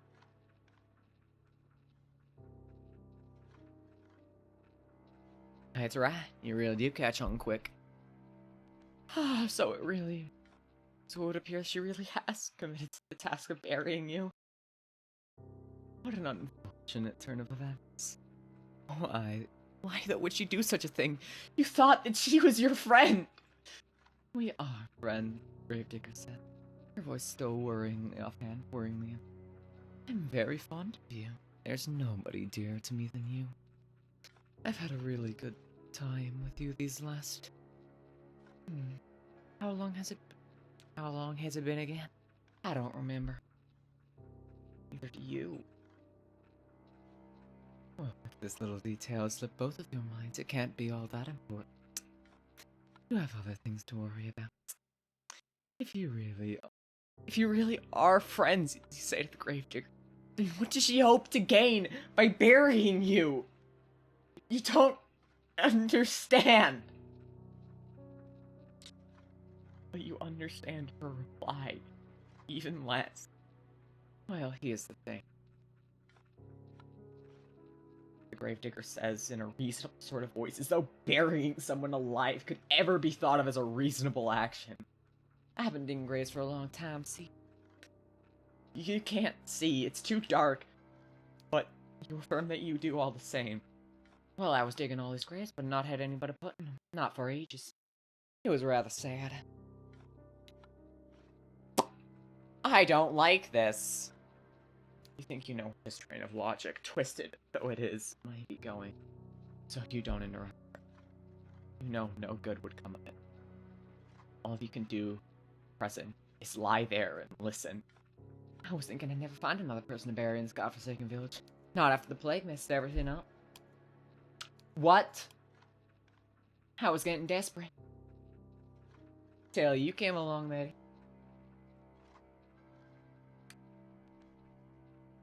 Now that I have someone I can bury, I'm not gonna let the opportunity pass me by. I'm sorry, but this is just part of my job. It's what my father taught me to do. It's all I know how to do. I buried my mother and I buried my father. I buried all my friends. Now I'm gonna bury you too. It's sound logic in a sense. As a daughter of a gravedigger, digging graves is her job, but something about it rankles you. Only you could put your finger on it. Ah, yeah. There's a bit of a flaw with her reasoning, isn't there? Is there not? You're not dead, after all.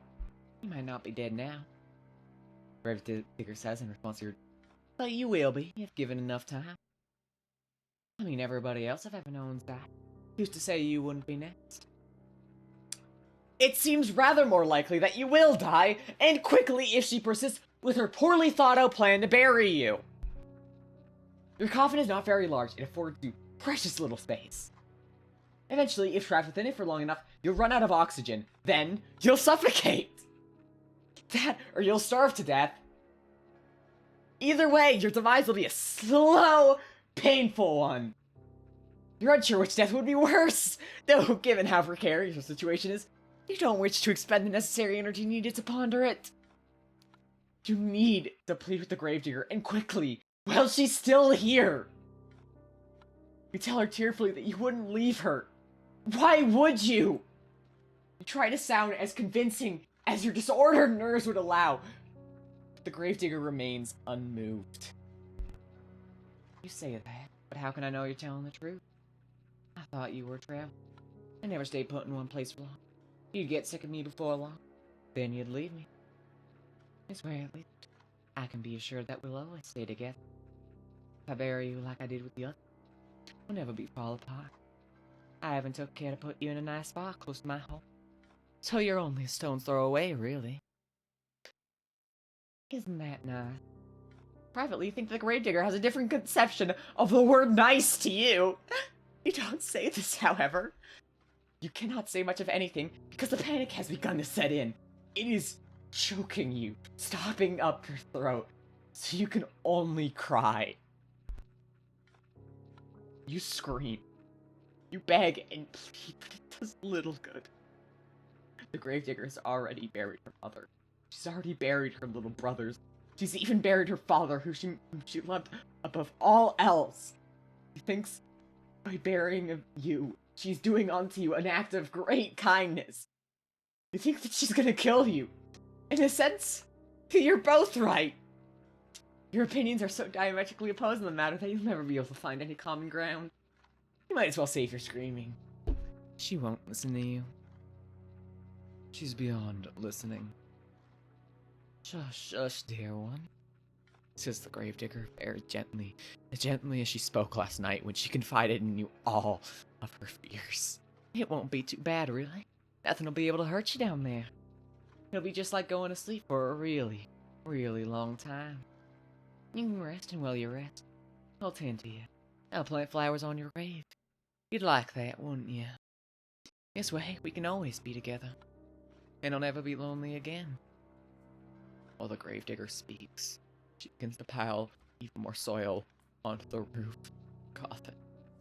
The sound of dirt on top of you, on your arms, your legs, and your head conceals your companion's final words. You can't hear her. You cannot hear anything beyond the sounds of the dirt and the scraping of the shovel and your own desperate, frantic screams. You scream and you scream and you scream without cease until your throat feels hoarse, but your efforts are in vain. You hammer on the lid of the coffin with as much strength as you can muster, but the lid of the coffin is nailed shut. You're in no position to remove it. All you can do is lie there, screaming and crying. Oh my god, Purple!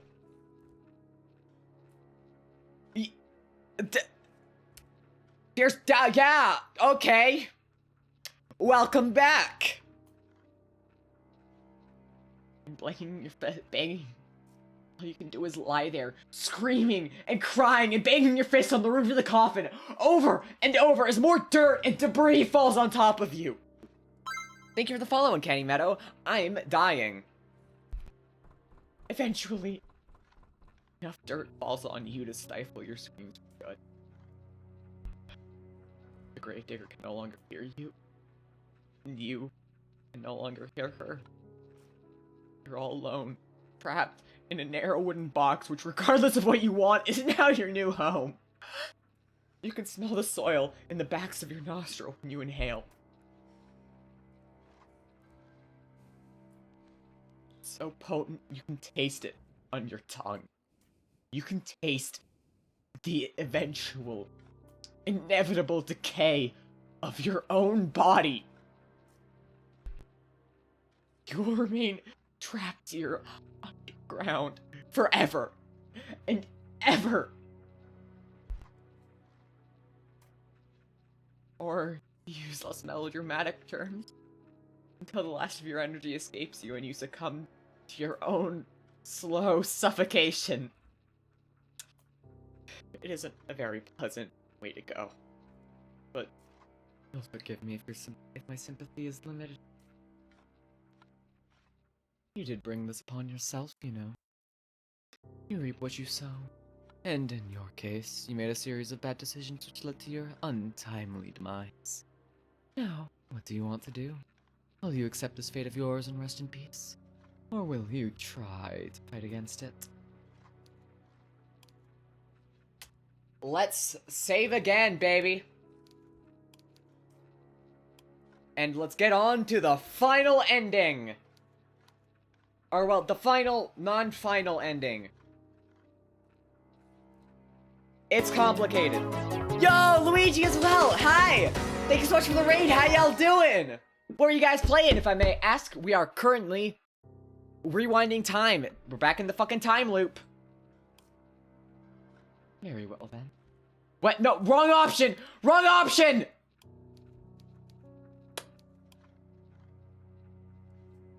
Are you not happy with the hand that fate has dealt you? Very well, I cannot blame you. It is quite a grim ending. I would not wish it upon my worst enemy, and you are rather dear to me than that.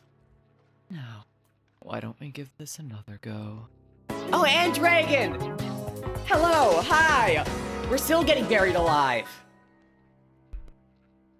Just try not to be buried alive this time. I can only endure so much of your dreaming.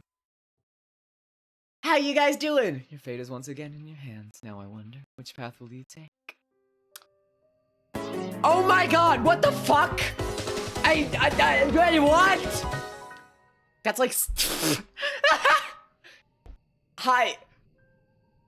Okay. Thank you again for the raid, yes. There's a fourth one from YouTube. What?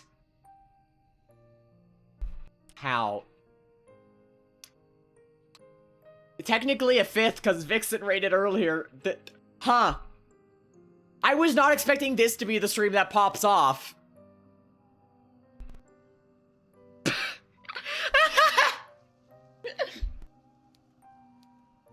I'm just getting murdered by women. So you want to go to the cat? I don't have much choice in the matter. Good idea. All the decent fairy tales tend to conclude in castles once they're beleaguered. Put upon heroines are finally able to wed the handsome princes they once dreamed of. Why bother trying your luck with a shore? It may very well be deserted, with a village which will be full of dirty, barefoot peasants. Hey, narrator, what the fuck? Classist bullshit. Go to jail.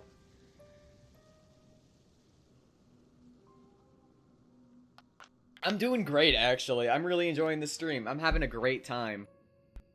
We got murdered twice. We're about to get murdered a third time.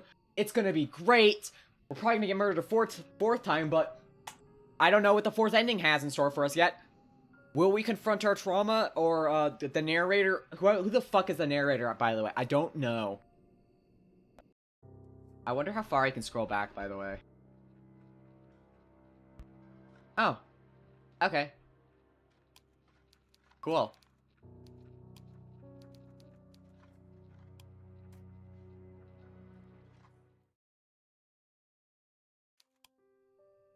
Castle time.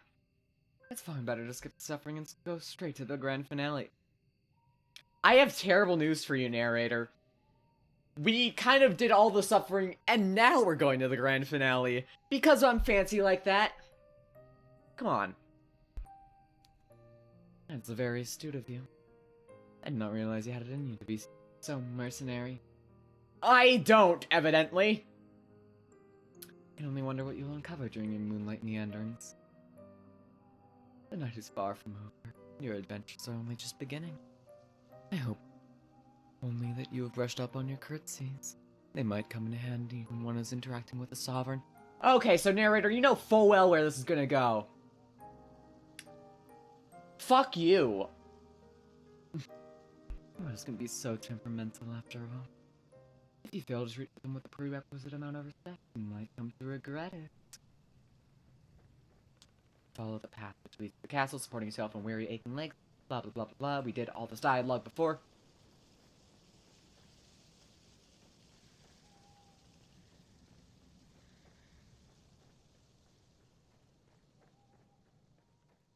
They're gonna be dead.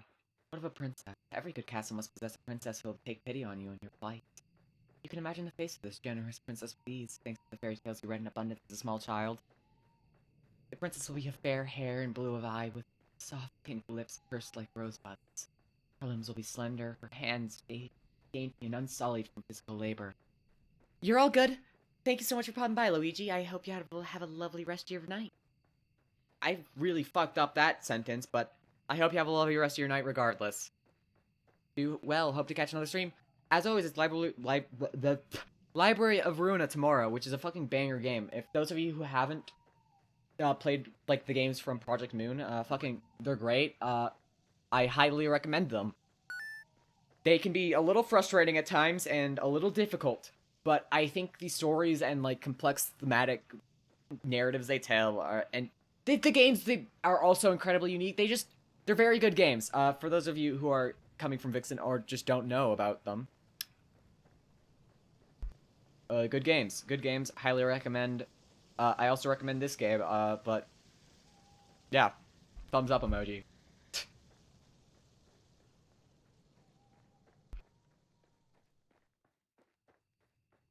You'll be kind to you. Compassionate. Just like an older sister. Tomorrow's bait used to be, holy shit, is that the Red Mist Day? Yeah, yep, yes it is. Ideally. I'm really hoping it is, because if not, I fuck up the marketing of the stream. You don't know what older sisters are like, though. Or younger sisters, for that matter. You're only guessing. You're not a complete fool, however, despite your tendency to daydream. And you do have a few reservations. I don't. It'll be great. Monarchs do not, as you know from voracious reading, have the best track record when it comes to caring for the peasantry. I'm no peasant. Was there not a very famous queen who once said with a cavalier wave of her hand that the hungry peasants in her kingdom should content themselves with cake if bread was not an option? You think that this might be a misquote, but point still stands. The royals are supposed to grant their subjects succor in their time of need. That does not always happen. In fact, it very rarely happens. Kings and queens and princes are just people at the end of the day, and they're subject to the same caprices that all humans are. They can also be careless and selfish and inconsiderate. There's no guarantee that this mythical princess of yours, of your imagination, will help you. Why, there's no guarantee that this mythical princess exists at all. Still, you must try. It is this hope which keeps you going. I'm sure nothing bad will happen in the castle.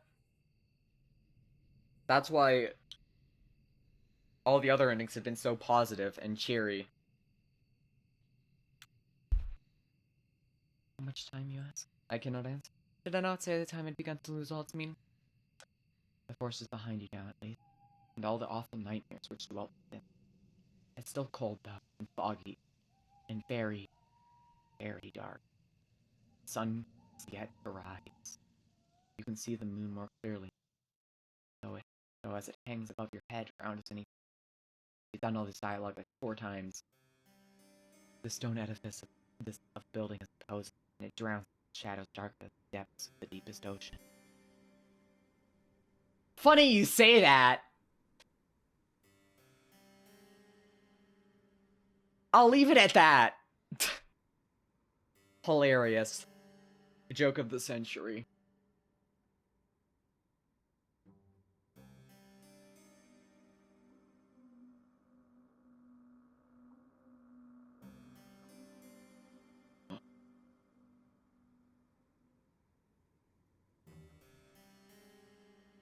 Do you not know your place, foolish peasant girl with the dirty skirt?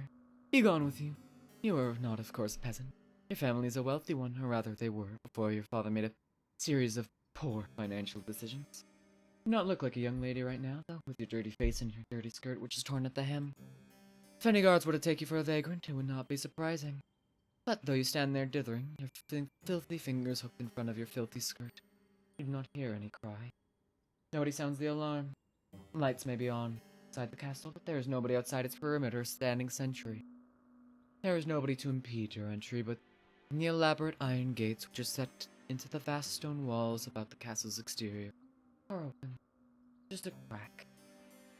Fun place. There's nobody to would be a trivial matter.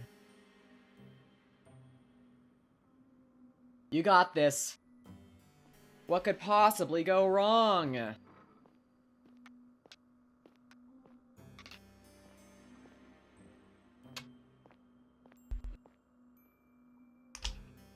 there are any guards posted about the castle's grounds.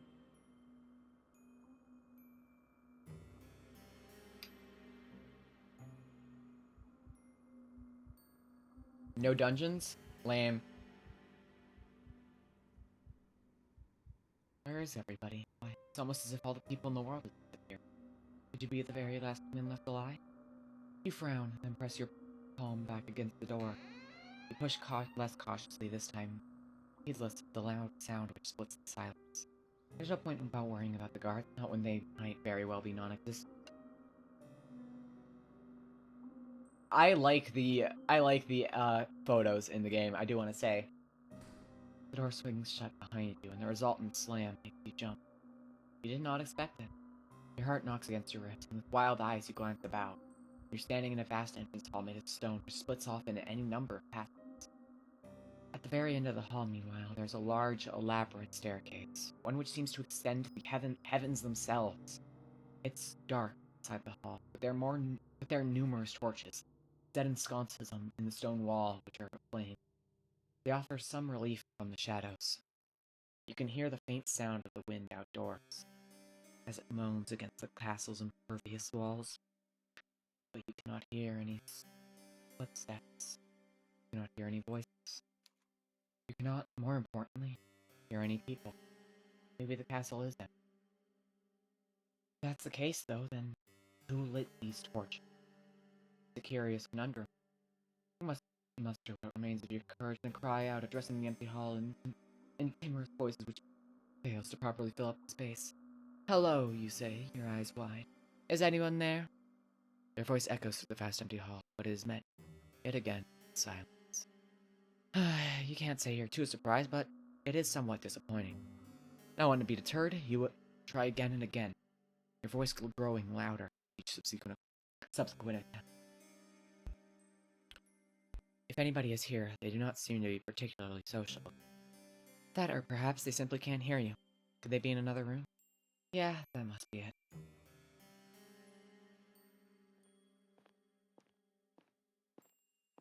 Hunting down a princess, let's go! Are we here to kill her? Slay the princess even? Maybe even slay the spire. We got any bombs? I think the princess slays us.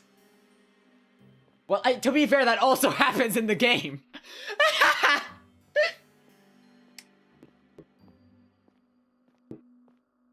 Anyone else excited for Slay the Spire 2? It seems interesting. I always enjoyed good deck builder.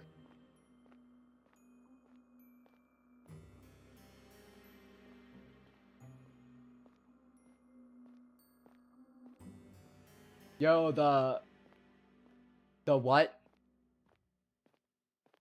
The three inside of a rectangle? What am I looking at? Come on, bestie. Princess. Well, excuse me, princess.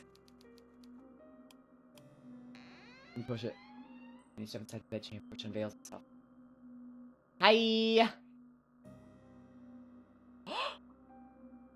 It's her! It is the girl inhabiting the chamber, however, who truly takes your breath away. Blushes? Slay?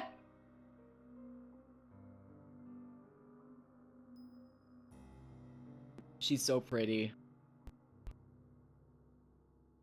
Sitting upon the velveteen sheets of the towering four posters is the girl in a sumptuous red gown who seems to be of a like age to you. You don't have a clear view of the girl's face. Her head is bowed, her gaze directed downwards at her lap. The art of this game is so cute. It is! I love it! I love the contrast between, like, the photos and the art. I love the fucking writing. I love how interesting I love how I can never I love how the narrator is a big ass fucking mystery of this game. It does kind of remind me of Slay the Princess in that way, but God, that outfit fucking slays. I want to wear that art. I want to wear that dress. I would also wear the art, but I want to wear that dress. I think I'd kill it, is all I'm saying. I'd fucking slay, just like she's about to slay me, probably. It's gonna be fine. We're gonna go out and... Can't tell from her hair. You can tell from her hair, however, and from her slender calves, which protrude from beneath the hem of her dress, that she's very pretty. The girl's hair is golden, just like freshly cut wheat. But it is the red of her dress which truly captures your attention. She's so striking, you can't look away from her. Also, I love that MC is just immediately stricken by any fucking girl she sees. Like, honestly real. A girl just likes women.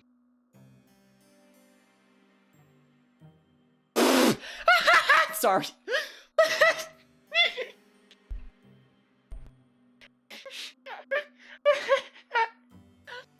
Sorry, I got fucking jump scared. Hi. I'm not gonna say her choices have been good, but to be fair, 2 out of 3 of her, like, crushes have murdered her, so... Not the greatest odds, in my opinion. But... Let's go 3 for 3, baby! In her lap, perched upon her velvet skirt, is a doll. That's fine. The doll's hair, like that of her mistress, is gold. Much of it is hidden behind a bonnet. The girl's adjusting the china teacup held in the doll's tiny hand. With the rim of the cup, and exudes from the fireplace. You're right, MC should get, like, 1 murder as a treat. The girl is of a similar age to you. It seems strange that she would content herself by playing with dolls. Is she not too old for it? She's also alone in a castle. I don't think she has much company.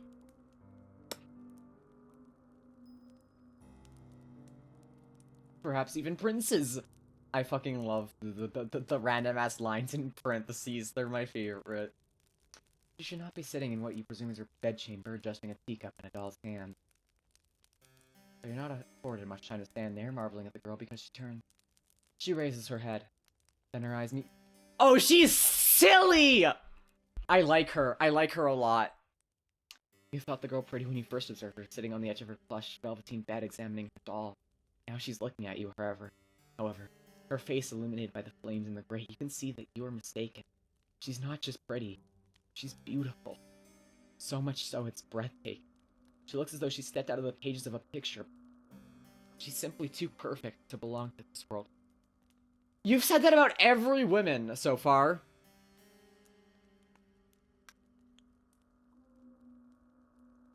Perhaps she's some kind of vision?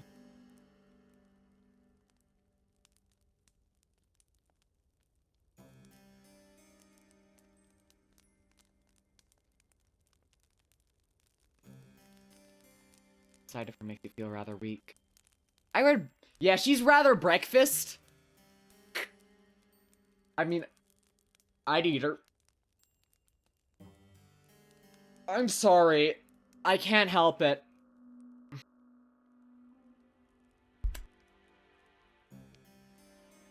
I mean, I guess she'd eat me, actually, judging from how I think where this is going. But...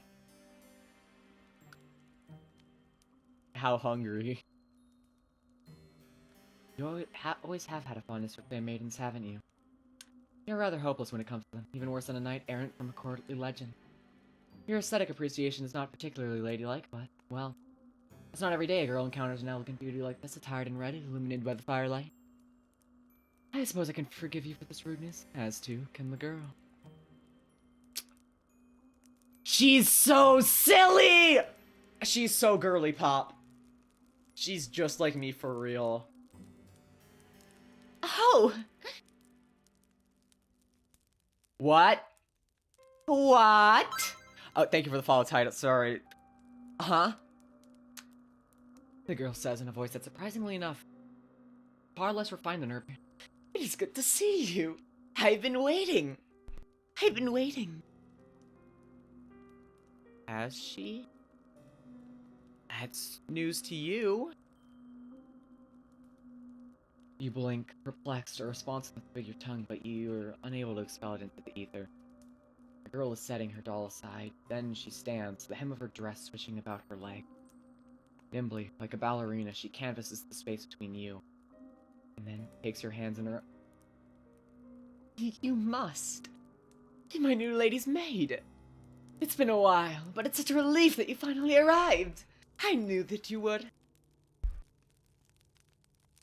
You never leave me alone. Not when you knew how long I was waiting. Wait, what? What? Oh, I'm so happy. This is a bad sign. This is a very bad sign. I don't like where this is going. Fuck it. We ball. She's pretty.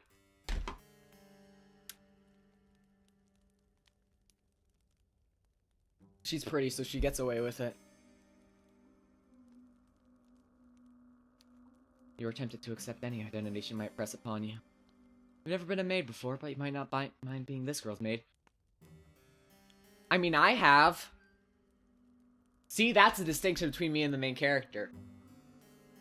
That's not probably something to brag about, but... It's a side...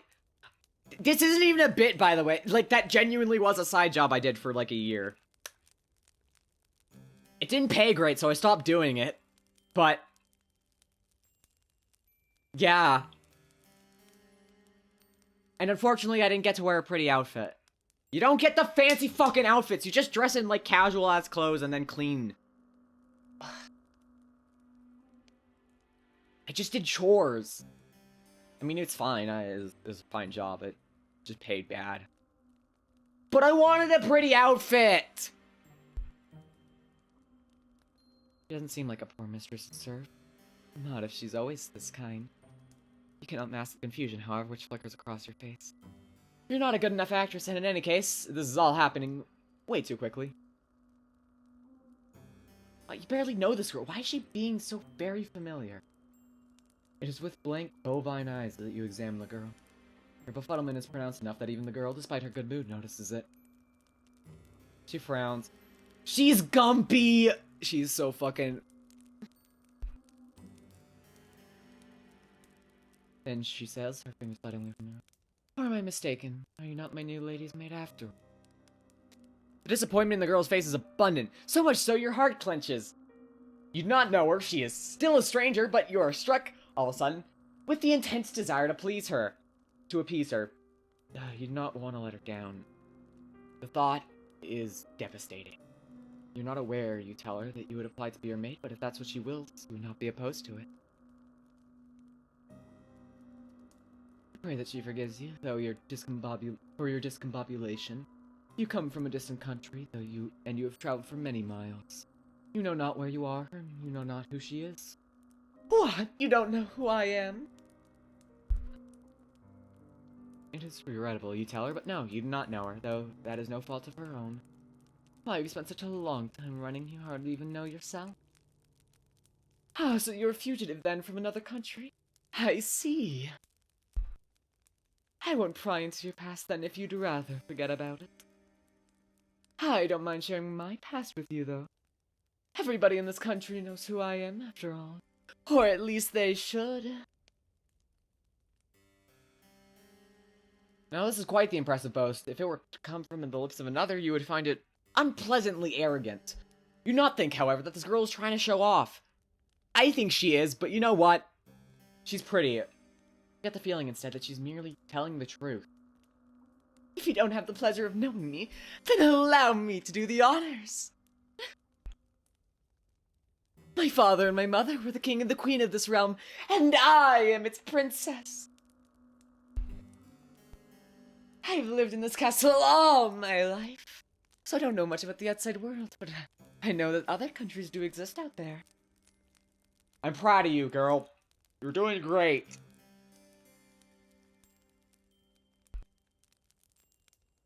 Presume it's from one of those foreign countries that you come from. It's very good to meet you. I've always wanted to talk to someone from overseas. It feels like quite the opportunity.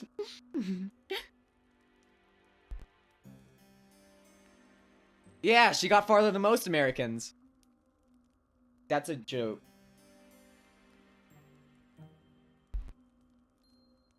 You tell her unthinkingly that it is your pleasure really to meet her, or at least... You mean to? You only get halfway through this remark when the full gravity of what the girl has told you sinks in. You come to a stop. Then you stare.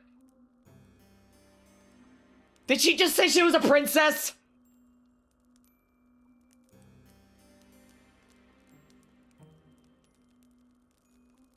Yes, that's right. I'm a princess. And one day I'll be a queen after I've done a little bit of growing up. I like voicing her. She's very fun. My ministers don't think I'm ready to run the country yet. But I've been doing my best at all my lessons. One day I'm sure I'll be the best queen there ever was. So she really is a princess. That makes sense, you suppose, given she lives in a castle, but it comes as a surprise regardless. You hadn't known before you entered this chamber that you were trespassing on a lady of such great renown. Why, if she willed it, she could have you executed for your carelessness. An ugly red flush creeps up your face. A flush which is far more lurid than the princess's dress as you look to your feet. Bashfully, you stammered out a new address. They're very sorry for intruding upon her, and you hope she can forgive you. Oh, it's alright. Think nothing of it. I don't mind, really. We all make mistakes. And anyway, you weren't to know. You said you weren't from around here. Yeah, what happened to your entire fucking family, by the way? It isn't a complete lie. You really are not from this country. You're not from this...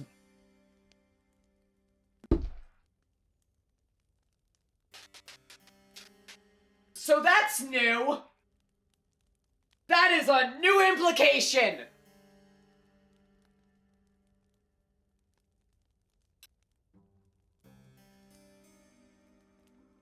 What the fuck?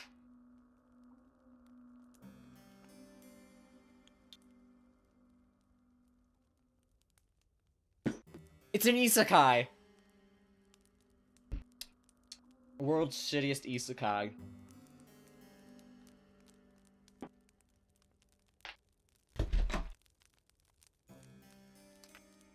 Wait, time loop isekai where you die repeatedly? Holy shit. I love ReZero.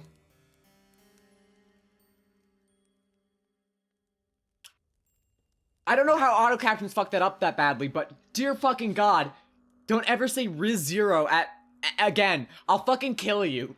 Auto captions. I will gouge your eyes out. I don't know if...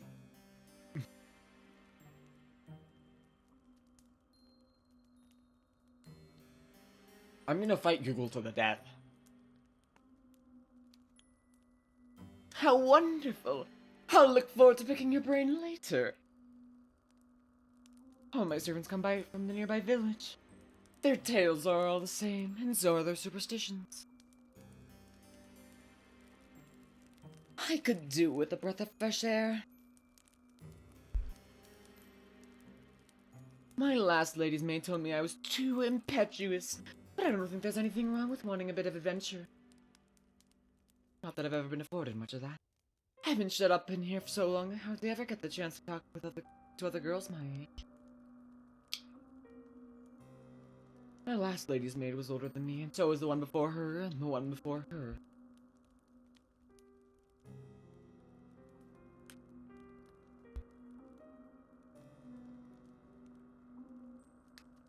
But I haven't seen any of my old lady's maids in a while.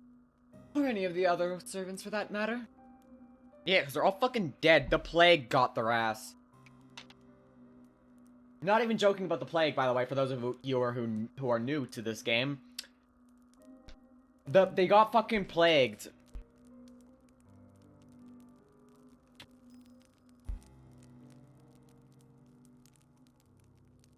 Now that is quite curious. Look at a whole house full of servants simply disappear. That I don't know. And you never investigated? Wow, you're real shit at adventures, huh?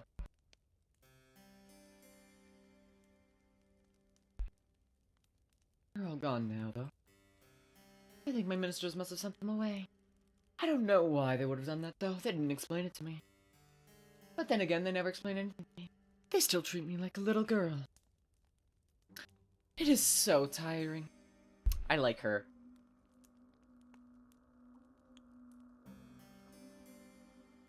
Yeah. I would, yes, if they were still alive, but they're not. They died a long time ago. I was raised for most of my life by my servants.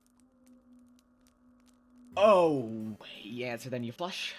You hadn't known. It's alright, you don't need to apologize. I'm just happy I have you now. Yay! Date the princess. Finally. The spin-off of Slay the Princess we've all been waiting for.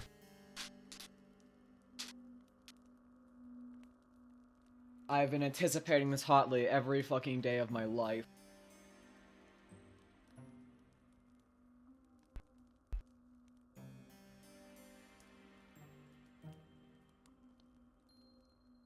I was getting sick and tired of having only having my dolls to speak to. They aren't the best conversational partners. They aren't the best conversational partners. I don't know how to do this line. You can imagine so, yeah? You doubt any doll, even one made by a talented artisan, with an intelligent face indistinguishable from a human's, would be very good at answering back. Oh no, they aren't! They're hopeless at it, really. They're so stony-lipped. I love her. You've no idea how much of a relief it is to see you. This castle is so big, and without my servants it feels so very empty. It gets so lonely here. 3 for 3, baby!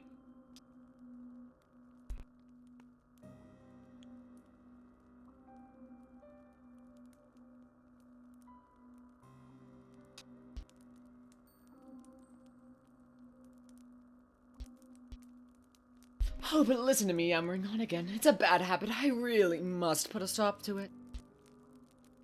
You're probably tired, dear one. Oh, god fucking damn it. Stop calling me that. That's the thing everyone calls me before they fucking kill me. I was right last night about dinner. I was right about the mermaid. Don't call me that.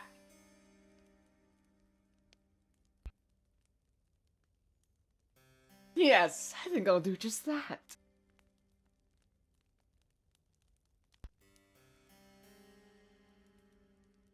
I might show you a bit around the castle first, though. It's like a maze in here, and I wouldn't want you getting lost. You'll be staying here for quite some time, after all. Is that a threat?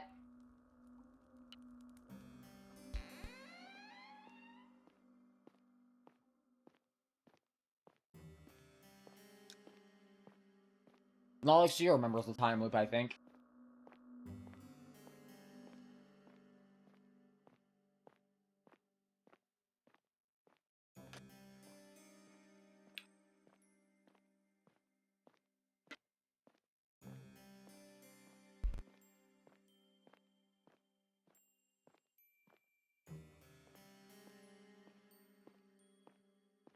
Yay, food!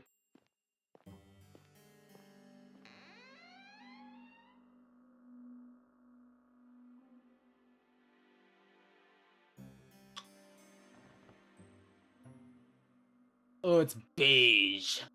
Beige. Beige. I don't know why I'm saying it like that. Beige. Sorry, I just find it saying like that to be, like, oddly satisfying. Beige.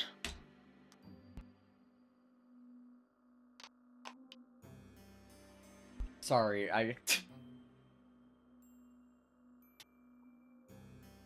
Gross.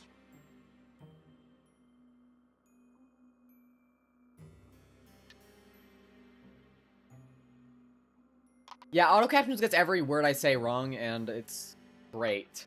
I love it. And the funny thing is, it only gets it wrong when I'm not looking at it. Like, when I'm looking at it, like right now, it's fine. It is getting every word correct. Great. But then the second I look away, it just starts fucking falling apart, and it's... God damn it. Now here we are. The final stop of our tour. This will be your room, dear one. I hope it's to your liking. The princess, despite her exalted status, looked somewhat uneasy as she observed you. Her eyes upturned like those of a loyal dog. Is she concerned about your reaction to this room? Perhaps she's afraid that you'll turn your nose up at her kind. For a princess, she's awfully eager to please.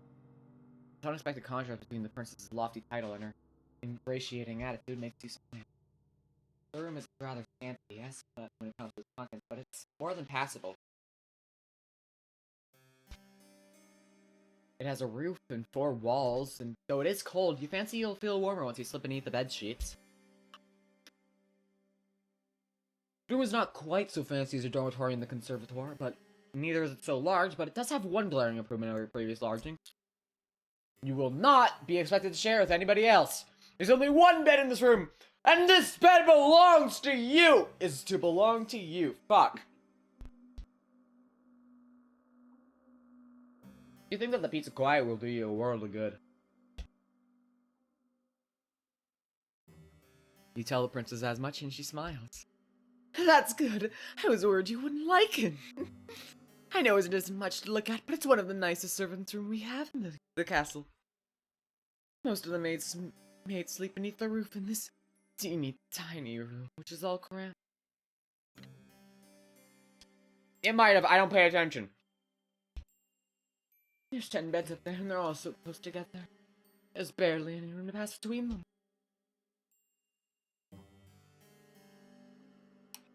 I thought it was perfectly ghastly the last time I saw it.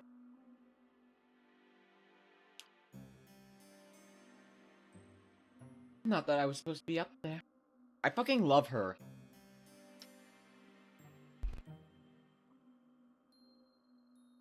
I'm gonna be real. Tier list so far is, Princess, Gravedigger, Mermaid.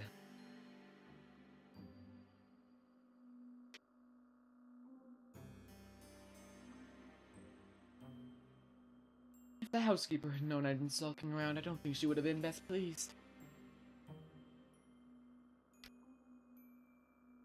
Oh well, in any case, nobody sleeps up there anymore. The scullery maids are all gone now. I couldn't put you up there, though, in the attic with all those empty beds. I didn't think it'd be very cheery. You're not just the scullery maid. You're my lady's maid. That means you deserve good lodgings. It'd be an insult to offer you any less than this. Now it's getting late. You'll have to forgive me for rabbiting on. I heard it's something I tend to do. It's a bad habit, one that's unbecoming for a lady. The housekeeper's warned me enough times.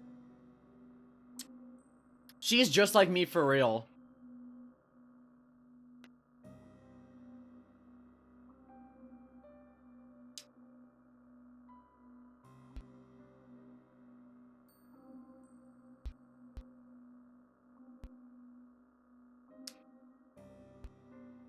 Well, I'm glad you understand. I really should be off, though. It's bad manners to keep you, especially when you look so sleepy. Get some rest. We can talk more tomorrow, if you don't mind my ceaseless prattle. I'm glad you seem to appreciate it, at least. Though I'm sure you'll get tired of it eventually. Oh, my old maids did. I can't imagine. She's my perfect partner. We could yap forever.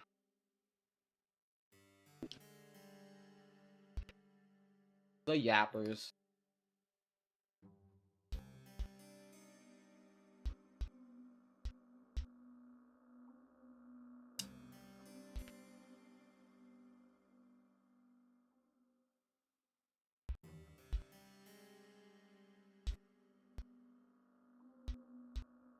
EP time.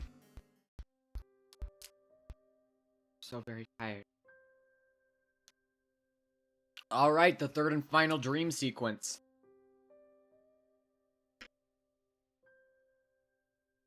You're so very tired. Your sleep is a deep, dark one. Darker even than the furthest abysses of the nighttime. Like the nighttime sky, however, which shimmers with stars, your sleep is not devoid of those prismatic fragments you humans call dreams. Though in this case, I rather think your nocturnal imaginings are worth rather more than that. They're not dreams, are they? To which your slumbering mind is subjected. You know they are not. Otherwise, your body would not be so very cold. Not so clammy.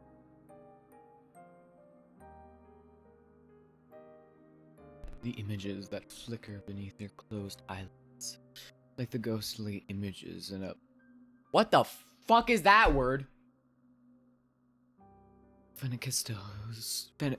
in a phenakistoscope, were not conjured from within your mind.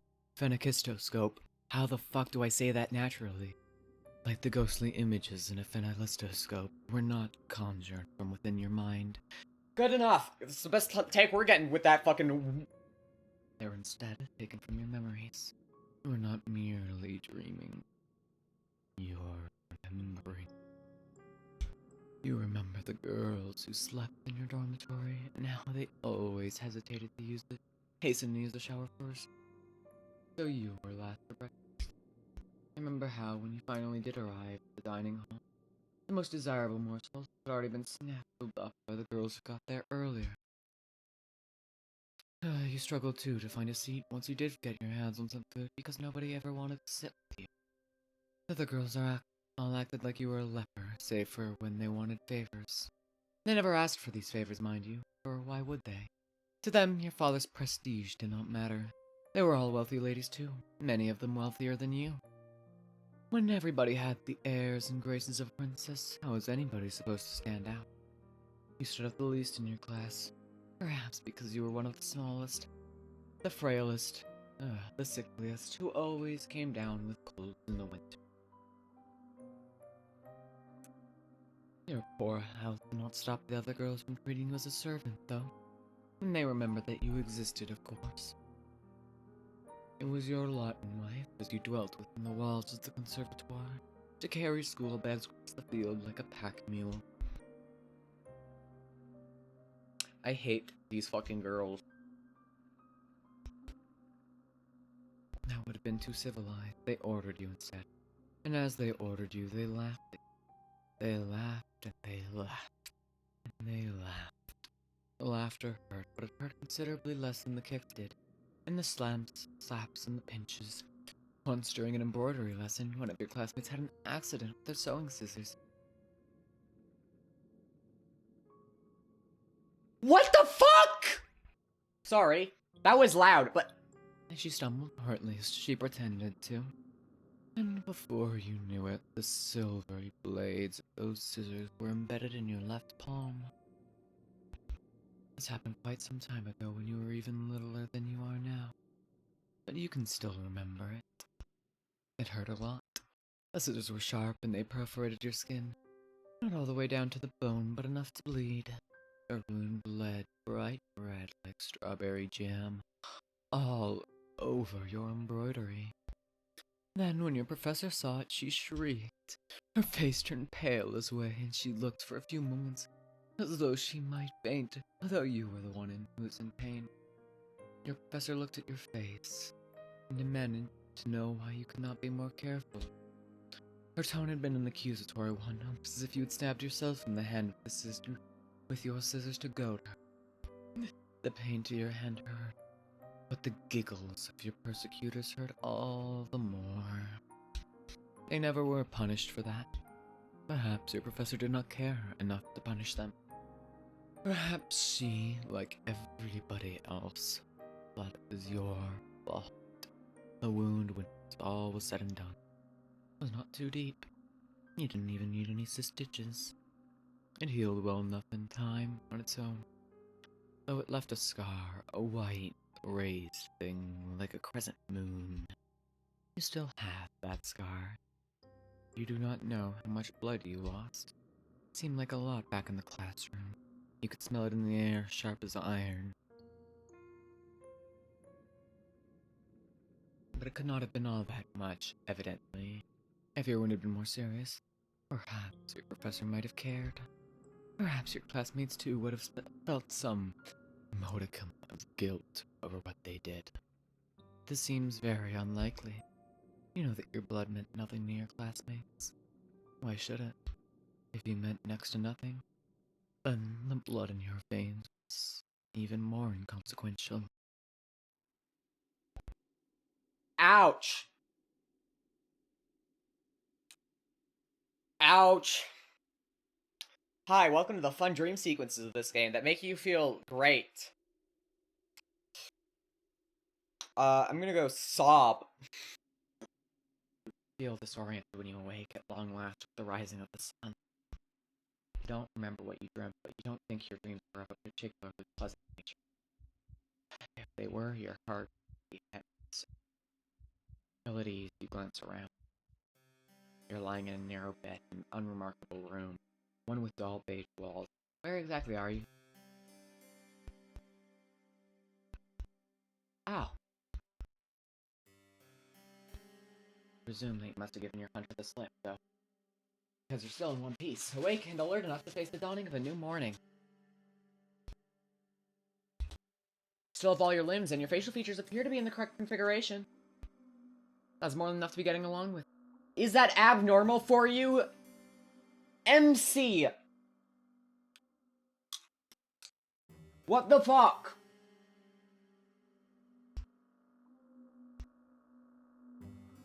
Aw.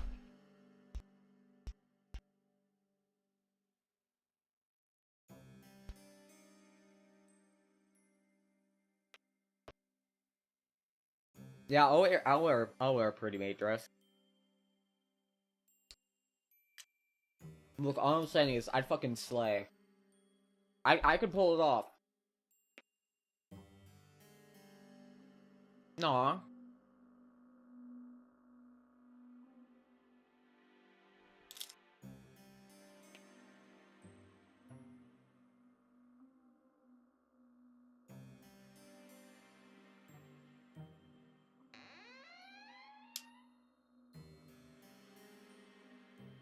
This window still looks really fucking weird, I'm gonna be real.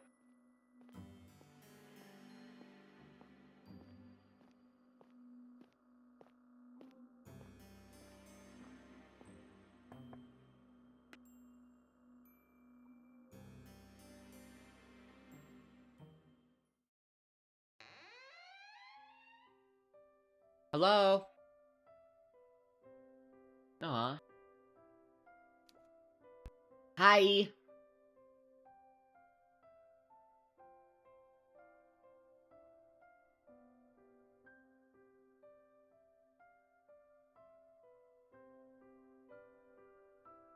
Well, nobody ever said your job would be easy. Just give me a while. Just give me a while longer.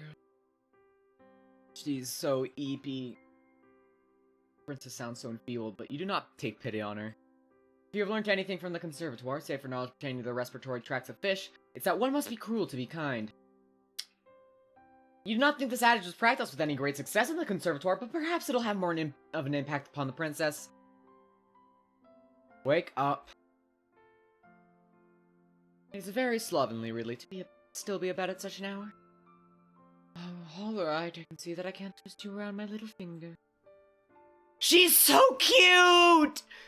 Cries.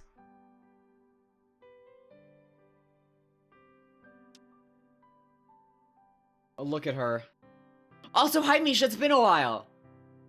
Hi, princess. She's gonna kill me later. Welcome to the popcorn area. I'm having drinks.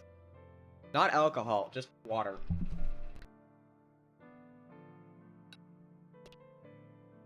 And good, because it's been a 5-hour-long show.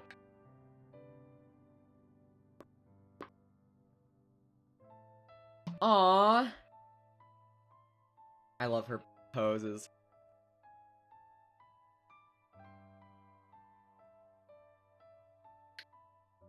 You allow yourself to ponder as you run the bristles of the princess brush through her hair. How wonderfully soft it feels against your skin. I'm struggling with the cap a little bit. Give me a second. Here we go. But a curious query from her. Are you alright, dear one? Are you alright, dear one?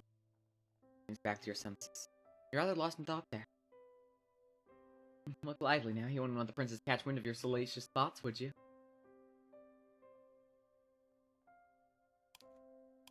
I would. I thought you had learned your lesson about that already. Suitably chastened, finished with the princess's hair and set the brush aside. Now the princess's tresses have been taken care of, you must start on her attire. The princess remains seated upon the edge of her bed, looking up at you askance. Askance? She does not ask you to avert your eyes, and nor does she make any motion of divesting herself of her nightgown. It really does seem as though she expects you to undertake this task on her own. Is that alright? You ask the princess much. You would not wish to impinge upon her modesty, but she only laughs. Yes, that's alright. It's what you're supposed to do if you're to be my lady's maid. I'm used to being dressed and undressed. I'm not a bit squeamish about it. She might not be squeamish about it, but you are! You've never seen a naked woman before except yourself. Even then, however, you've always dressed and undressed furtively, not wanting to examine your body for longer than strictly necessary. You never much liked the way you look. Make a few more mumbled objections, but the princess sweeps them away to one side.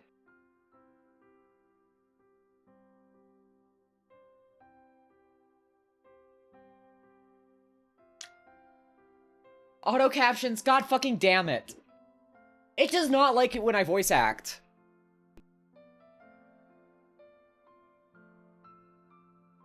It's alright. I might be a princess, but we're both people underneath all of our clothes. I doubt we look much different. You're not sure about that. You have not yet seen the princess unadorned, but you already know to look at her face that you are different. She's much, much prettier than you are. She's waiting. You don't want to keep her any longer. You steady your nerves. Then you reach out with trembling hands and you begin to undo the button, run down the front of the princess's nightgown. You work as quickly as you're able, which, given how badly your hands are shaking, is not very real. Fumble with a couple of the buttons, flinching as you do so. The princess, however, seems blissfully unaware of what it is exactly you're doing. With the front of the nightgown, she's not even looking at you. Instead, her gaze is directed beyond your shoulder to the windowsill and the sky beyond it. Pretty photo.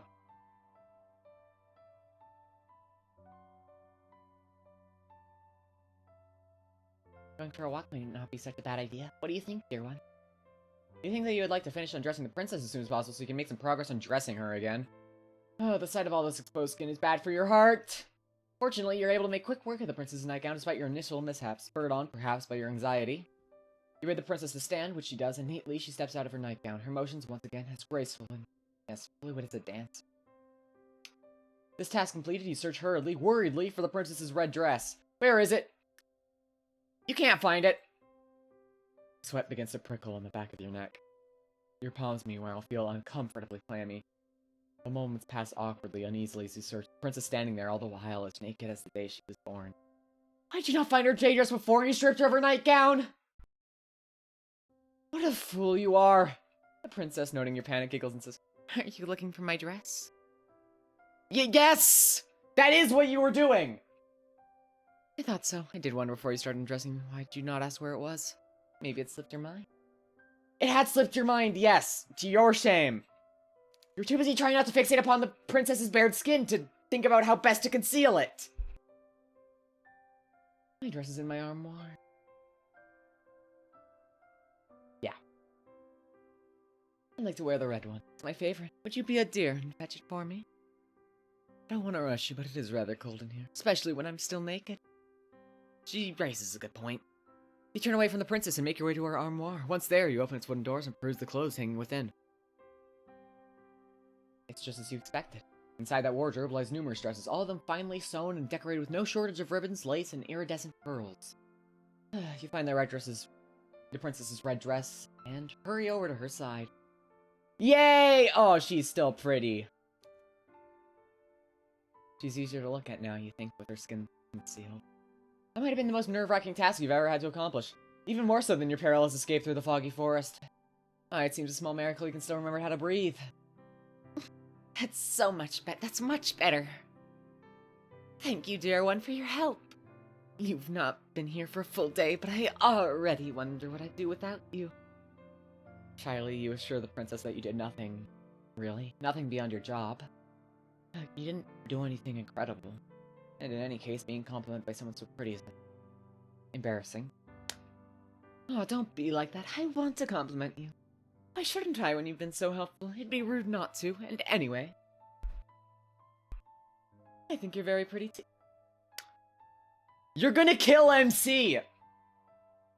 Oh my. Your face flushes from this more deeply than ever before. You ought to count yourself lucky, really lucky, with all this excessive blushing, that the princess does not seem to possess any vampiric tendencies. You're making yourself quite the easy target.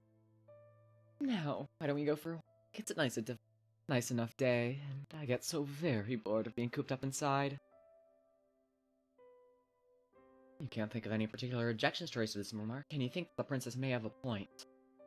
The castle, though expansive, is somewhat stifling. The walls are so very thick, they put you in a mind of a crypt. Yay!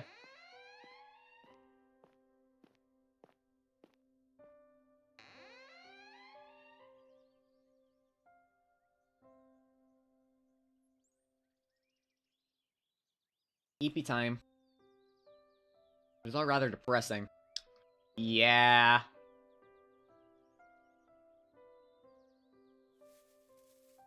She gambled. She gambles? Let's go! Good for her. Me too. I didn't know lambs gambled. That's crazy. Slot machine addiction. Tragic.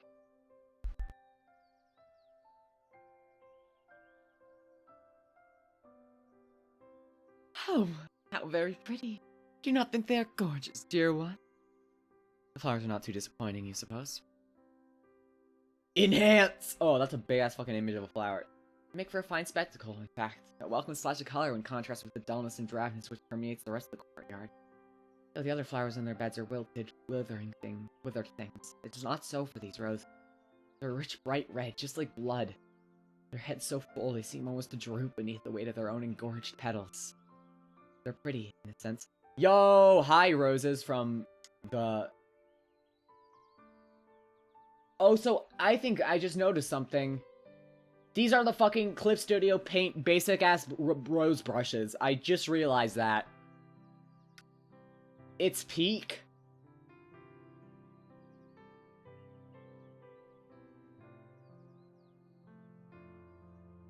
Which are, funnily enough, the same ones I used on my thumbnail. That's how I recognize them. There's something unsettling about them, too. Something that's almost obscene. How did those roses become so very red? Yeah. Honestly, I kind of like it. It's charming. It's not a sign of laziness, I do want to say. It's absolutely just using the tools you have available. I'm just like, oh hey, I recognize that! It's like a checkered pattern, you know? Like, you can't exactly, like, copyright that, you know? It's like, it doesn't make you any less original for using it in, like, a design, I guess. It's all about how you use the tools you're given.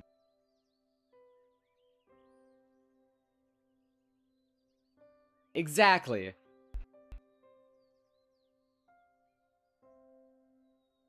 I don't think that's it. But I feel like that's symbolic. So fuck it. Yeah, why not, MC? It's a fanciful thought, but... Oh my, they're simply divine. Looking at these roses always lifts my spirits. They really are my most favorite flowers. I simply must pick some of them. Perhaps I can use them to decorate my bedchamber. It could use a bit of color. Ah.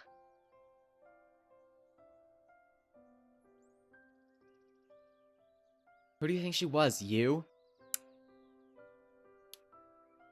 Shut up, video game. I'm gonna cry, and it's gonna be your fault, and you'll feel bad. The princess holds out her newly pilfered rose to her nose and inhales, her eyelids falling shut as the flower's sweet scent washes over her. Aw. She loves me. She loves me not. She loves me not.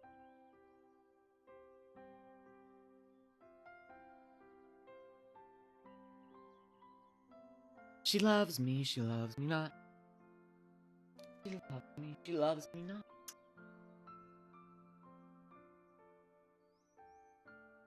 She loves me, I knew it. Is she talking about me?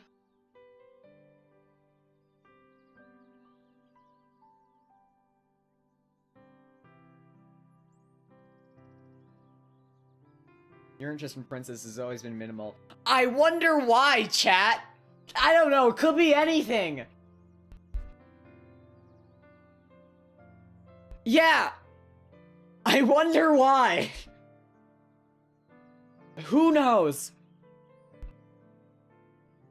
That is a different matter altogether, isn't it? Pleasantly, you ask the princess whose love it is she wishes to court, a query which makes the princess giggle. Oh, dear one. What else would I be thinking of? Naturally, I was thinking of... Okay, okay, we're good. Naturally, I was thinking of you. Naturally. She says it so easily, as though you ought to have suspected as much, and indeed, part of you did. You wanted to believe, yet part of you was afraid to. You didn't want to be arrogant enough to assume that the princess might care for your affections. You begin to blush, your cheeks almost as red as the roses, while the princess laughs. She laughs, and she laughs, and she laughs, her voice clear and sweet like a nightingale's song, as though you're the funniest thing she's ever seen. You never liked being laughed at when you dwelt within the walls of the conservatory. But it's different with her. You haven't known her for all that long, but you're already entranced by her. Ensnared. She has you wrapped around her little finger. Oh my.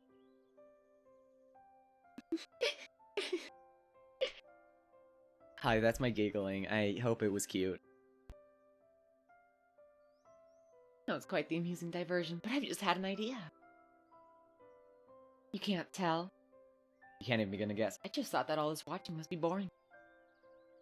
You should give it a try. Oh no.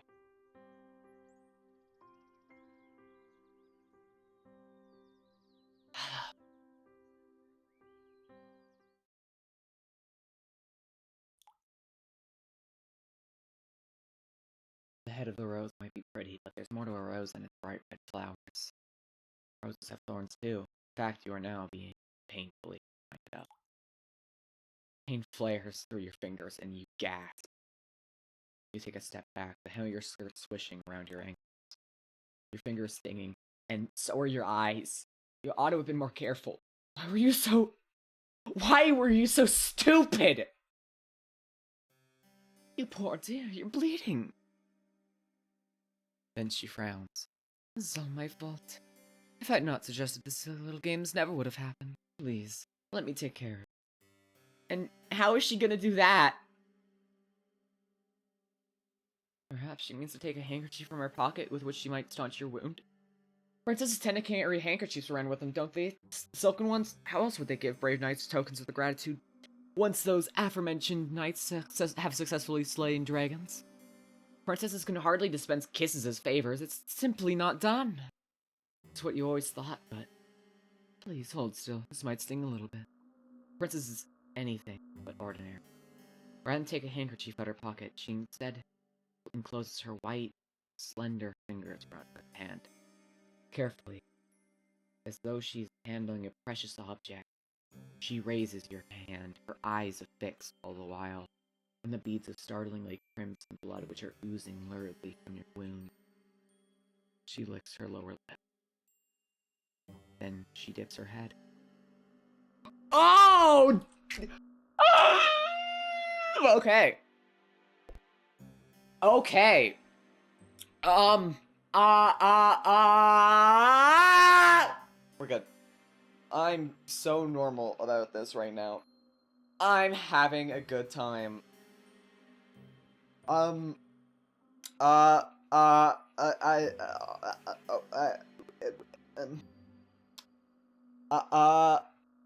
um,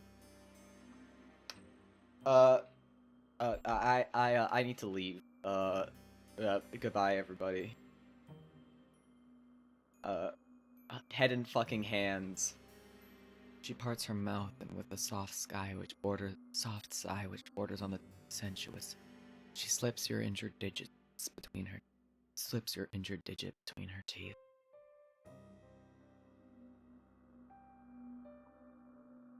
So much for princesses not dispensing kisses as tokens of appreciation. This might not be a conventional kiss, but it feels intimate, regardless, almost startlingly so. The princess's lips, which are as red as any rose, are enclosed around your index finger. You can feel the warmth of the princess's mouth around your skin and the wetness of it. The sensation make your whole body quake.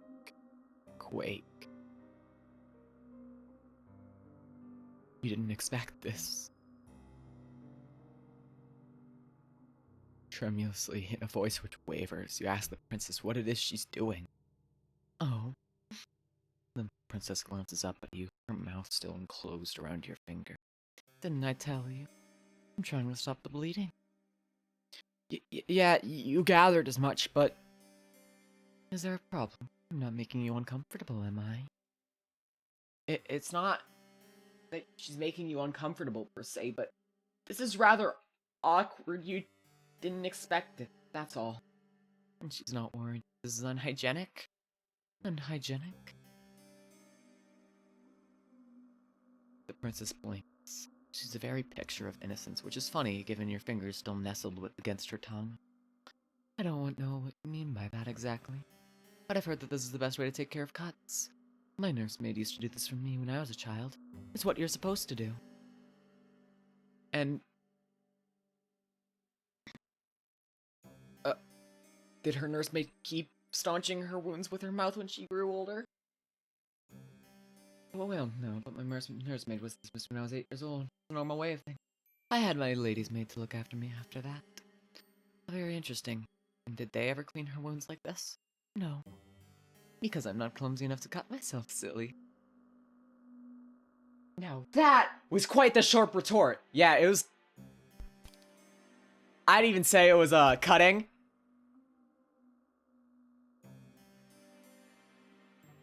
A real jab. She took a stab at it. And ow, why? Fuck you. I'm underappreciated in my time. You'll all see. My genius is underappreciated in my era. 10 years, like 20 years from now, all the kids will be going, yo, is that Joy Kirbs? And the other kids will go like, what the fuck is a Joy Kirbs? And then they'll kill the kid! Destroy the child! But, sorry, I'm like...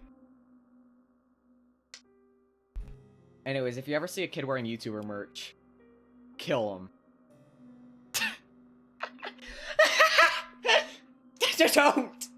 Don't do that for the record.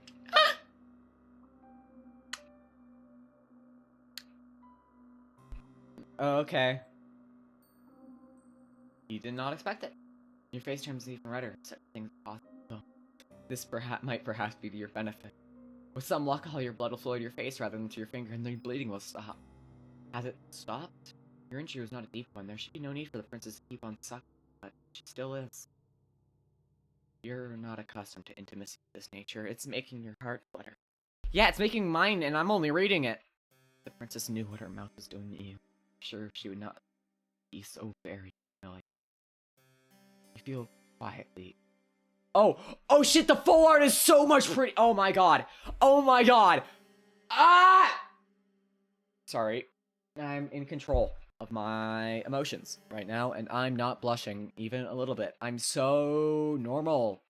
I'm so cool and handling this, and I'm not. Head is not in hands. I am not hiding my face in my hoodie. I would not. I would never do such a thing. It would be shameful.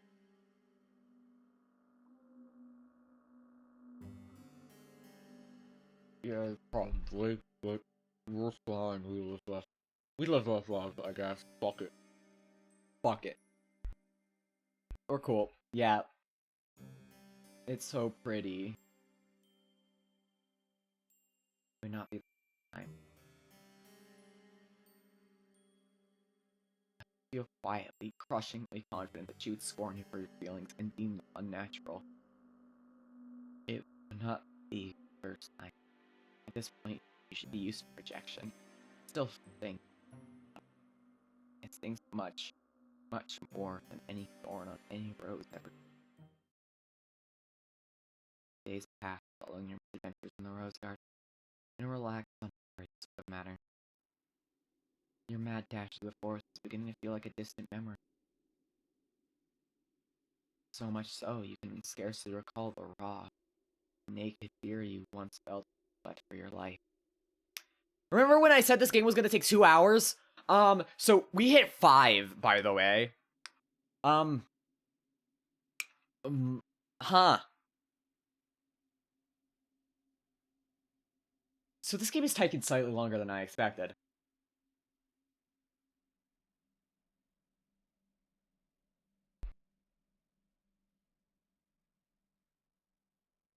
You can scarcely recall as you lay down in your bed the petty cruelties you were subjected to by your classmates. She's moving on from the pain, and that is making me so fucking...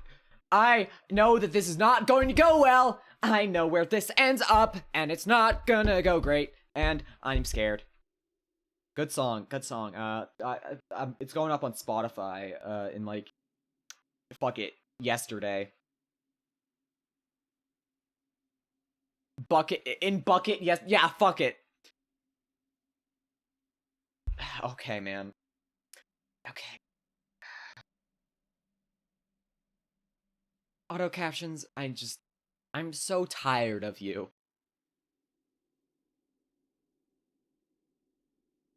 They no longer matter. Your attention is focused not upon yourself, but upon the princess.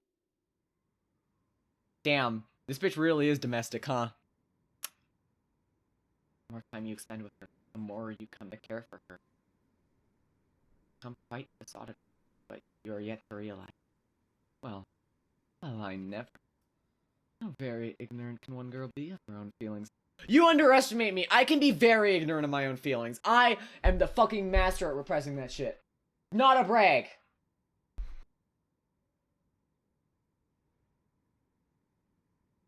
The princess is not half so ignorant as you are, though, despite having spent her whole life within the palace's walls. Damn.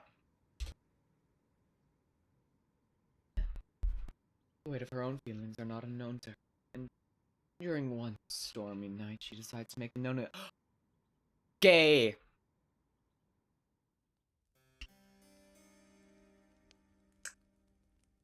Um...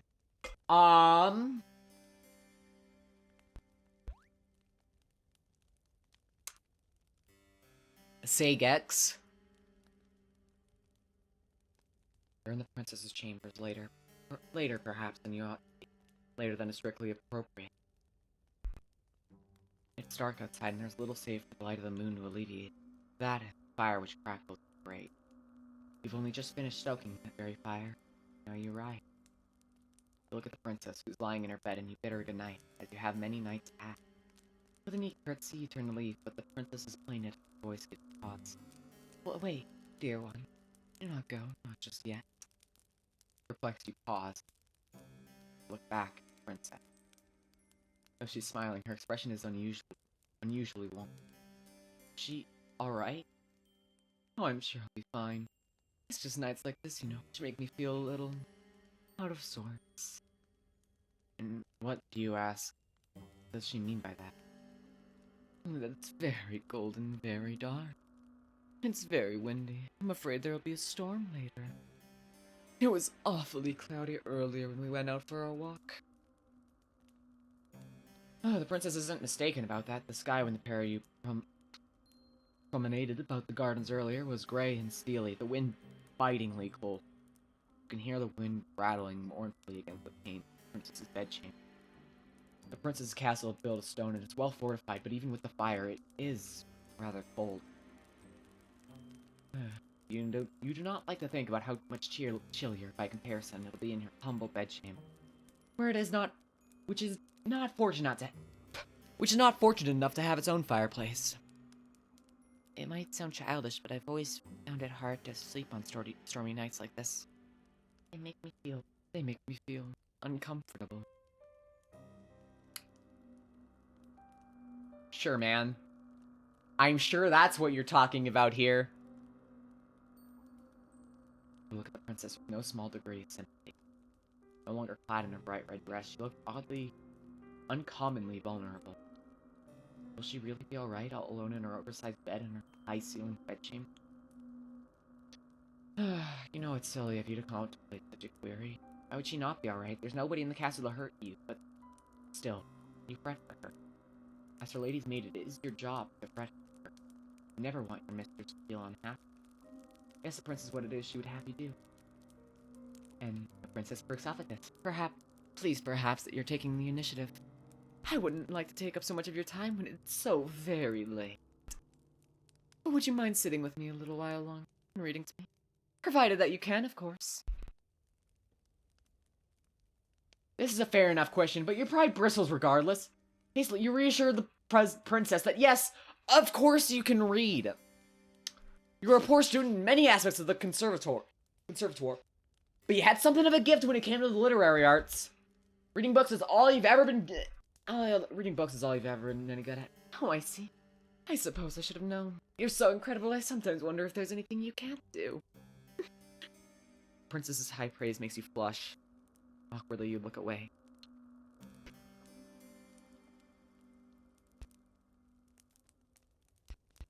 Well, I'm glad you ask. I'm fond of fairy tales, you see. All the ones from centuries past. Uh-oh.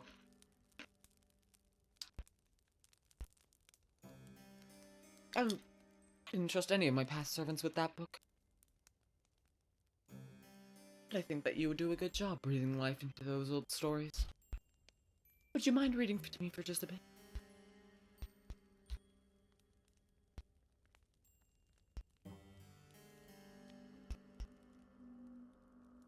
How old is this book? Perhaps it's as old as the castle in which it resides. It's with a quiet voice, hesitant at first that you begin to read to the princess. A tale of courtly love which culminates in a lavish wedding ceremony. All the while as you read, the princess listens to you, enraptured, hanging, or so it seems, on your every word. Once you reach the final phrase embossed on the pages of the age tome, and they lived happily ever after. The princess sighs as though this tale had touched her very soul.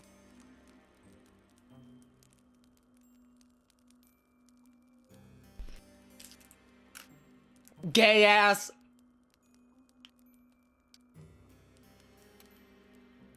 Ha ha. You're not... Princess, you are not being clever, but MC is so fucking stupid, she will miss it. Just kidding, it's the self-loathing. Not stupidity, baby.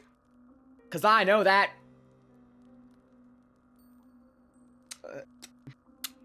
Of course I know her, she's me.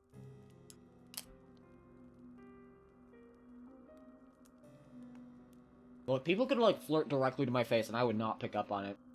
Well, I would pick up on it, but I, like, no one, I could never, like, be like, oh, yeah, that person really means it. Nope.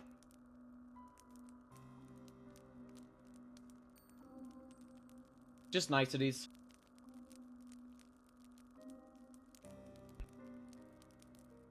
Would that there was a handsome prince to marry me. Or better yet, a beautiful princess. At this point, I'd think I'd even settle for a lowly scullery maid. You blush at this idle remark and mumble softly that this wouldn't be proper.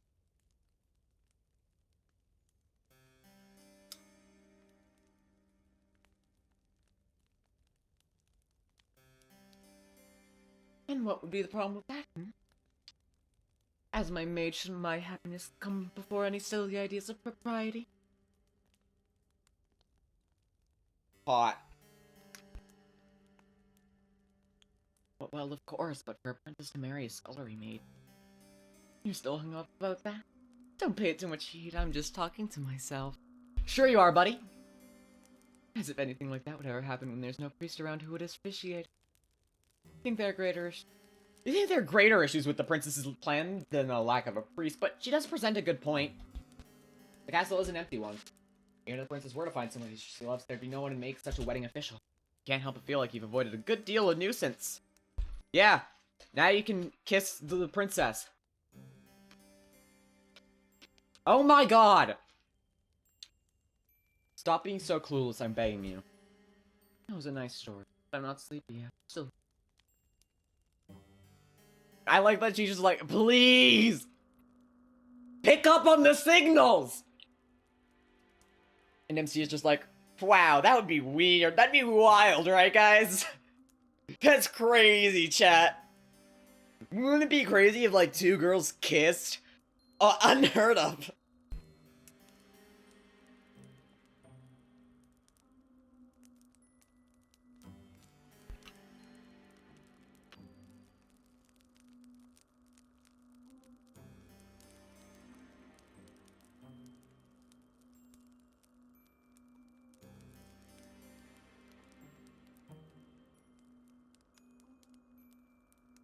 Sorry, that just reminded me of that one. Is there Toho but for boys and it's just Team Fortress 2? I need to pull up that fucking...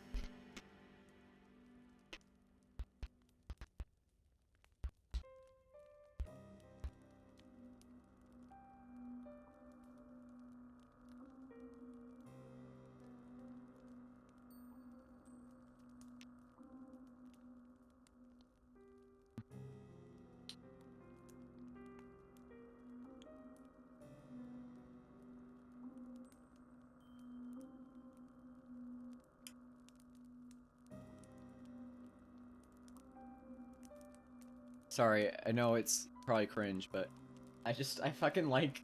You live in Toho, stupid. It's only girls. I think it's silly. I like Tumblr. Tumblr has good vibes. I like it.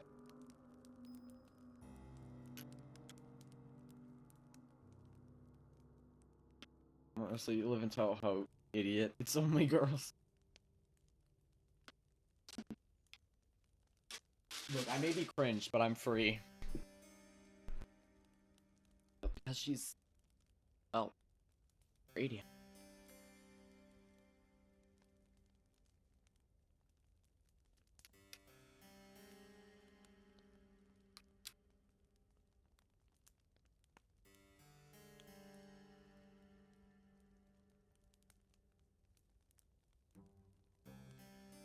Yeah.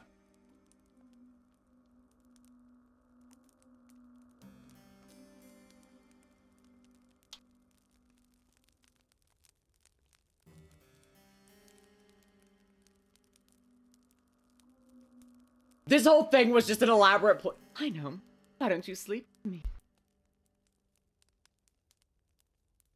Slowly you blink. Welcome back. We're currently sleeping with the princess.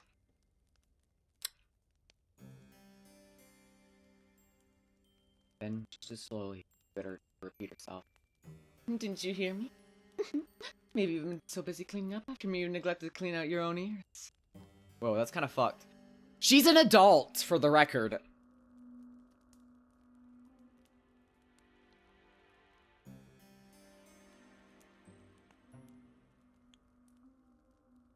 She's just silly. Of course you'd like to sleep with her. It'd be an honor. But would it really be alright for you to accept such an invitation? It must be a gross breach of protocol, surely, for a lowly domestic such as yourself to share a bed with a princess. You sit upon the princess's bed, side fretting, while she observes with wide, beseeching eyes. Yo, hell yeah. I want some.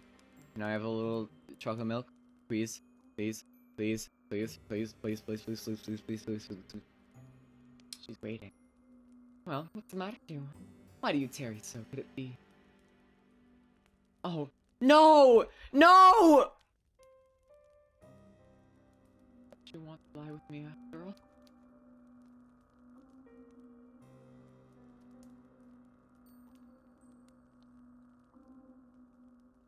I would. Well then, don't just stand there dilly-dallying, silly. Come and join me, come! And that is what you do. You come? No!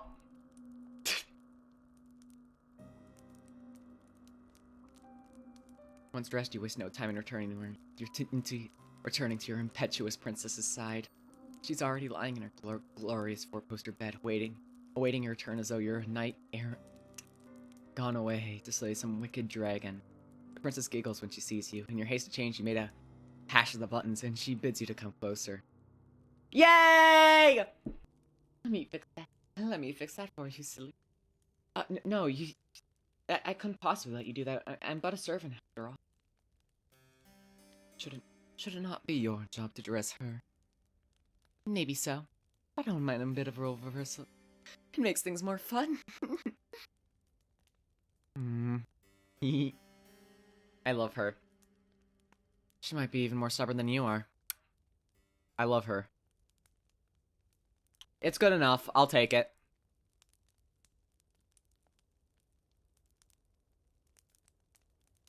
Oh.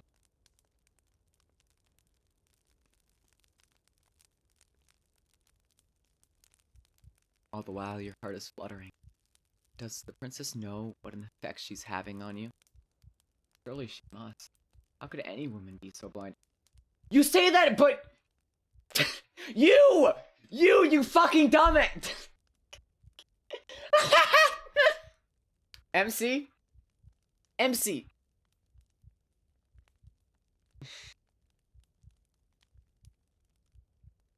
There's these things called a mirror. Try looking in one sometime.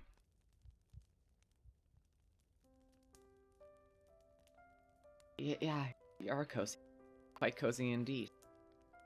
Very good. The storm might be raging outdoors, but it can't get us here.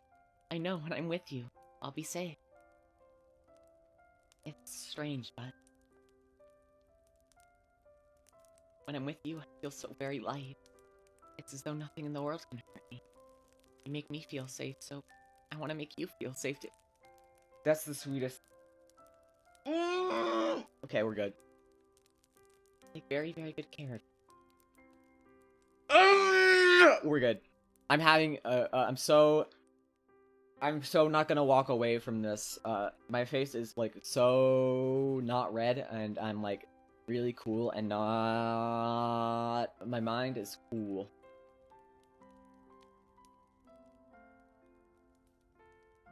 In a way, you've been taking good care of me already. Now I need to return the favor. As a princess, I'm supposed to look after my vassals. It's all a part of the job description. You weren't aware that being a princess came with a job description. You thought the profession came with far fewer written responsibilities and far fewer forms to sign than, say, becoming a doctor, or an astrophysicist, or a mathematics professor. You tell the princess this sleepily, and she laughs. You do say some funny things to your wife. I think you must be tired. Rest your head. You've been working so hard. I think you deserve it. This is gonna go bad. We're gonna die. Is this an isekai? I don't know.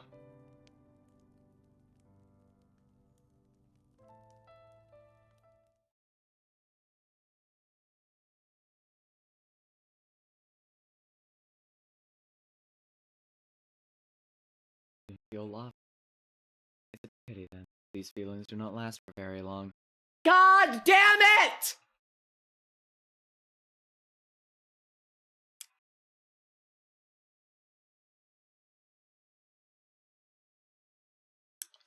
Well,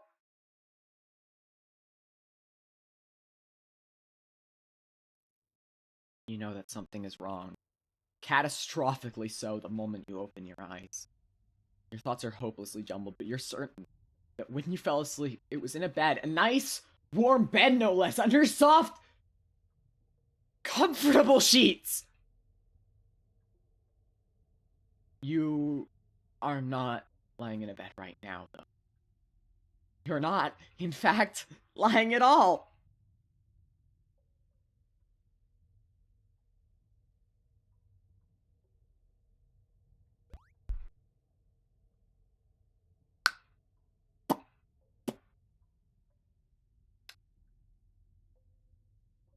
I'm not having a good time.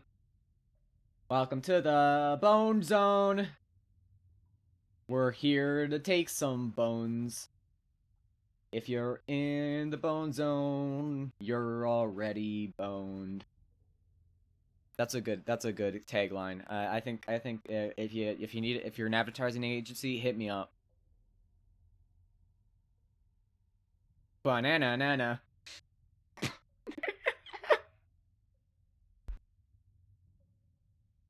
You're standing against a cold, hard wall made of stone. The curve of your back is pressed against the wall so intimately you can feel its icy chill seeping through the fabric of your gown. Your feet, which are bare, are similarly pressed against cold, unfeeling stone. They feel so frigid you can't help but tremble. I'm not the horrors. I'm not. Whoa. That's a me.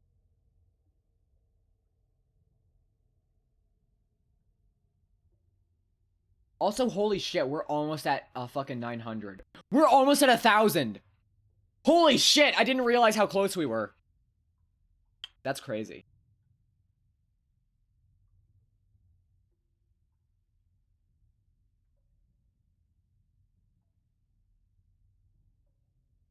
Yeah, 1,000 followers on Twitch.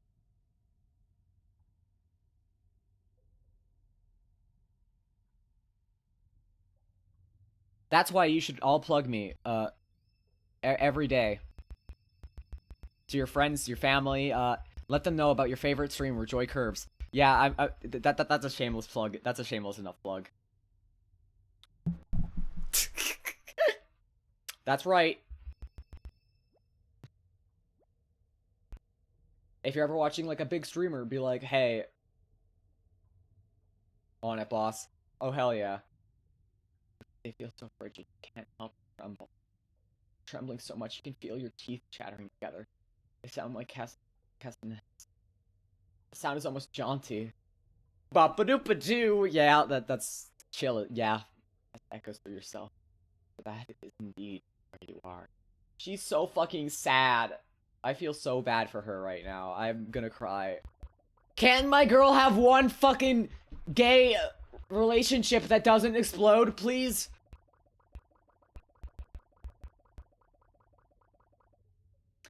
She just let her not get murdered one time.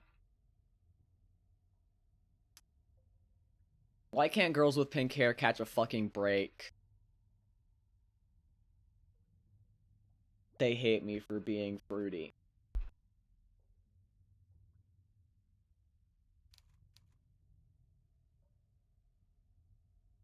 Look, I know I may not look like it right now. Right meow. But, boom. That pink hair. It's because I'm like a magical girl, and like this is my magical girl transformation.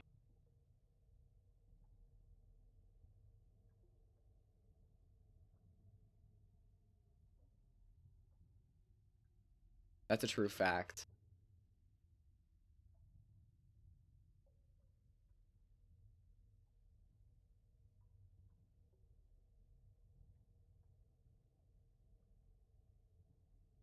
Let me out? Why? What? For what? Because I have pink hair? You want to kill me? You want to kill me for my fruitiness? People hate me for it. Standing instead, you realize the sharp start in the cell of some great underground dungeon. Yeah, Hello, by the way. Hi, we're having a great time with our princess girlfriend, who is, I'm sure having a good time. You swallow, and when you do, you can taste something bitter on your tongue. Your stomach is beginning to churn with anxiety. You feel like you're going to be sick. Feeling which wells up inside you to a staggering degree when you catch notice of the stench. Yeah, we're having a fun time right now. This happened to me once.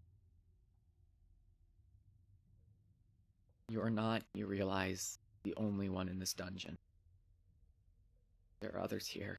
Others attired in the simple black and white outfits of servants which look much like the dress that you once wore.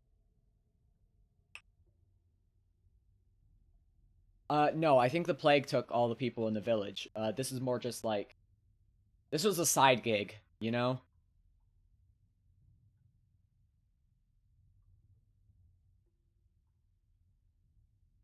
This was her side job. She was on that hustle.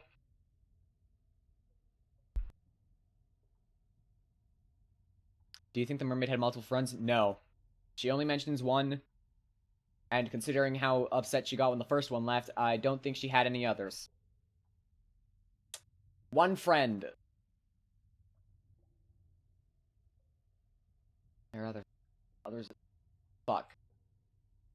Others who are with you, however, in this expansive cell manacled to the walls are in no fit state to speak to you, nor to tell you of their plights. They're all unfeeling, unseeing,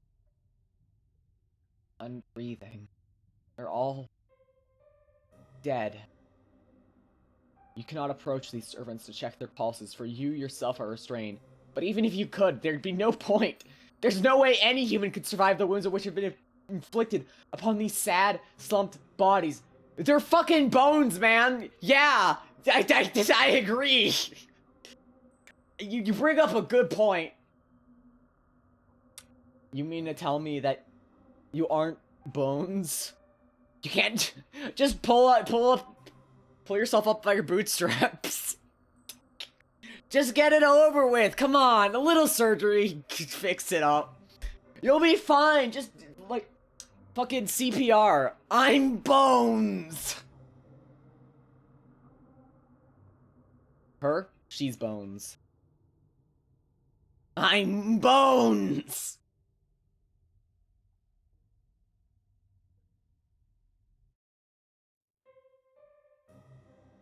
I don't know what that's a reference to.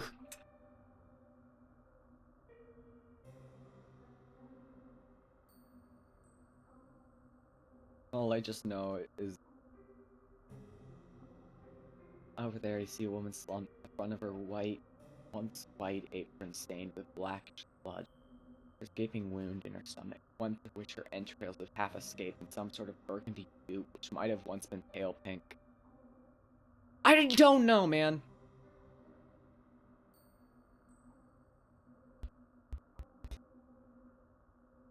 I'm bones. I'm not thinking about the Imagine Dragons song. It's a fucking Tumblr post, I'm like 90% sure. But I'm never thinking about Imagine Dragons, and don't you fucking say that. Fuck you. Fuck you, Google. I hate you. The implication that I would ever think about Imagine Dragons is fucking sickening. I take that as a personal insult.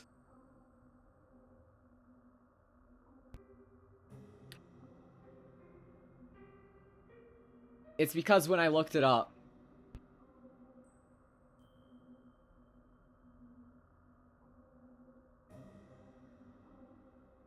this is not what I wanted. I don't want Imagine Dragons. I want to imagine less dragons, in fact. I would like no dragons. Die. I'll unimagine these dragons. Yeah, my mind is empty now. Those dragons are... Do you hate dragons? No, I just hate... those motherfuckers. I don't actually... They just make really boring music. I don't give a shit. Look.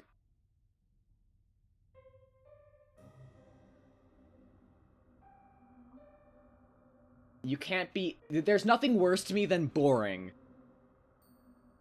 Like, I will gladly listen to, like, absolutely dog shit music before I listen to Imagine Dragons. And you know what? That's real as fuck. I know I'm saying that about the words that I'm saying, but I agree with the words that I say. That's how you know I'm full of self-confidence and, like, totally fine, and no one needs to check up on me. Cool. Glad we can all agree on that. Unanimous decision. Cool. Mentally well. That's why I'm locked up in the dungeon.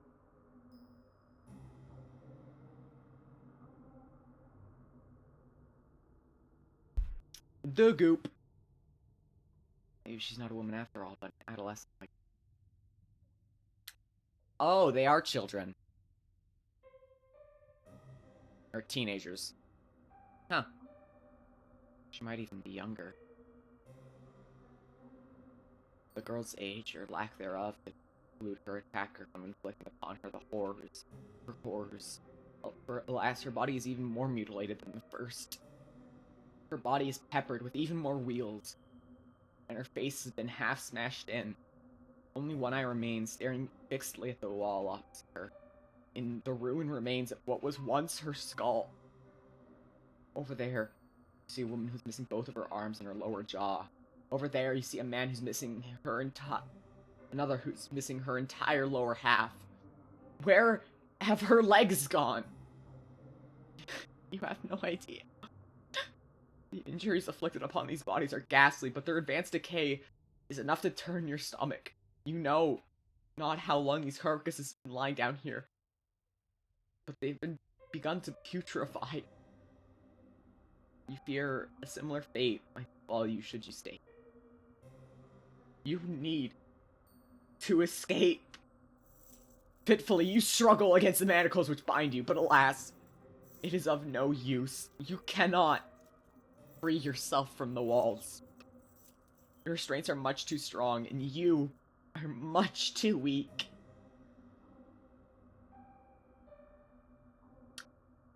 Just keep pulling until you rip your hands off. Look, I'd rather have no hands than die.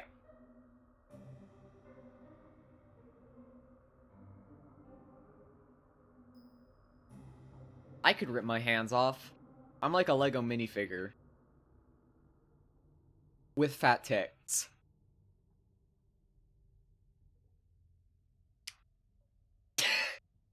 Why do I say words?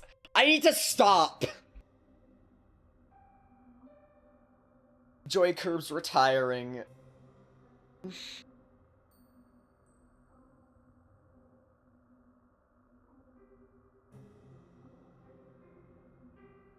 No, the tits are stuck on there. Hot glue gun. Okay, I need to stop fucking talking forever.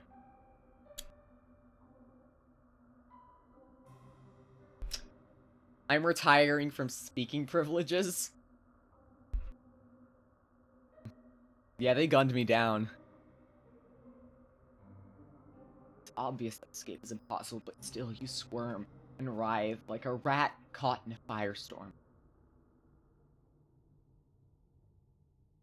There's little point, however, to your struggles. You succeed in nothing. You attempt to free yourself safe, making the steel manacles dig into your abused wrists more sharply than ever. You gasp. It hurts. Well, you ought to have known that would not work. The very definition of insanity is, you know, performing a set action over and over again, hoping for a different response. Okay, yes. But what if I did it one more time? In that sense, perhaps one could argue optimism is not so very distant from insanity. Okay, fuck you. Fuck you. Fuck you. Hi, it's me, Stiffer in Stars and I mean, it's not wrong. Just one more loop, guys. This is the one. Yeah, that's an interesting point to consider. Would you not agree? I would not, because fuck you. It's not that you're wrong necessarily. It's a fuck you. Are you not? Aren't you already like? Great. No, evidently not. You're still trying to escape, you foolish girl. As if that'll do you any good. The clangorous rattling of your steely restraints is rather starting to get on my nerves. You're making enough noise to raise the dead down there in your dark, dingy cell, and all your screaming is hardly helping matters. I wish that you would cease this infernal racket, but I know you will not. Nothing I say could ever get through to you. Not that you've ever listened to me in the first place. Perhaps you would listen to her, though. Is she not your kind, considerate mistress? Hey, could you not kill me, please? I would rather you didn't. Oh.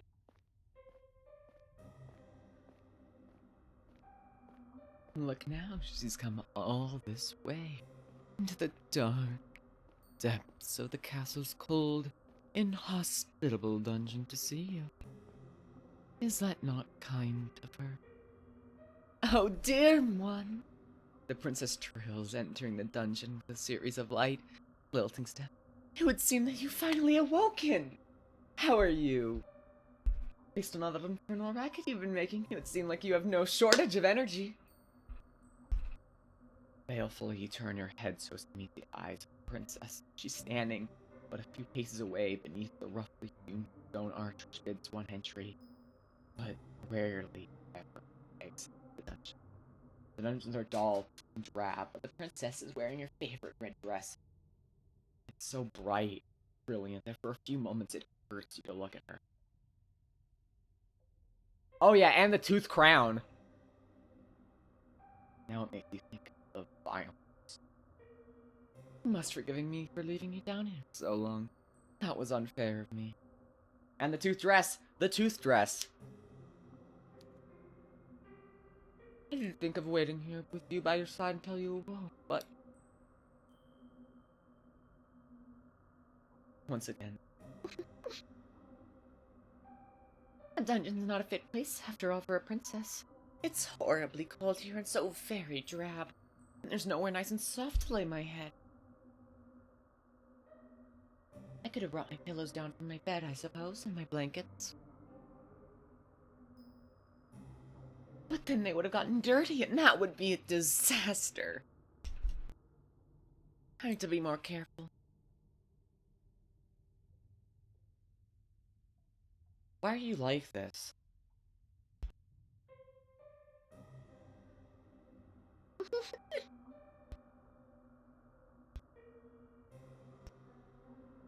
Yes, that's right. Could you not tell? Thought you might have figured it out after waking up in a dungeon, silly. Still smiling, the princess takes another step towards you. Would that you could. You would cringe away from her, but you can't. You are completely powerless. Oh, hot! I mean, fuck.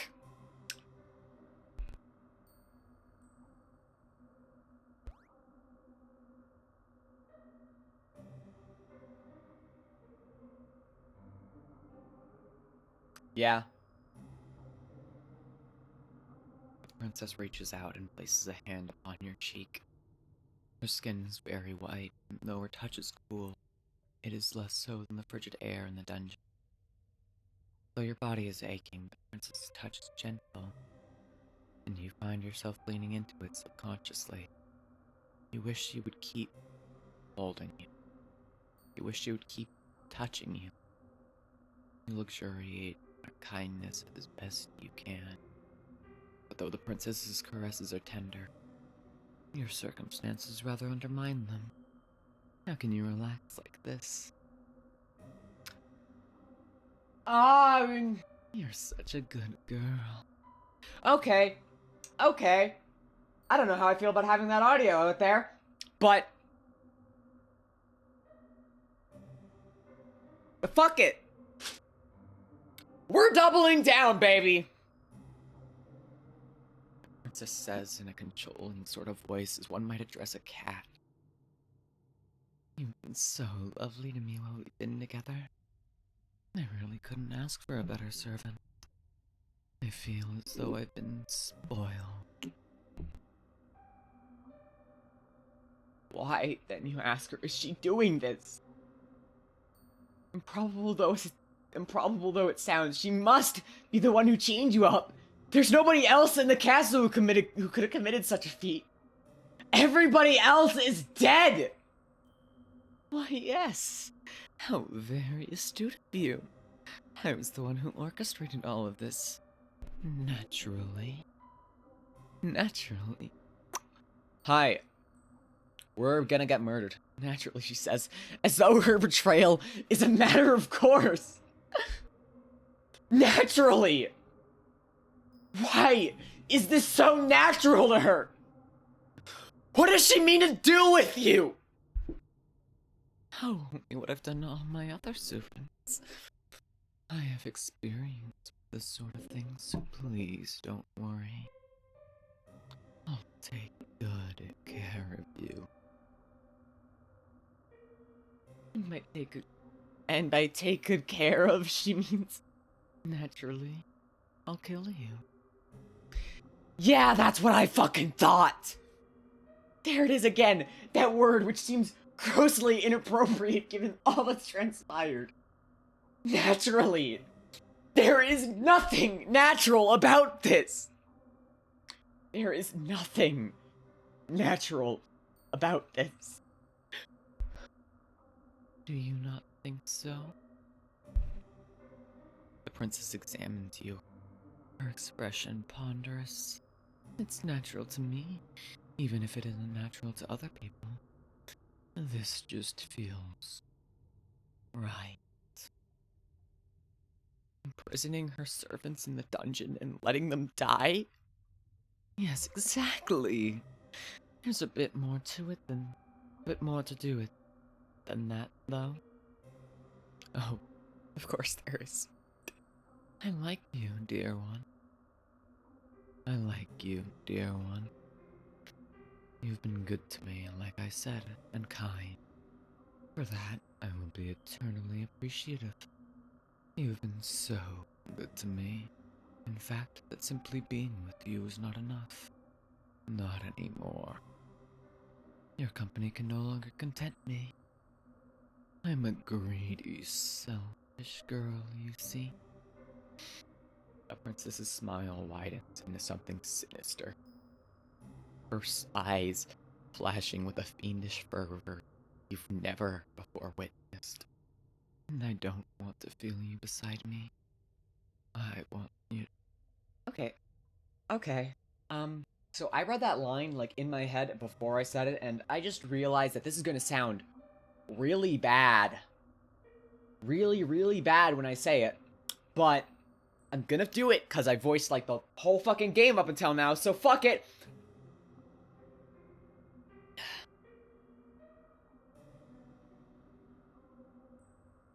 Fuck it! Oh, this audio is going to backfire on me someday. Someday I'm gonna hear my own voice in like a fucking porn automatic and it's gonna be just all kinds of distressing.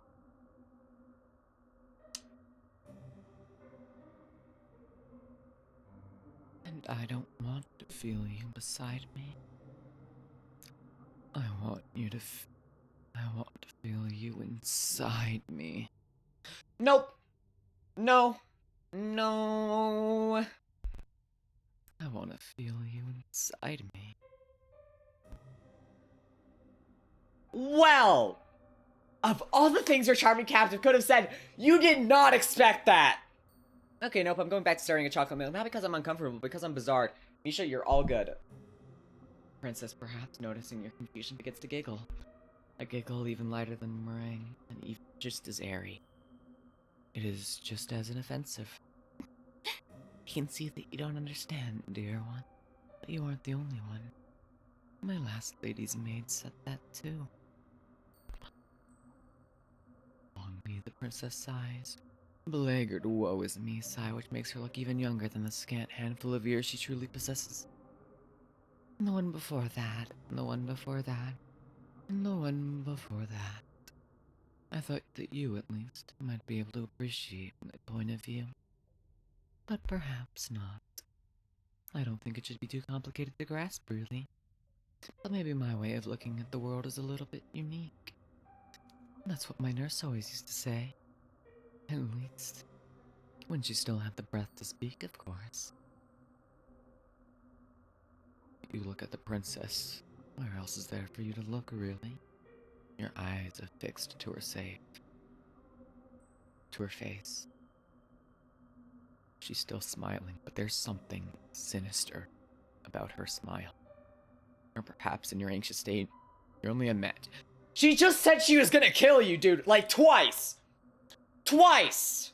And then she said she wanted you inside her, which is mixed signals.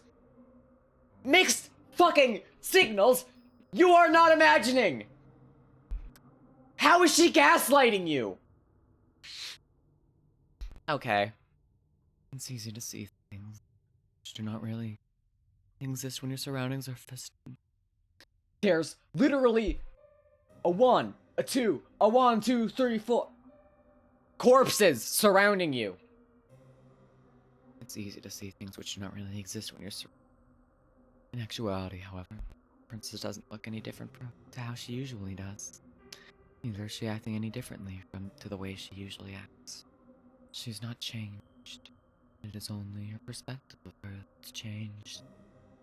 Tremulously, you ask the princess what she means. A question the princess is only too happy to answer. It's simple, really, like I said. You were wondering, weren't you, why there weren't any guards or servants in the castle when you first arrived here? The question had crossed your mind, yes. You're sure that the princess said her mistress sent them away? That minister sent them away? Was that a lie? I wasn't being wholly truthful, no. I thought you would be afraid of me if you knew what actually happened. And I didn't want that. I don't know if anyone else likes this voice that I'm doing, but I will say, I do feel vastly, like I'm going to regret this in the morning. Winks. I wanted you to stay with me. My ministers didn't send anybody away because I don't have ministers. I dispatched of them, too. Did she know? I suppose you ought not to be surprised, but you still shudder regardless. My ministers weren't very much fun, I'm afraid. They had a lot of ideas about what I should and shouldn't do after my parents died. The princess stares at you, her eyes wide like black holes. Empty, yawning abysses. So, I killed them. I killed my servants too, though I did a more thorough job with them than I did my ministers. I did not care for my ministers, you see. They were all fusty old men. But I did love my servants. I love my ladies' maids and my undermaids, and my scullery maids, and my housekeeper and my cooks, and my large retinue of retainers. They were like my family.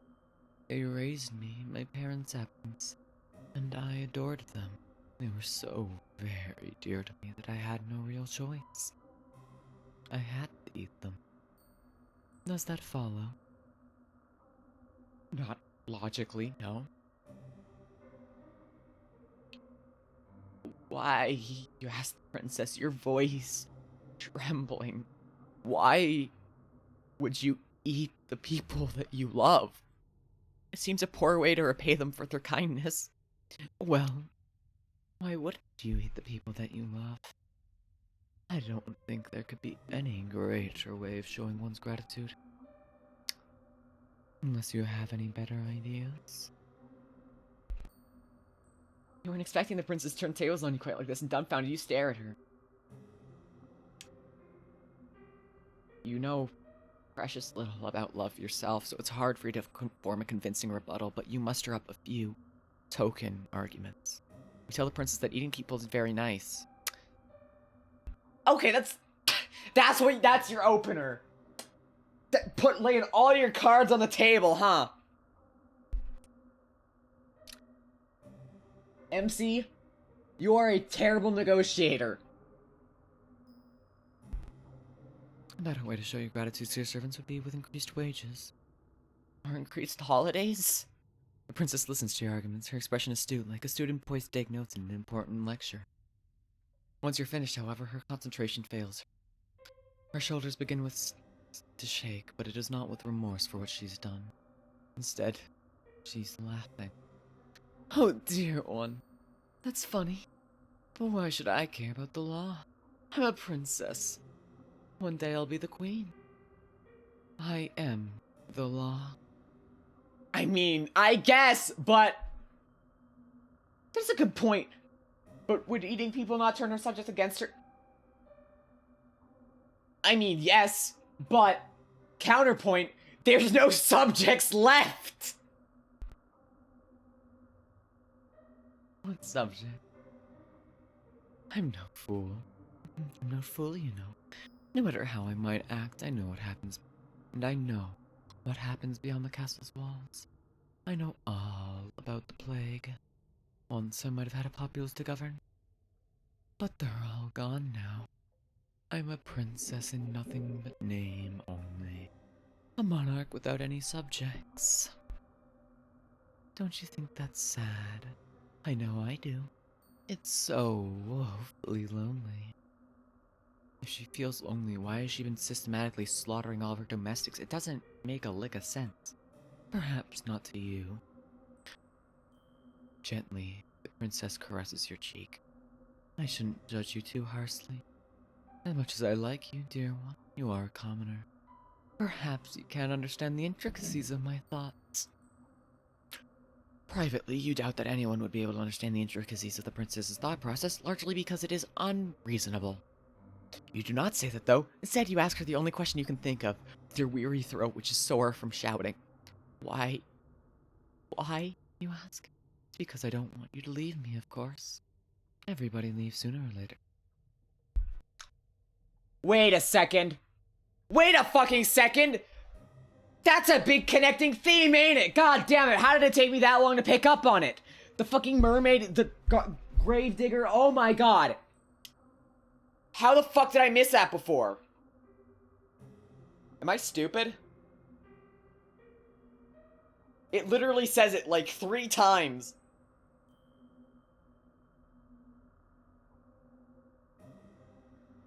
I might be stupid.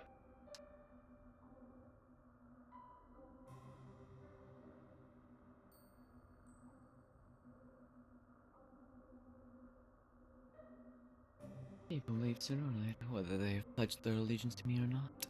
That is simply the way of the world. People are fickle and inconsistent and inconstant. Even to me, a monarch. Maybe just a little bit. To be fair, I did pick up on it as like individual themes. I just now picked up on it as like an overarching thing. Because I kind of like... My brain has been kind of like segmenting them in my head. I'm gonna be real. And it's been 5 hours and I've been voice acting the whole thing, okay? Give me a break.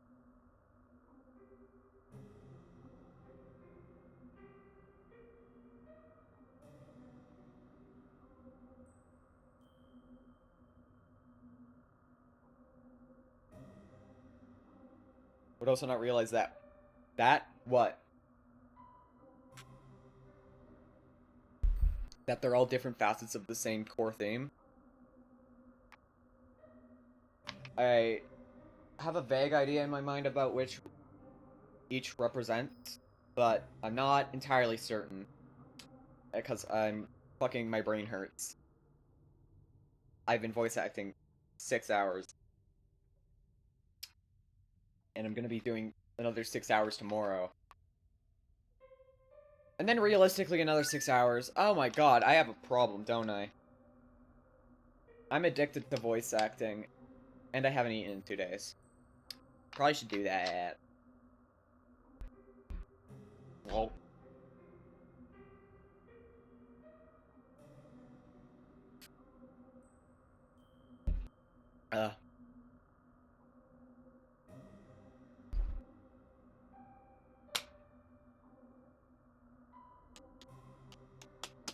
You know, I like opening Switch game cartridges because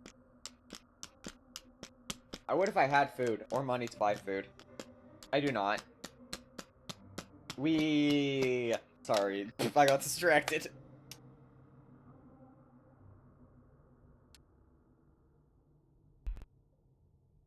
That's why I decided to eat my servants. I feel like that makes them leave faster, if anything. I'm gonna be real with you. That kind of kills them. When they're dead, they can't exactly be around in my IMO.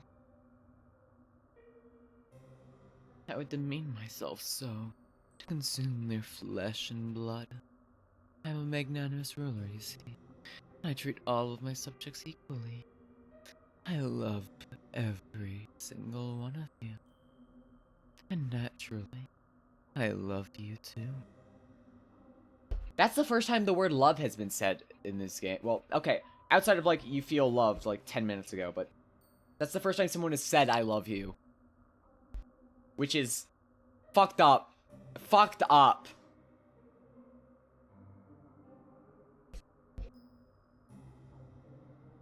You've been awfully nice to me, and you are very pretty alongside it.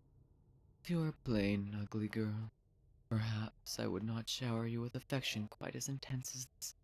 But you've captured my heart. I think you're lovely. And so, I'll bestow upon you the highest honor I can conceive of. I want your body to mix with mine. Then, we can stay together forever and ever. Yeah, but you still have bestowed that honor upon literally everyone else. So all I'm saying is kind of a slut. Sorry, that was so bad. Look.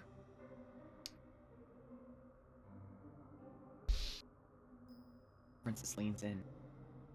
You can feel her soft, silken hair brushing against your cheeks. You can feel it too, the warmth of her breath as it ghosts against your skin. It's cold in tension, but the princess's close proximity is perverse, though this may sound. Something of a comfort. Her eyes are wide and her lips are so red. Her smile, meanwhile, is so sweet.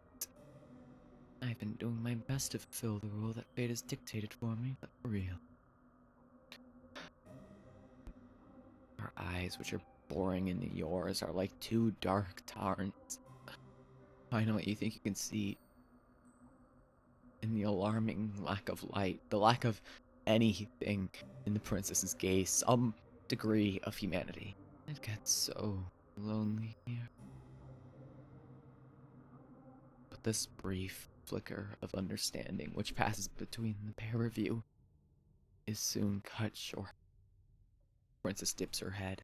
She parts her lips, which are as red as the petals of a carnivorous flower. You feel the princess's breath against your neck. It's warm in the icy chill of the dungeons, but you shudder from it. For a few moments, you think that this overture of the princess's could be romantic in a way, but this too comes to a swift, merciless close. The princess's mouth is on your neck. The princess's teeth, sharp as needles, are in your flesh. The princess is draining your blood. She's supping on it in great, greedy gobbets like a hungry animal, one who cannot truly comprehend the harm it is causing. Even as the princess sups from you, her arms twined around your waist, you find you can't hate her. She's far too unworldly.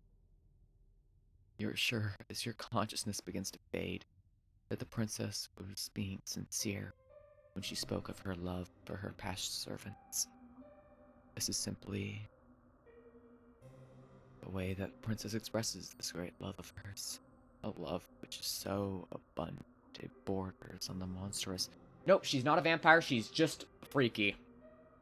It's a love you never thought you would ever experience.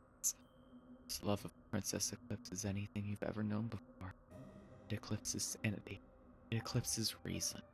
It eclipses all notions you might have had of right or wrong. The princess, as you know full well, does not care about such concepts.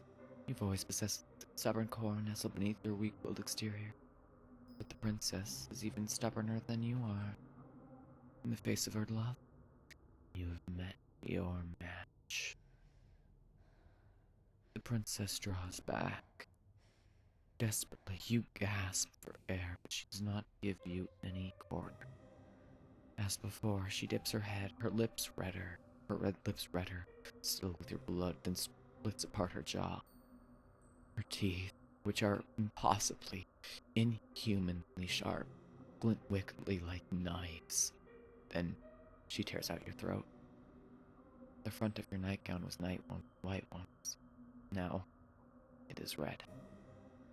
There's so much blood that you can smell it when you inhale. Sharper than metal. It's so potent, you can taste it on your tongue. You try to inhale, but the task proves beyond you. What with the twin perforations that have ruptured your skin? Your attempted breaths, when they escape your lips, sound like sad, sorry wheezes. Your whole body, meanwhile, feels as though it's on fire. Make for quite the sorry sight indeed. But you'll forgive me if my sympathy is limited. You did bring this upon yourself, you know. You reap what you sow. And in your case, you made a series of bad decisions which led to your untimely demise. Now, what do you want to do? Will you accept this fate of yours and rest in peace? Or will you fight against it? That's death number 3, baby.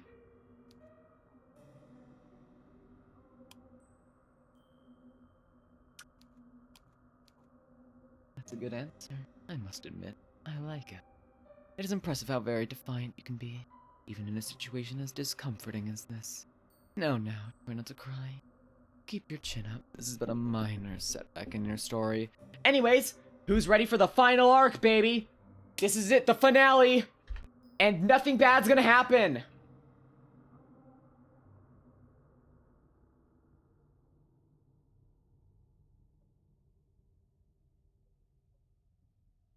And there are far more enjoyable ways to be eaten than this. Okay, don't fucking say.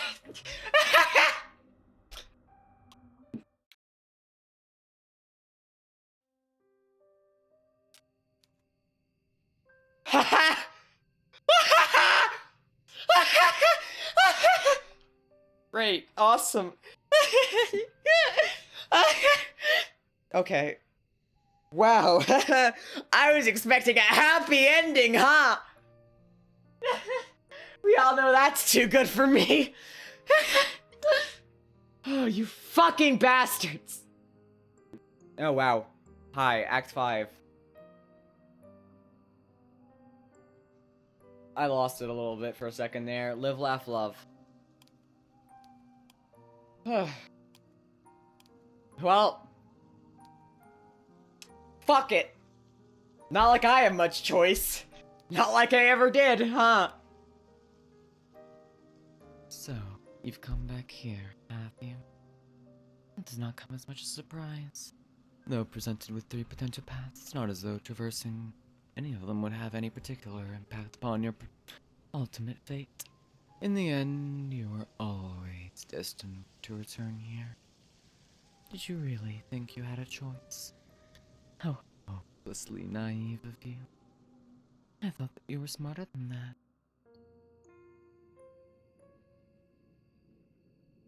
Your breath, which once escaped your lips in sharp, ragged breaths, gasps, is now on the verge of petering out altogether. Petering Griffin.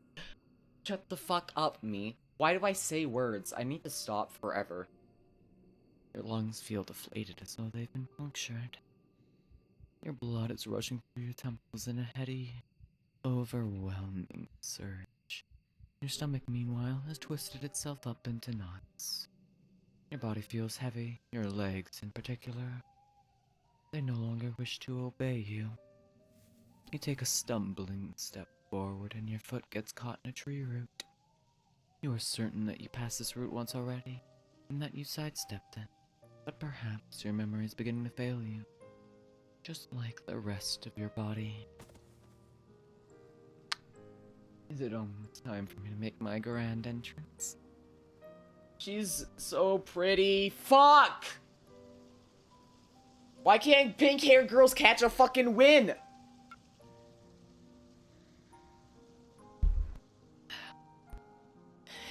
You gasp, surprised. You pitch forward, dull and senseless like a sack of potatoes. Your arm hits the ground with a crack, one which makes you cry out in pain.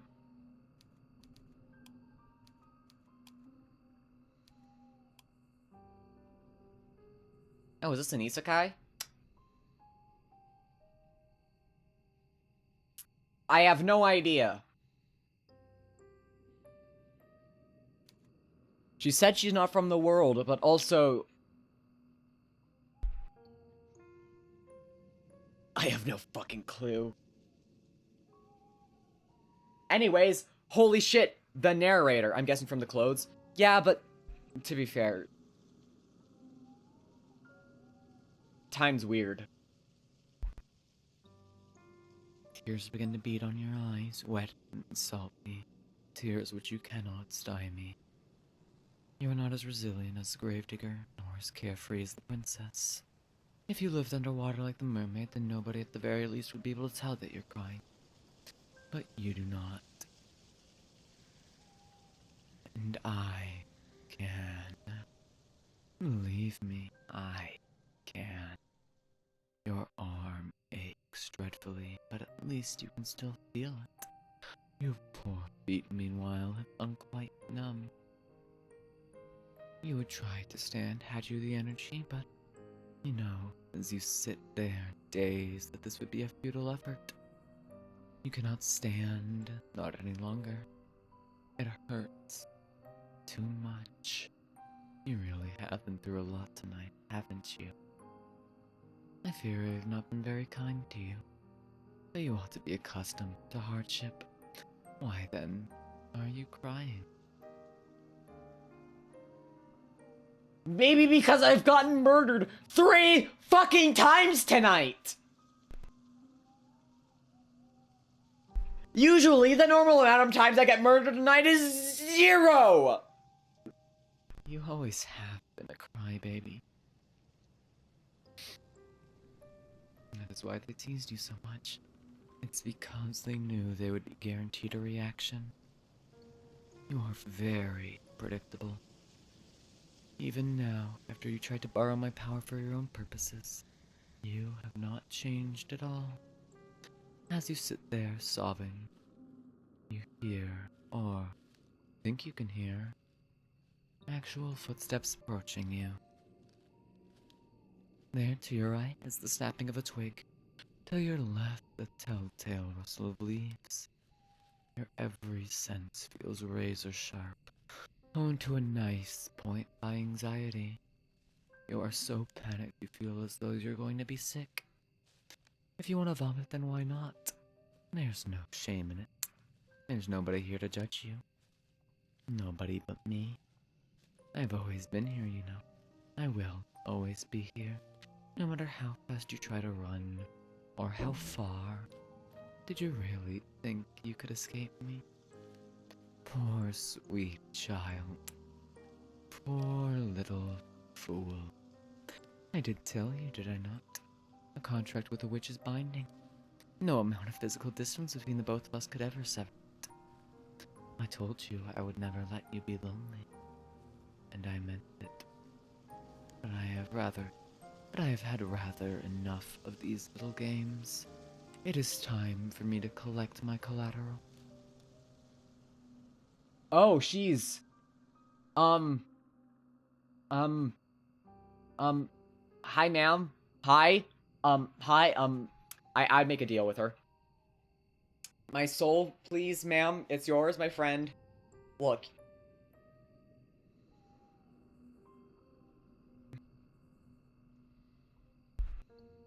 A soft gasp escapes your throat as you feel arms wind their way around your back. Naturally, you know whose arms they are. They're mine. I've been watching you all night, but this is the first time I have reached out to you in so direct a manner. Did you not expect me to be so forward? I can hear your heart fluttering in your chest. It's beating so quickly like a startled rabbit's. Your breaths are short and sharp. It's a cold night, and though I'm holding you, you're still shaking. I wish you would not tremble so. Everybody fears the unknown, but we are not strangers. We have spoken before, have you not? When you first called me forth from the ether, using that book you found in the library. You were desperate enough then to turn to the occult for help. You pleaded with me to use my magic for your behalf. You begged me. You implored and you entreated and you wheedled and you whined. And though I had some reservations, you forced my hand. I had no choice. Not in the face of your desperation. You did not want to be lonely anymore. You wanted to have a friend. Someone who would always be there for you, no matter what. You wanted somebody to love you. Is that not what you demanded of me? Is that not what I have given you? You might think me wicked, but you are being awfully cruel yourself to run from me after I made all of your wishes come true. I did think, about punishing you for running away from me. I thought of poking your eyes out so that you may never see anybody else other than me. I thought of cutting off your long, lovely hair so that nobody might ever think you beautiful but me. I thought of breaking your legs so that you might never be able to escape from me. I turned all of these intriguing ideas over in my mind, but I am a merciful witch. Though you hurt me, I did not wish to hurt you. You asked, after all, that I love you.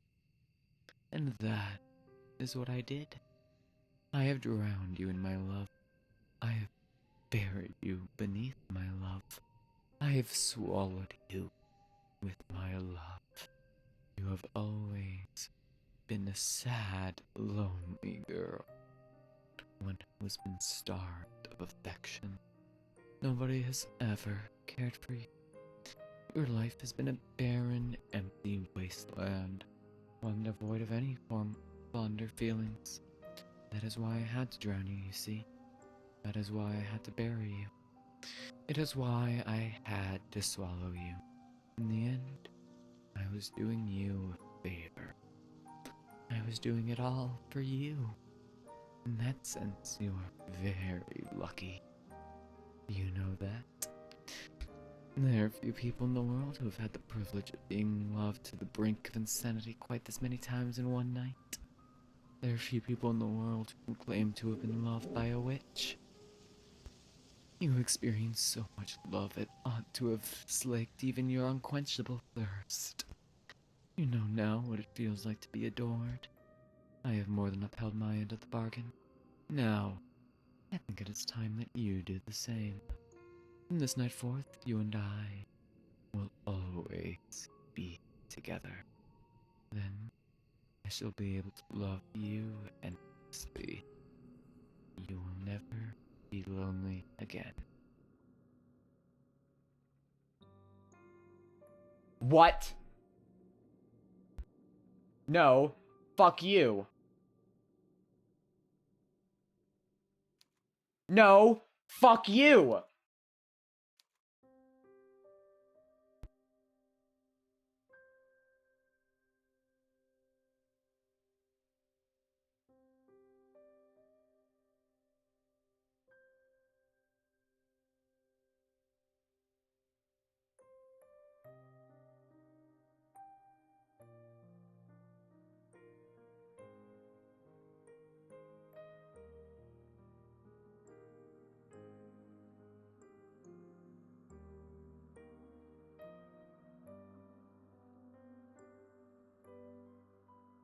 Okay.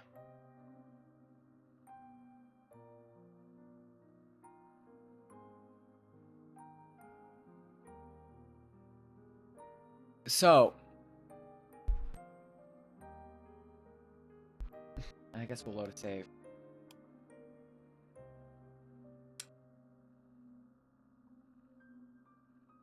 What the fuck?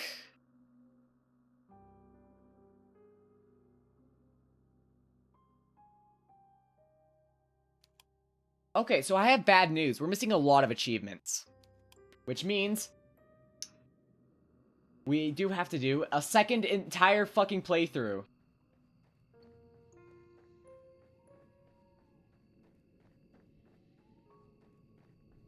Oh shit! What the fuck do you mean that second game is... What? Okay, that's new God fucking damn it. My work is never finished! We're finishing this game. You cut feet, you torn your skin. Once you had hope, now it's gone. Why are you so... Silly girl. Did you really think you could escape from me? After all I've subjected you to already? There's no use trying to escape from my embrace. And if I may be so bold, I am hurt that you would even attempt it. Were you not happy with me? I was happy with you. But no matter. You're a stubborn little chit, and perhaps you think that things will be different this time around.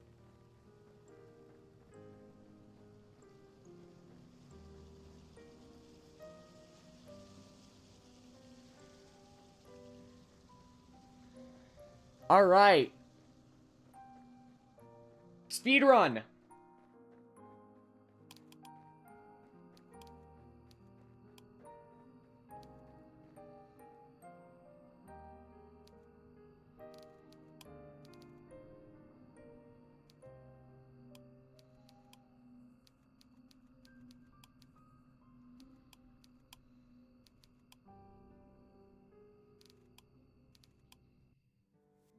Speedrun.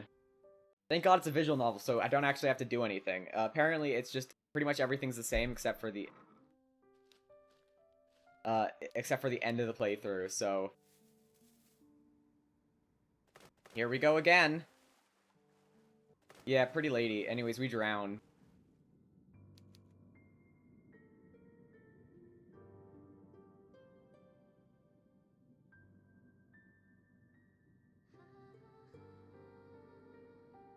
Yeah, so we just have to go through all the options again. So, speedrun.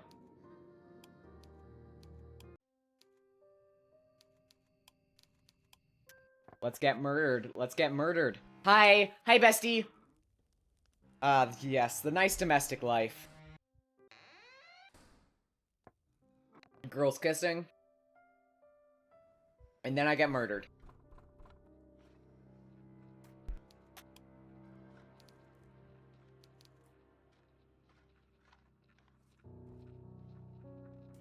I am ready to embrace you, should you so desire, and cradle you within my unassailable affection.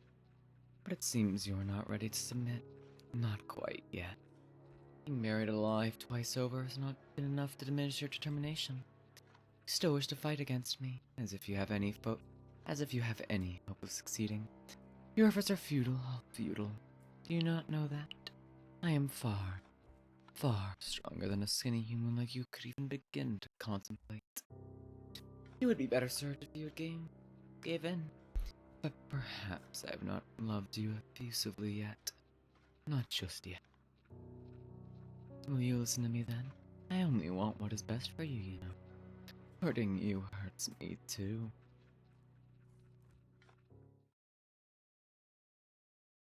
You and I both know, however, this was never the case. You still belong to me, and I will never let you forget that fact. Now, continue to struggle. Do your very best. It will not work, but it should be entertaining if nothing else. Cool.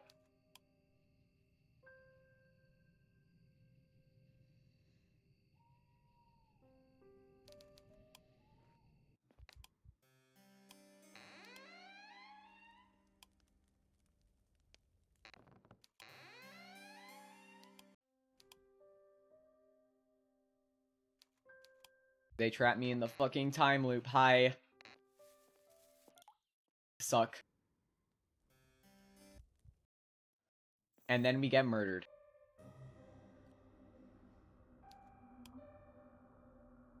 Oh, you wish to keep going, do you?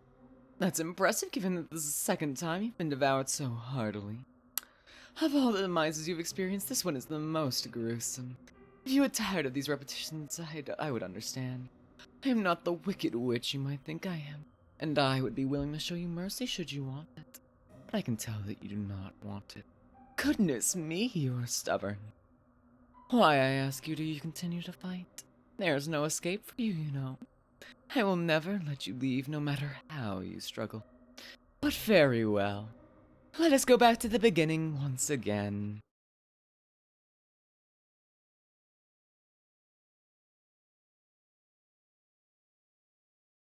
I will always find you. I can promise you that much. And here we go. Here's the new content, baby. Okay. From what I can tell from looking up a guide, this is the last playthrough we have to do. So, the finale, for real this time. The good ending. Was it give up? Yes, it was.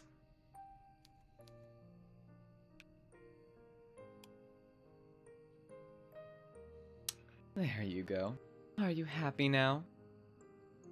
I told you there was no use in repeating this night, yet you failed to listen. You've been drowned, buried, and consumed once more, and for what? Do you feel as though you made any progress in your attempts? Wait. God damn it. They put me back in the fucking time loop. Again. I'm never gonna be free.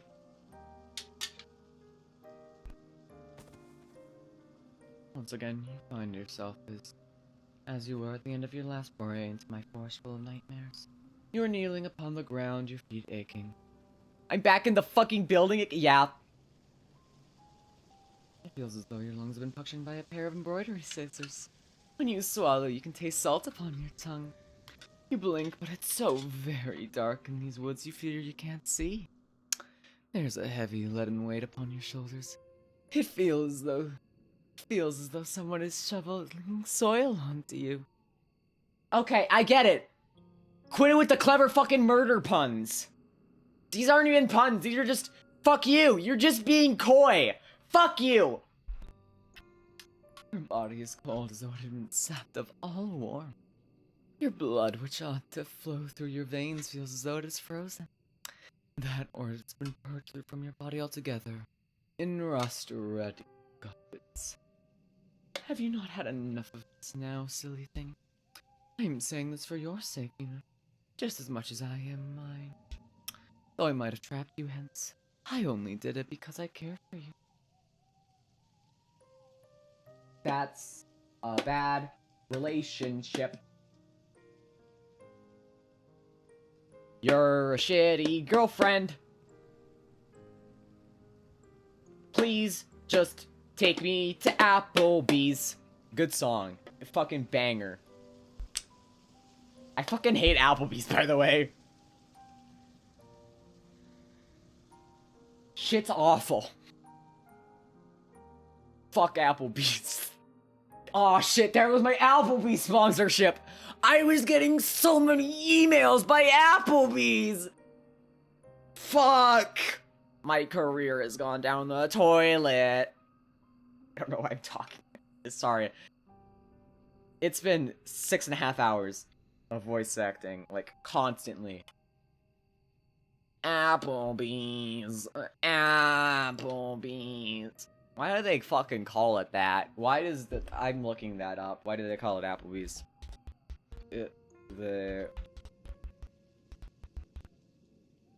Why do they call it Applebee's?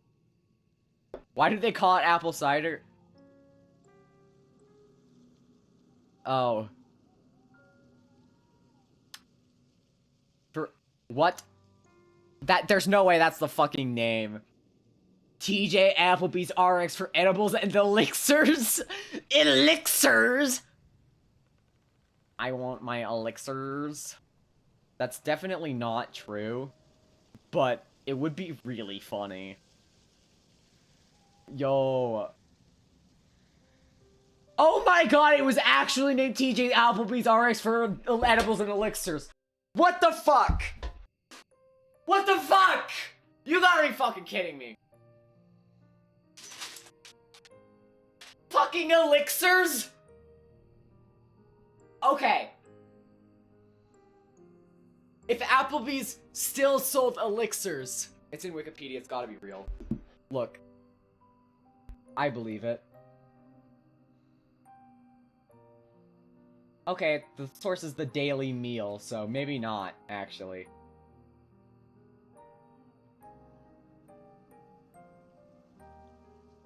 Oh my, okay, yeah, this is the official Applebee's site.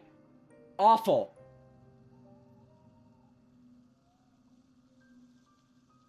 For edibles and elixirs. Fucking elixirs.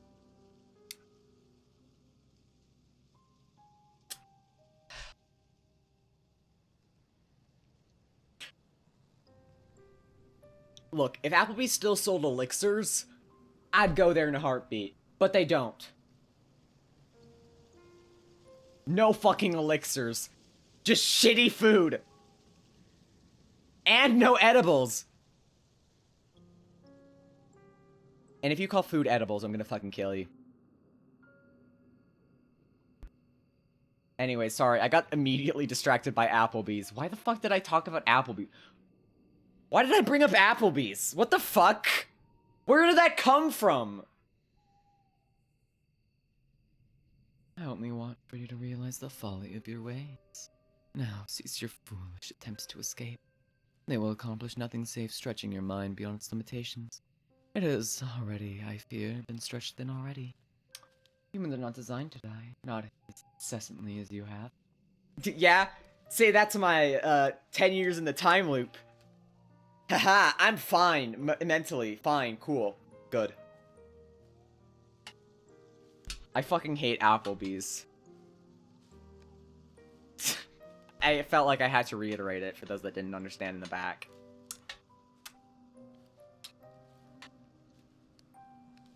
One death would be enough to finish most of your kind off, yet you have endured 6 of them. They put me in the fucking time loop, Misha. I'm sorry. You do not want to go through that again, do you? Then do not run from me. Let me console you. Let me embrace you. Let me love you. What do you say to that? No!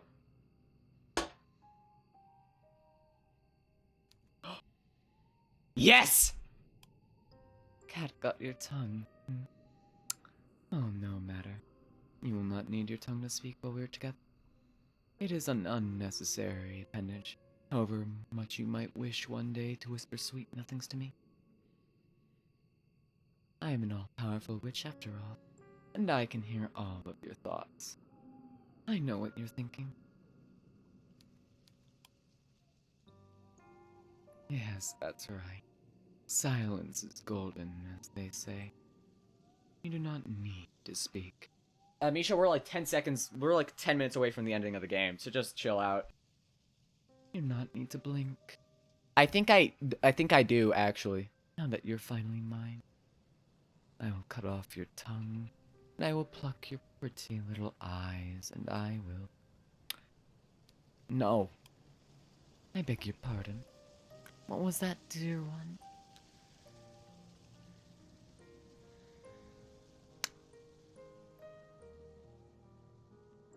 Yeah! I said no! I am not your dear one!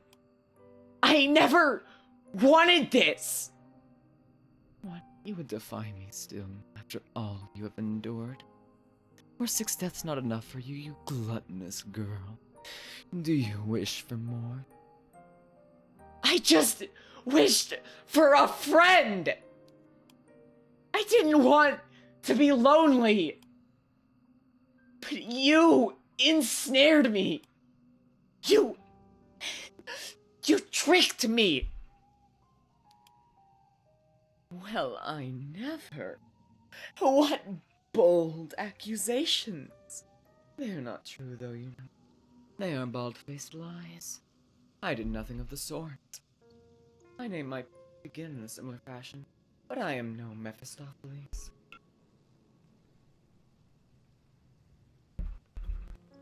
I was very upfront when we first met. I said, if you wish to make a contract with me, it would cost you. It is your own fault that you did not listen. You accepted my terms, and now you're paying the price. Now, if you'll come with me, my dear. I am not I am not your dear!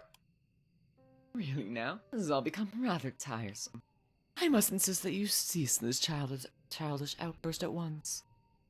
Or else... Or else what? Will you cut off my tongue? Will you pluck out my eyes? You already stole my name! But it's coming back to me! What? No. That should be impossible. You gave your name to me. You gave your soul to me. You gave your name. Fuck. You pledged your heart and your body to me, and now? And now, I want them back! I'm tired of these games too! Medea. You remember my name. I do now. You're called Medea and I... No. Stop it. I'm called Rosette! It can't be. I knew you were stubborn, but... I learned how to be stubborn. I'm used to being bullied. You're just like the others. I'm not afraid of you anymore. You took everything from me. And now, I'm taking it back. No, you can't. Rosette, please, don't go. Don't leave me. We made a contract, you and I. You said you wanted a friend, and I promised to be that friend. I promised that I would always be there for you. Do you really mean to abandon me? That was the general idea. And what of me? What am I supposed to do?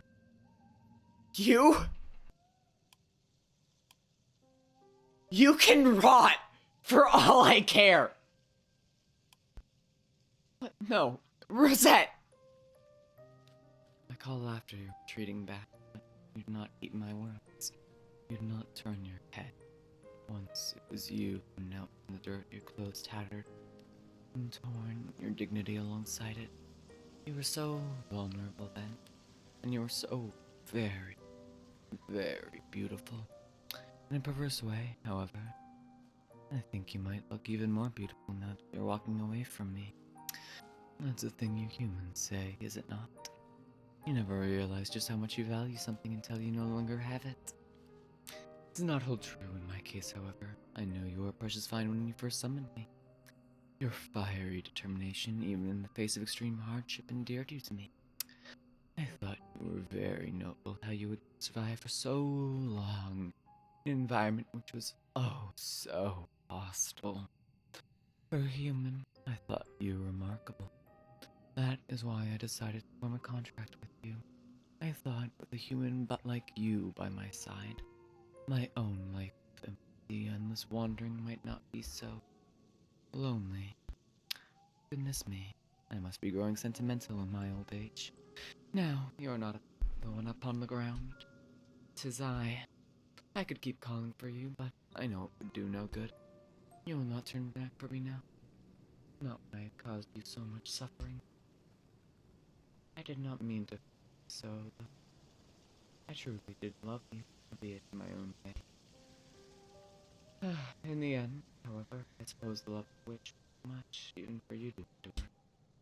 Now, there is nothing but milky moonlight in the trees which jut out of the earth about.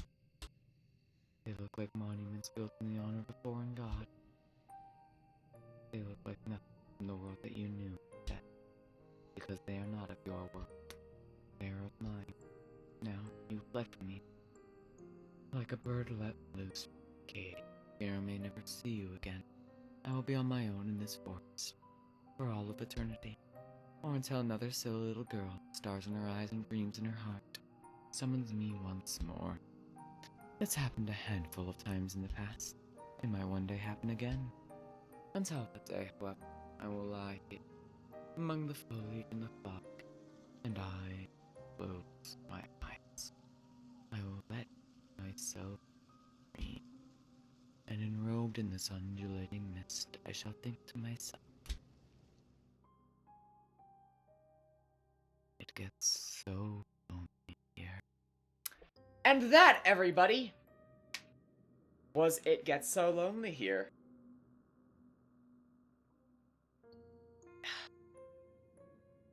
Peak. I'm going to bed. For the record, this game was supposed to take 2 hours. It said 2 hours on the Steam page, and I was playing like a damn fiddle!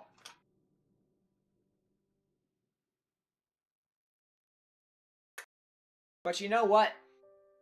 I like being played. Play with. Nope. Nope. Too tired to say words. I am delirious. I am delirious. I'm going to bed. Nah, I'm doing like a funky little dance in my room because I got a lot of excess energy that I need to get out because. Woof. I'm going to bed. I'll see y'all tomorrow for Library of Ruina because I also have more voice acting the rest of this fucking weekend because my work is never finished. I will never be free for as long as I live because my job is endless fucking suffering. And by that I mean I had a lovely time. Thank you all so much for coming. I am currently plugged in my headphones. Die. Thanks for stream. Yeah, it was really fun. I had a great time. We gotta fight the Red Mist tomorrow, so.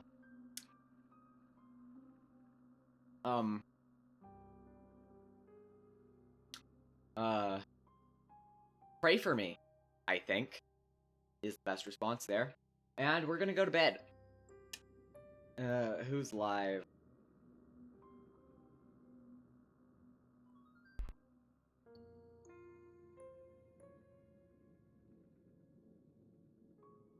Ren! We're gonna go raid Ren. Thank you all so much for coming. I had an amazing time with you all, and I hope you all enjoyed the game. I know I did, and I look forward to seeing you all tomorrow for Library of Ruina.